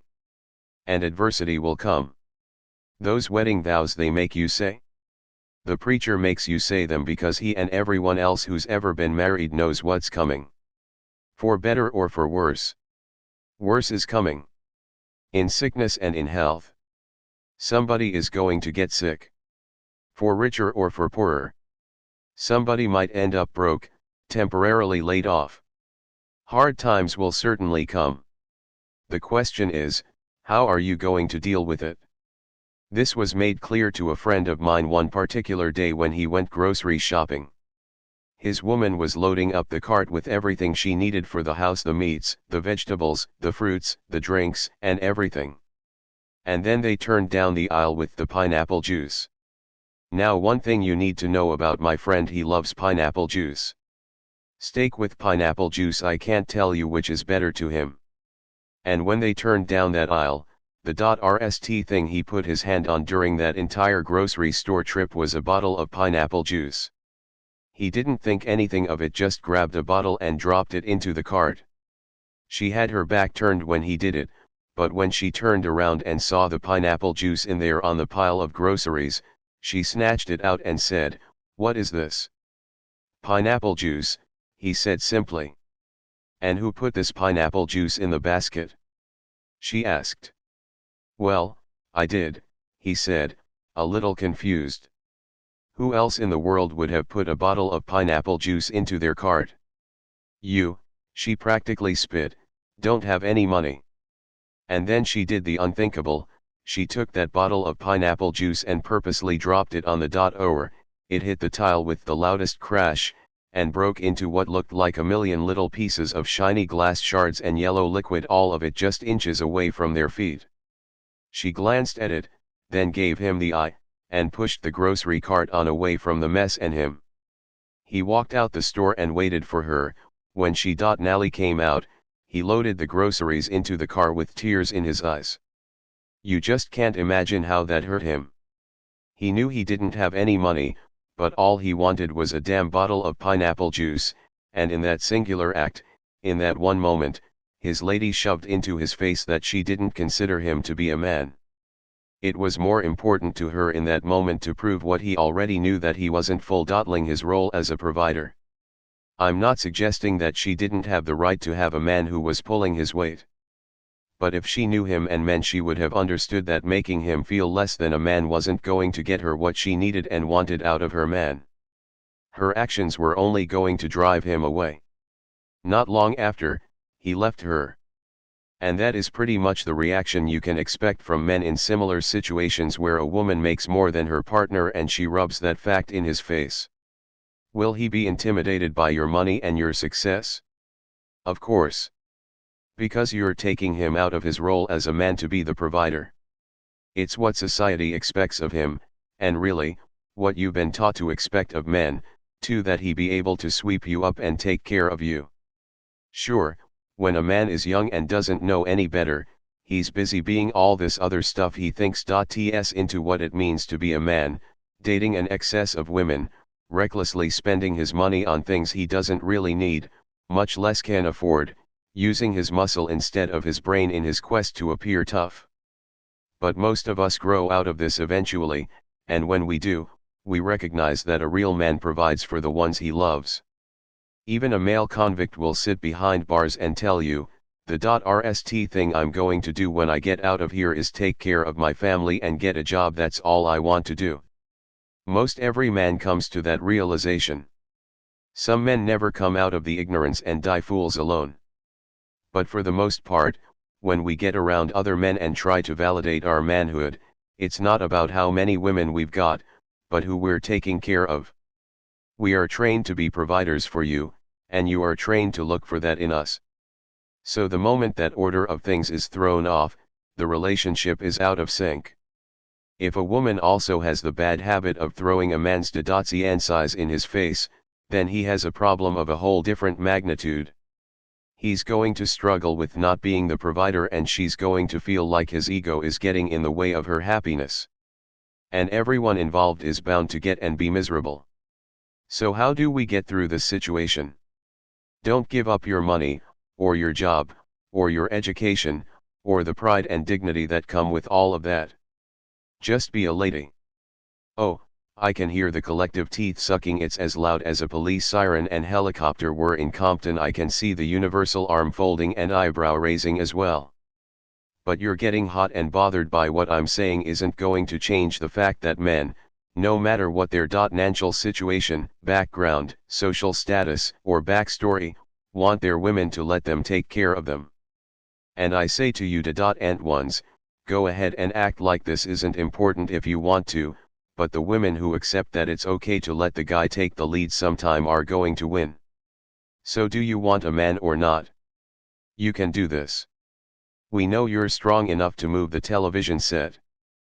But you should let him do it. Say it's too heavy for you, it's a man's job. Yes, you're right, there's nothing wrong with your arm and you are perfectly capable of opening your own car door. But doggone it, when you're going somewhere with a man, let him treat you like a lady and open the car door for you. If he doesn't automatically open said car door, stand by the darn thing and don't get in the vehicle until he realizes he needs to get his behind out of the driver's seat and come around and open the car door for you. That's his job. We get that you've got plenty of money to pay for dinner. But sit there and let him pick up that check. That's what he's supposed to do when he's out with a woman on a date. Yes, you are independent and you don't need anyone to take out the trash for you or hang your pictures or run to the Home Depot and pick up the supplies you need to x the sink. But I lie to you not, if you put your anger in your mouth and act like you haven't a clue what to do or the strength to do it, your man will step right in and handle that for you with a smile. If you add a hearty, baby, thank you so much for doing this for me, I don't know what I'd do without you. See, a lot of men would be better men if they were required to be, well, men. We're in this new age, and women have taken on these roles out of necessity, I'll admit that. But at some point, you're either going to have to accept that you're going to be the big ol' strong, lonely woman, or you're going to have to back down and just be a lady. Women play roles all the time. Why is it when it comes to this, you're so unwilling to play the role, even when you know it's going to give you what you want and need? In the long run, being a girl allows you to relax. Why not take the opportunity to relax? Honest to goodness, I promise you it's not hard, it won't kill you, and whatever it is that you need, he will hop to it if you just show him a little appreciation. Take a page from my wife and I. There's not a day that goes by that we don't compliment each other at least several times a day, but on one spicy.c day recently, when she left me in charge of the kids while she ran some errands and did some work around the house, she saw I was worn out from chasing behind the children. Chasing behind children is not something I do. I mean, I can do it, but it's exhausting. Come on. Still, when Marjorie walked into the room and saw the harried look on my face, she very sweetly dipped the script on me and said, "Steve, thank you so much for watching the children. You're a great father." Boy, I can't tell you how good that made me feel. She had hardly gotten the words out of her mouth before I hopped to, making sure those kids kept out of her way and stayed quiet while she was finishing up what she had to do. Had that compliment not come through, I would have been salty about having to sit around with the kids all day when there were so many other things that I could have been doing and wanted to do. That compliment, you see, made me remember why I was in the game, and especially why Marjorie is on the team. Appreciating a man, not undermining his competence, is the best way to get the best out of your guy. And the best way to appreciate him is by being a girl, and especially letting him be a man. Now, I'm convinced that being a girl is a lost art form, something that every woman can use some lessons in. So I've taken the liberty of showing you how to be a girl in some of the basic but most important situations in which you'll end yourself with a man. Guaranteed, if he's worth his salt, he'll be all in. Don't tell him where you'd like to go, tell him the kind of food and atmosphere you enjoy, and then let him go out a place that he thinks will suit your taste. Don't tell him you'll drive, let him get you to where you all need to go. Don't tell him you want to go Dutch, let him pay. Don't invite him up for a nightcap, kiss him goodnight and let him go out what he needs to do to earn the cookie, but not before the 90-day probation ends. Don't try to x the sink, the car, the toilet, or anything else, let him do it. Don't take out the garbage, paint, or mow the lawn, that's his job. Don't do any of the heavy lifting. He was born with the muscle it takes to move sofa/television set/bookshelves and the like. Don't be afraid to make a meal or two. The kitchen is both your and his friend. Don't wear a t-shirt to bed every night. A little lingerie never hurt anybody. 14. How to get the ring. Your man knows what you want, the ultimate commitment, the ring. He knows, too, what he needs, you. It seems obvious, then, that he would get himself to the jeweler, pick out a nice, hefty diamond, and then plot out an on bended knee proposal that would make the "will you marry me?" pitch that Grammy Award-winning singer Seal made to supermodel Heidi Klum. He proposed in an igloo he had built on top of a glacier 14,000 feet above sea level. Look like an invitation to the prom. But your proposal never comes. And the way your man is acting, it's not coming anytime soon. And so, you wait. And wait. And wait some more. This is the story of all too many women girlfriends who are putting in some serious work, not only because they love their men, but because they want to prove they're the one. Everybody is clear about how you prove to him you're the one. Do all the things for him a wife would do. Support him emotionally, be loyal, work it out in the bedroom, tell him you love him often and show it, too. Maybe live with him. Have his babies. Get close, really close to his mom and sisters and friends. Basically, you give him everything he needs and all of what he wants.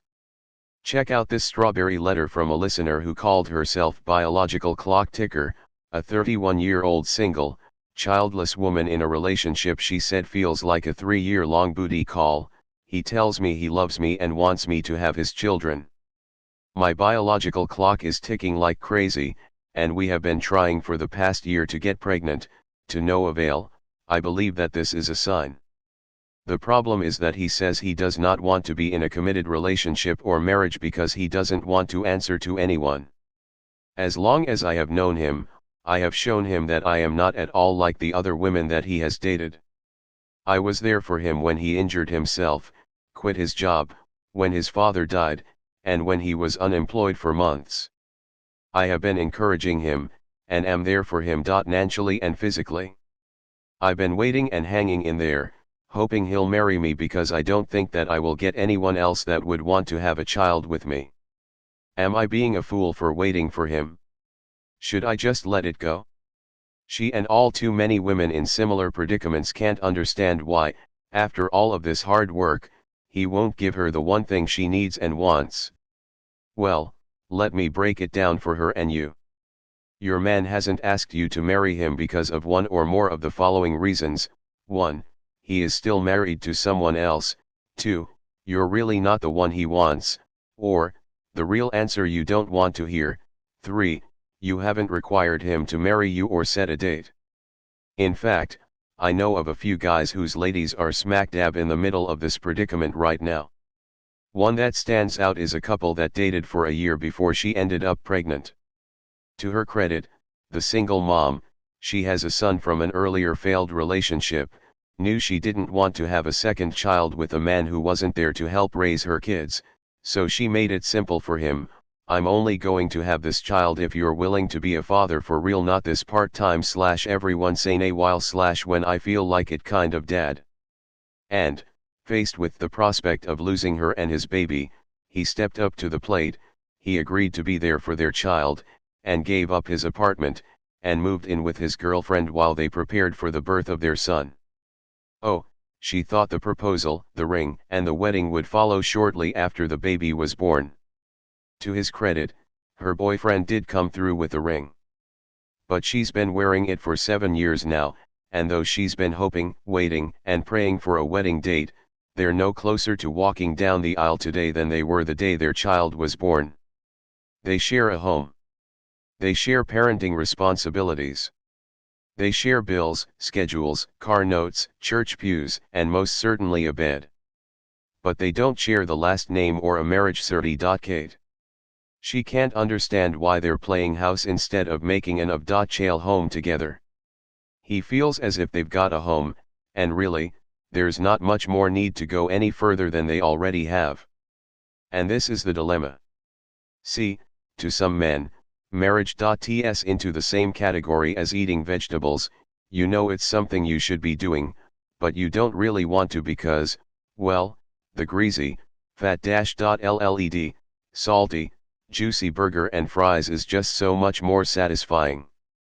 I've told you time and again in this book that we men are very simple creatures, and if it were not for women, we'd be living rather, well, simply the money would go to mostly shiny things. Our time would be spent watching sports and strippers, and there would be no need for most of us to keep a clean house or dress nice or do anything other than play video games. We're happy living this way. It makes us feel young and carefree. Marriage does not. Responsibility and marriage do not t into that feeling, until all of the playing gets tired and we realize we have to be grown ups, or something or someone makes us grow up. But here's what you need to know. Men are pretty clear that marriage is what women want, that despite your independence, despite the statistics that say half the marriages in America end in divorce, despite the amount of time, work, sweat, and tears you know you'll have to pour into building an imperfect relationship, in the end, you women still believe in the fairy tale of the husband and the house and the white picket fence and the 2.5 kids. Men are also clear that they can slowly give out the things that make it seem like they're making the march to the altar just to keep you hanging in there. Trust me when I say this, men do everything with a purpose, and in the case where a man dates you for an extended length of time, or moves in with you, or gives you a ring, but still refuses to be pinned down on setting a wedding date, he's doing it to lock you down. He wants you, and he doesn't want anyone else to have you. And I'm here to tell you, the only reason a man gets away with a lengthy engagement or holds off the proposal altogether is because his woman hasn't required him to set the date. She is stupidly sitting there allowing her boyfriend to dictate to her when he's ready. though she slept with this man, cut off any other prospective husbands, and, in some cases, moved in with him and even had his children. I simply can't be diplomatic here. It's just plain dumb. Get into your man's mindset here. If a man is willing to be your boyfriend at length, live with you, be an involved father, or give you a ring, he has already taken himself off the players list technically, he's scratched his name off the sport.shing registry. He can't bring babes to the house. He can't talk on the phone or take any phone calls from babes at the house. He can't leave to go see a babe when he wants to or stay with her all night. He knows he can't give his money to any other woman because he's pooling it with you. Why does a man in a committed relationship with you accept the above list of he can'ts? Because he wants you and he doesn't want to lose you. So now there's only one more step to get the marriage equation, the setting of the wedding date. You know you want it, so here's what you do: get some requirements and standards and enforce them. Tell him, I love you, you love me, we're in a Terry.C relationship, one that I've always dreamed about. And what I want now is to be married to you. So I need you to set a date, and get back to me in a couple of weeks. If I don't get asked by then please know I'm not sitting around waiting for you to dictate when my happiness button gets pushed. The arrangements we have now are not making me happy. What? This is a perfectly reasonable request. Otherwise, how long are you going to stay in the arrangement where you're not getting what you want? 4 years? 10 years? Forever? The timeline is yours. Stop giving up your power. The moment we see you're willing to put aside your hopes of walking down the aisle, we're going to shelve it, too. And we're going to go on ahead and keep on renting you out, with the option to buy if you let us.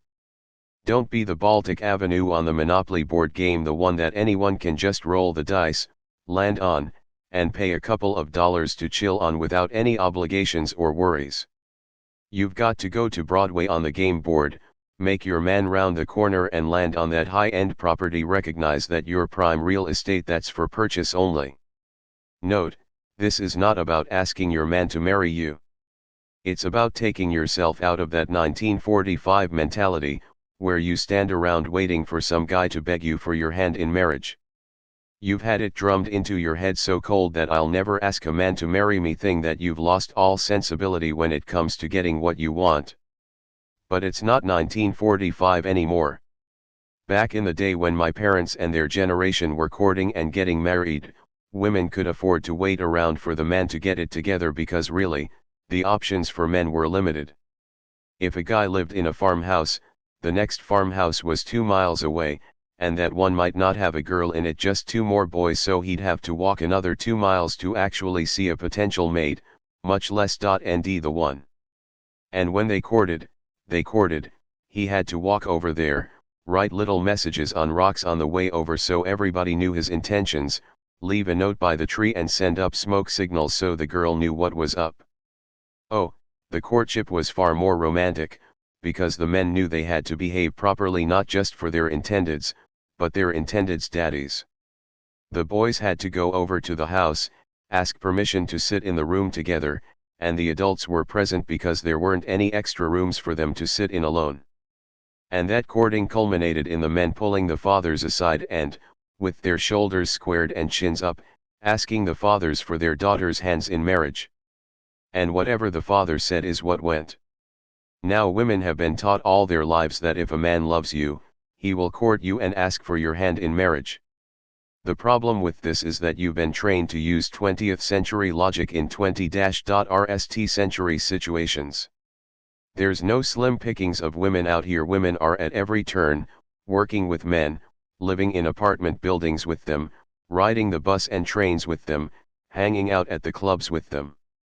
Technology such that you can contact a woman without ever even seeing her.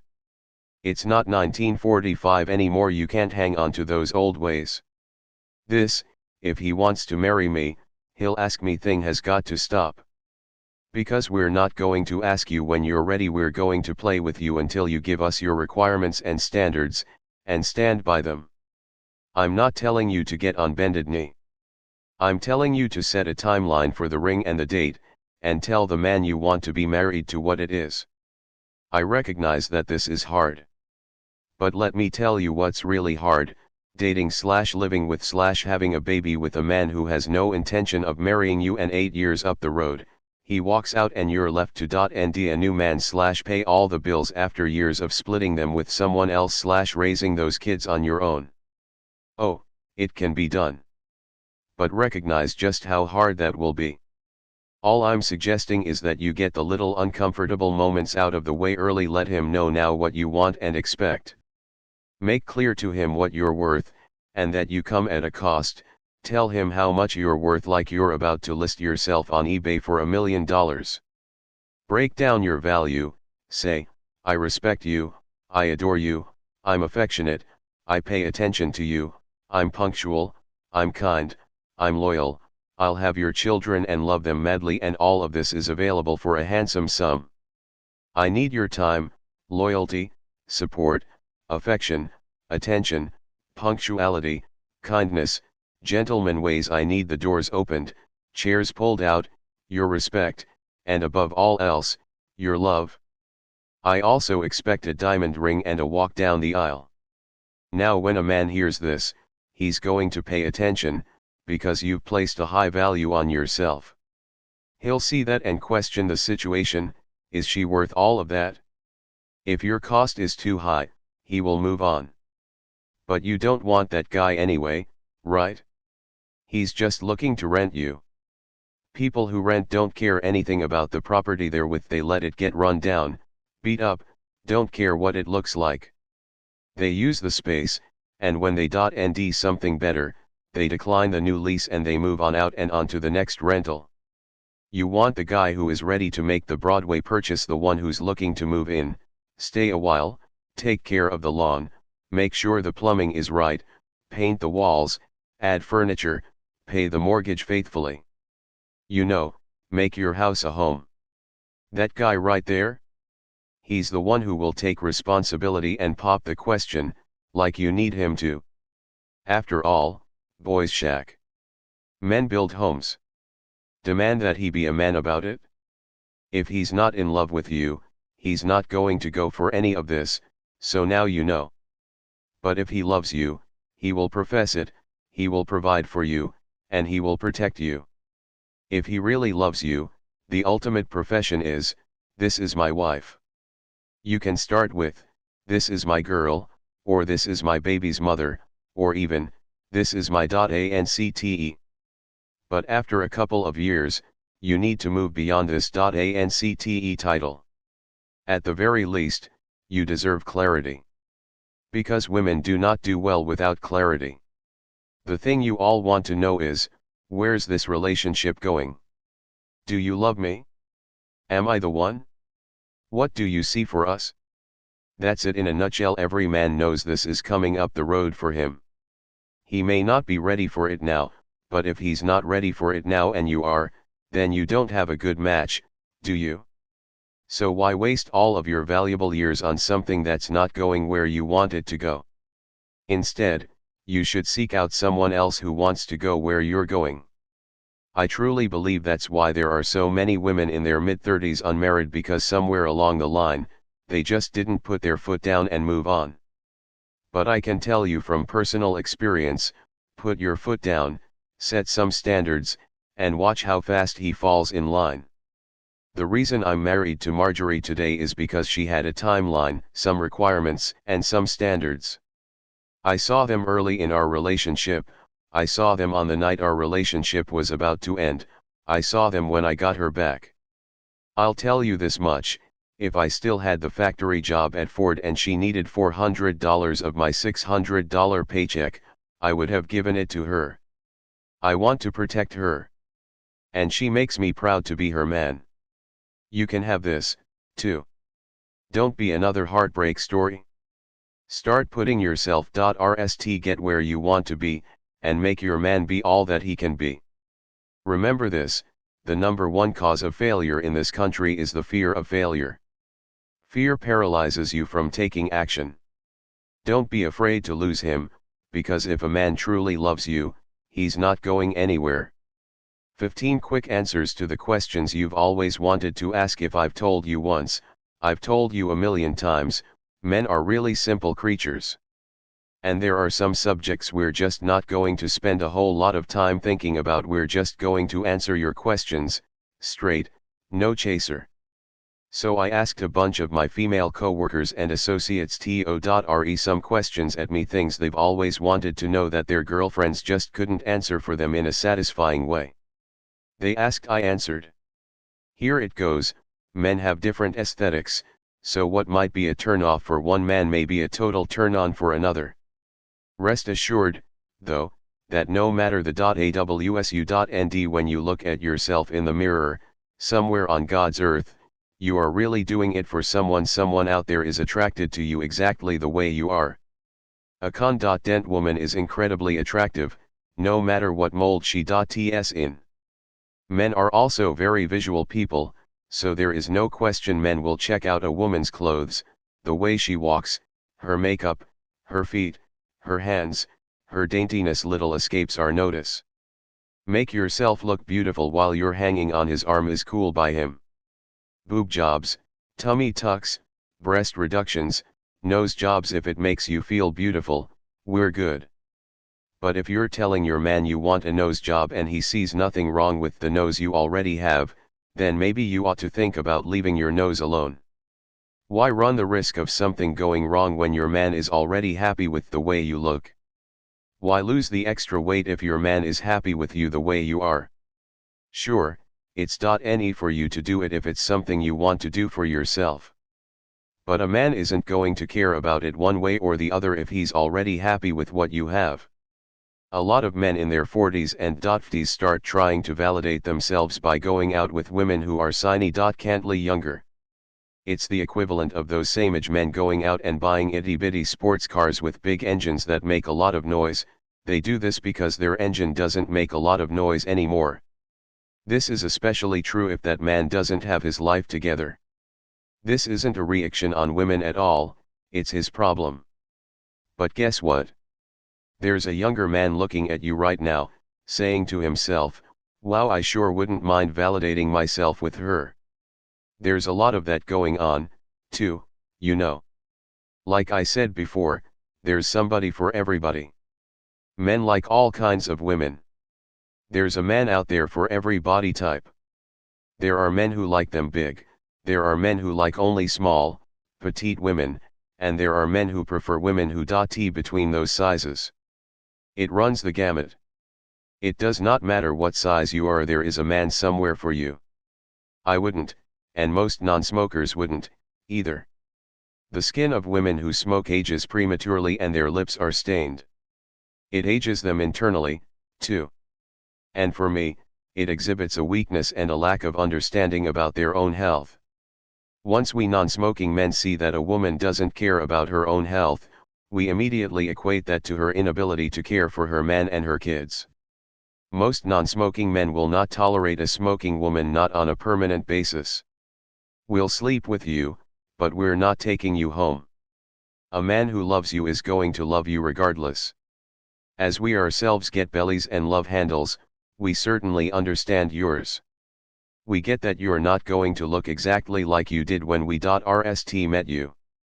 If you can keep it in some kind of parameter, though gain 10 pounds, but avoid gaining 100 and be sexy and exit up and look nice with whatever extra weight you've put on or taken off, we're cool. If your man is shallow, he'll insist he just can't see past it. But if a man recognizes that, a few pounds notwithstanding, you're still making an effort to do what it takes to be visually appealing, he will be e.ne with it. Heels, baby. Heels. If we could get athletic shoes with heels for women, we would. It's just a really sexy thing to us. I don't know a single man who prefers women in ats, I've never run into one. We all think heels make your legs more beautiful, they make your walk more feminine and you, too. And that's what we're attracted to. A smart man can't date a dumb woman. But he can use a dumb woman. Most smart men don't want to date a dumb woman because we need to know that she can handle herself and our affairs, especially if we're thinking about giving her a ring. She can't walk into the of.ce party acting like the of.ce dummy. Now, we don't mind having a woman on the side who is dumb and.ne, but we won't keep her. It's a total come on. In our mind, if you want to buy us a drink, you want us. And if we think you want us, well, then, game on, we're coming in for the kill. Some men like it, but a man who doesn't drink certainly isn't going to care for a woman who partakes in the spirits. No, though, that no man likes a drunk woman, unless you're in college and we're heading back to your dorm room. Remember, men want women to act like ladies at all times. If you drink socially, cool. But if your man has to carry you out, because you've passed out, you're hanging on to someone else, or you're talking loud and telling him you like slamming down shots, it's going to be a problem. Only if you're in a committed relationship.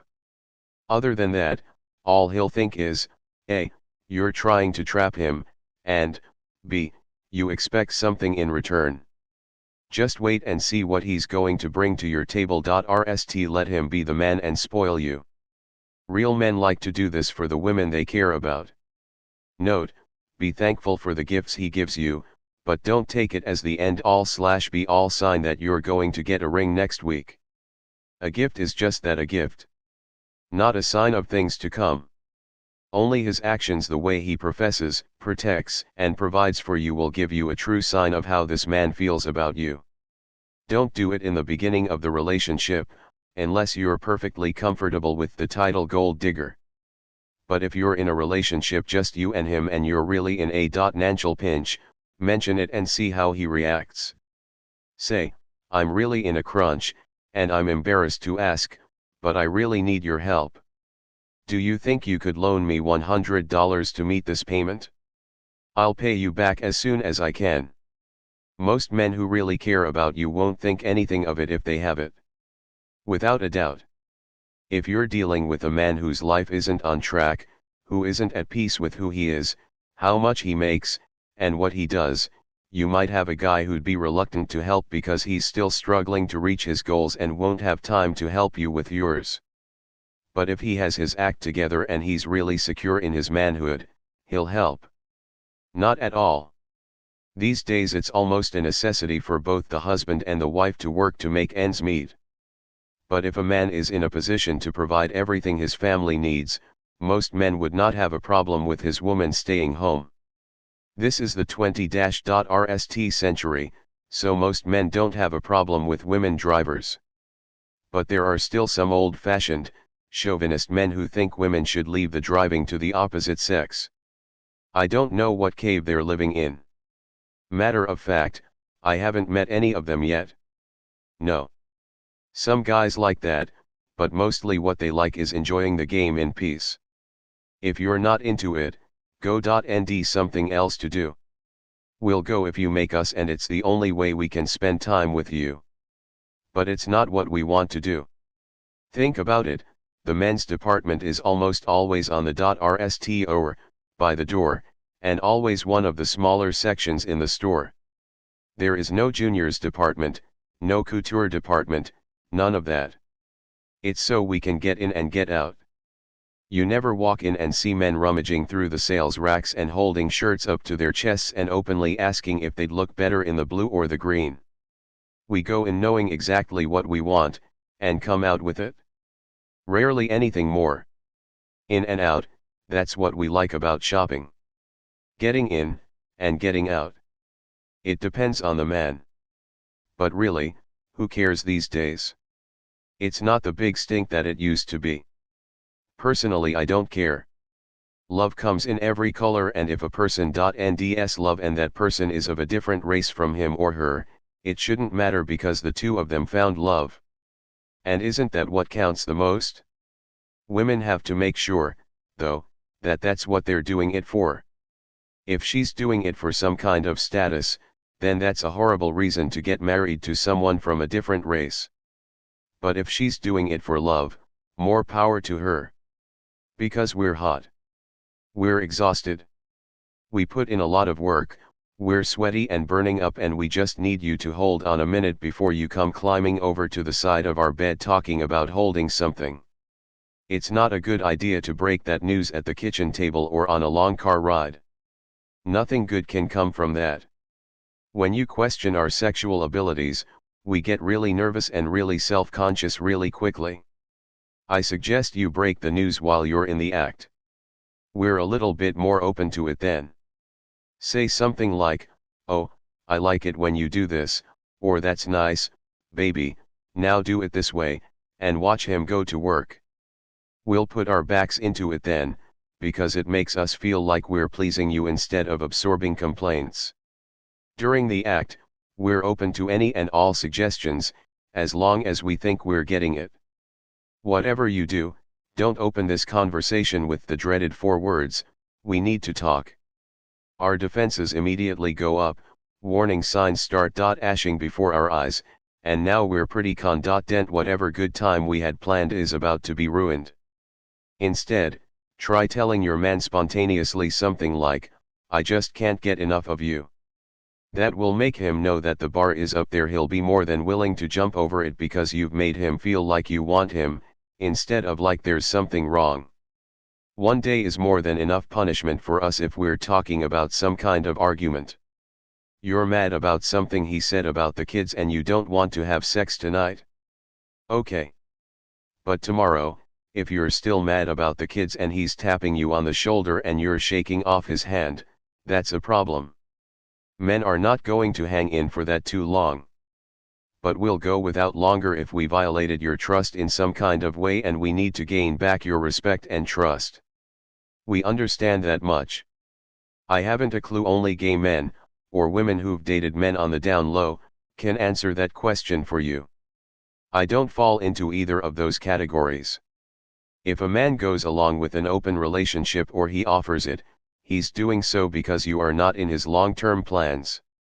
He does not see a future with you. Both of you can stop all this "we wanted some spice in the relationship" talk. When a man loves you, he's not trying to share you with anybody, period. When you nd that guy who's willing, I will show you the guy who's not in love with you. We're just not cut out that way. Yes, it makes us uncomfortable. We think you're trying to dig deep into our soul when you start trolling through our past and, possibly, passing judgment on it. Still, you have the right to know about a man's past. Just don't ask about it on the rst date, because you will not get an honest answer, ever. He hasn't even decided about how permanent this thing between you is going to be. There'll be no need to reveal the soul. Don't even waste your time asking about his previous woman. All he's going to claim is hurt, not what he may have done to her. Give your relationship time, and he'll reveal what you need to know. Most men have a problem with that. Think about the 3 ways I told you a man shows his love. He protects, provides, and professes. And if we can't say this is Mrs. Harvey, then you're taking away the very core of how we show our love. We also need to know that we have your loyalty, and you show that by taking our name. We really don't care how important your dad's name or your family name is to you. We're about to start a family. A man needs to know you're as committed to this family as you are to your old one. You can hyphenate it if you want to, but that last name really needs to be the same as your man's. And if you're not committed to that, then why don't you just go marry your daddy?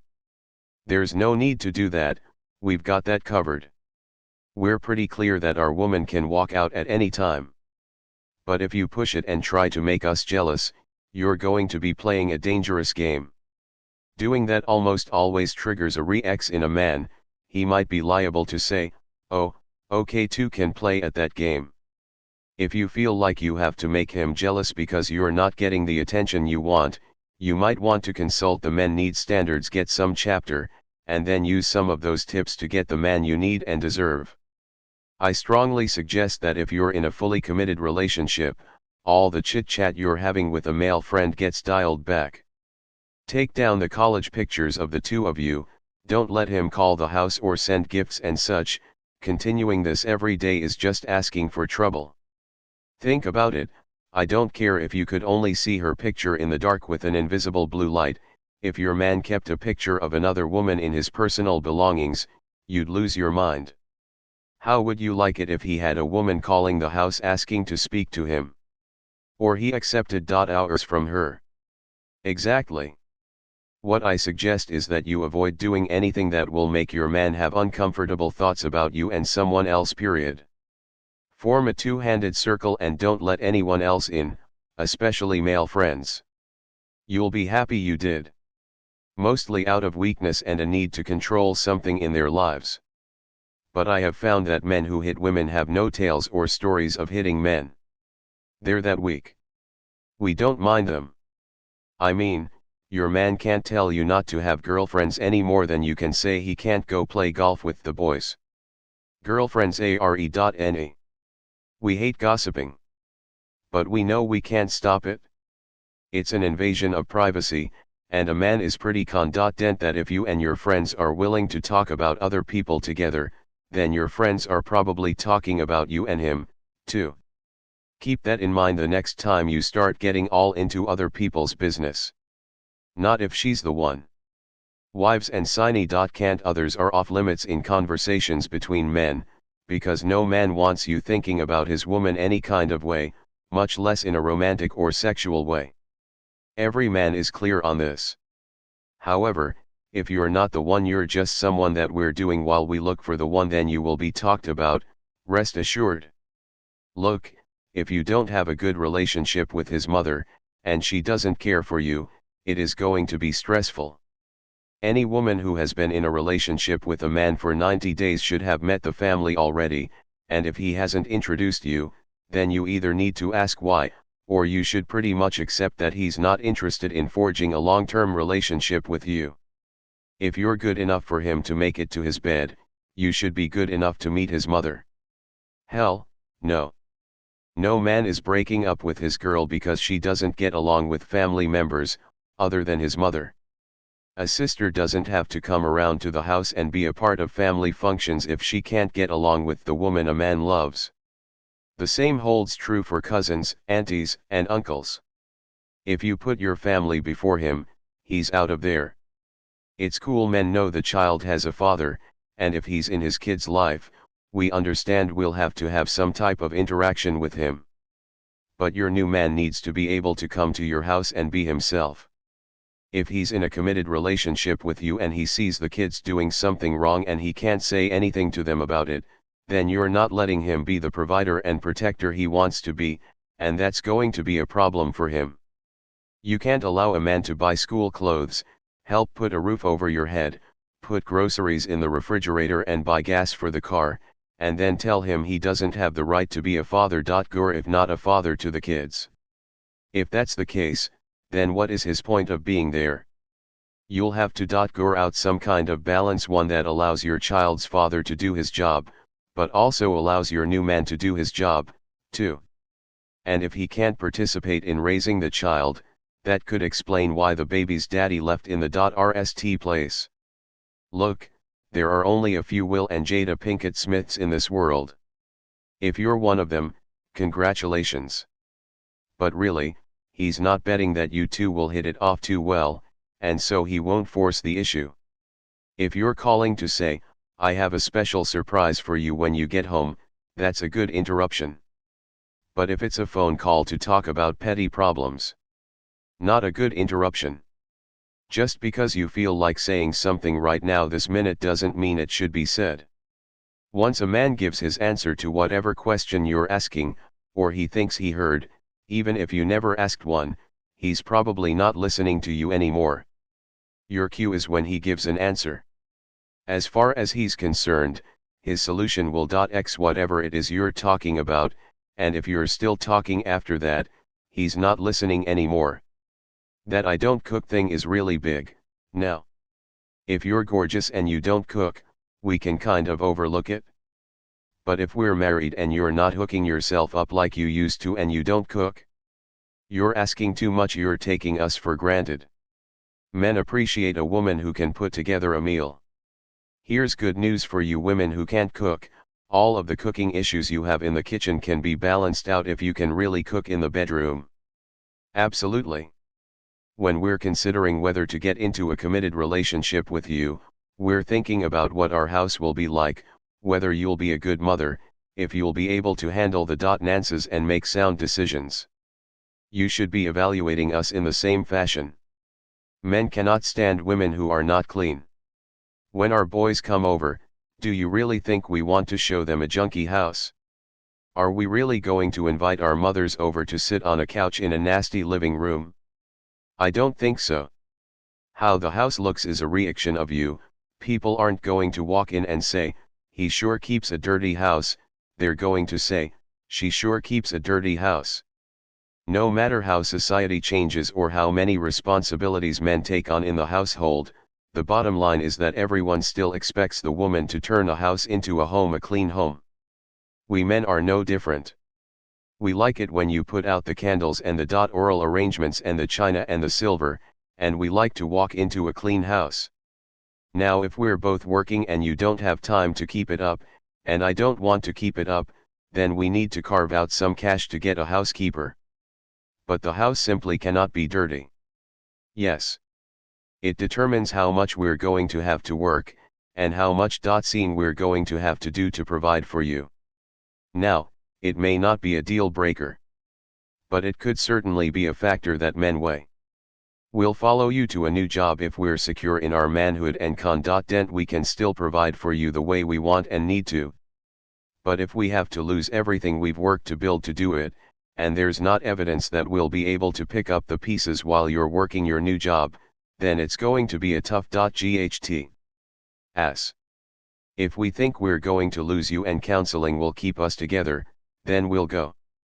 But if it won't save our ass, we can't see any good reason why we should sit on a couch and talk to a person with a tablet, getting judged for every move we've ever made. We like them. But please don't expect the same reaction you would have. We're not going to go to pieces and cry because you brought home a gift or planned a special trip or put together a nice, romantic surprise dinner for us. That's, well, not very manly. For the most part, we don't worry about it to the extent that women do, because we know your makeup is different from ours. You're more careful about the mates you choose, and you have higher standards when it comes to deciding who you will sleep with. In our minds, this drastically cuts down the likelihood of our women cheating.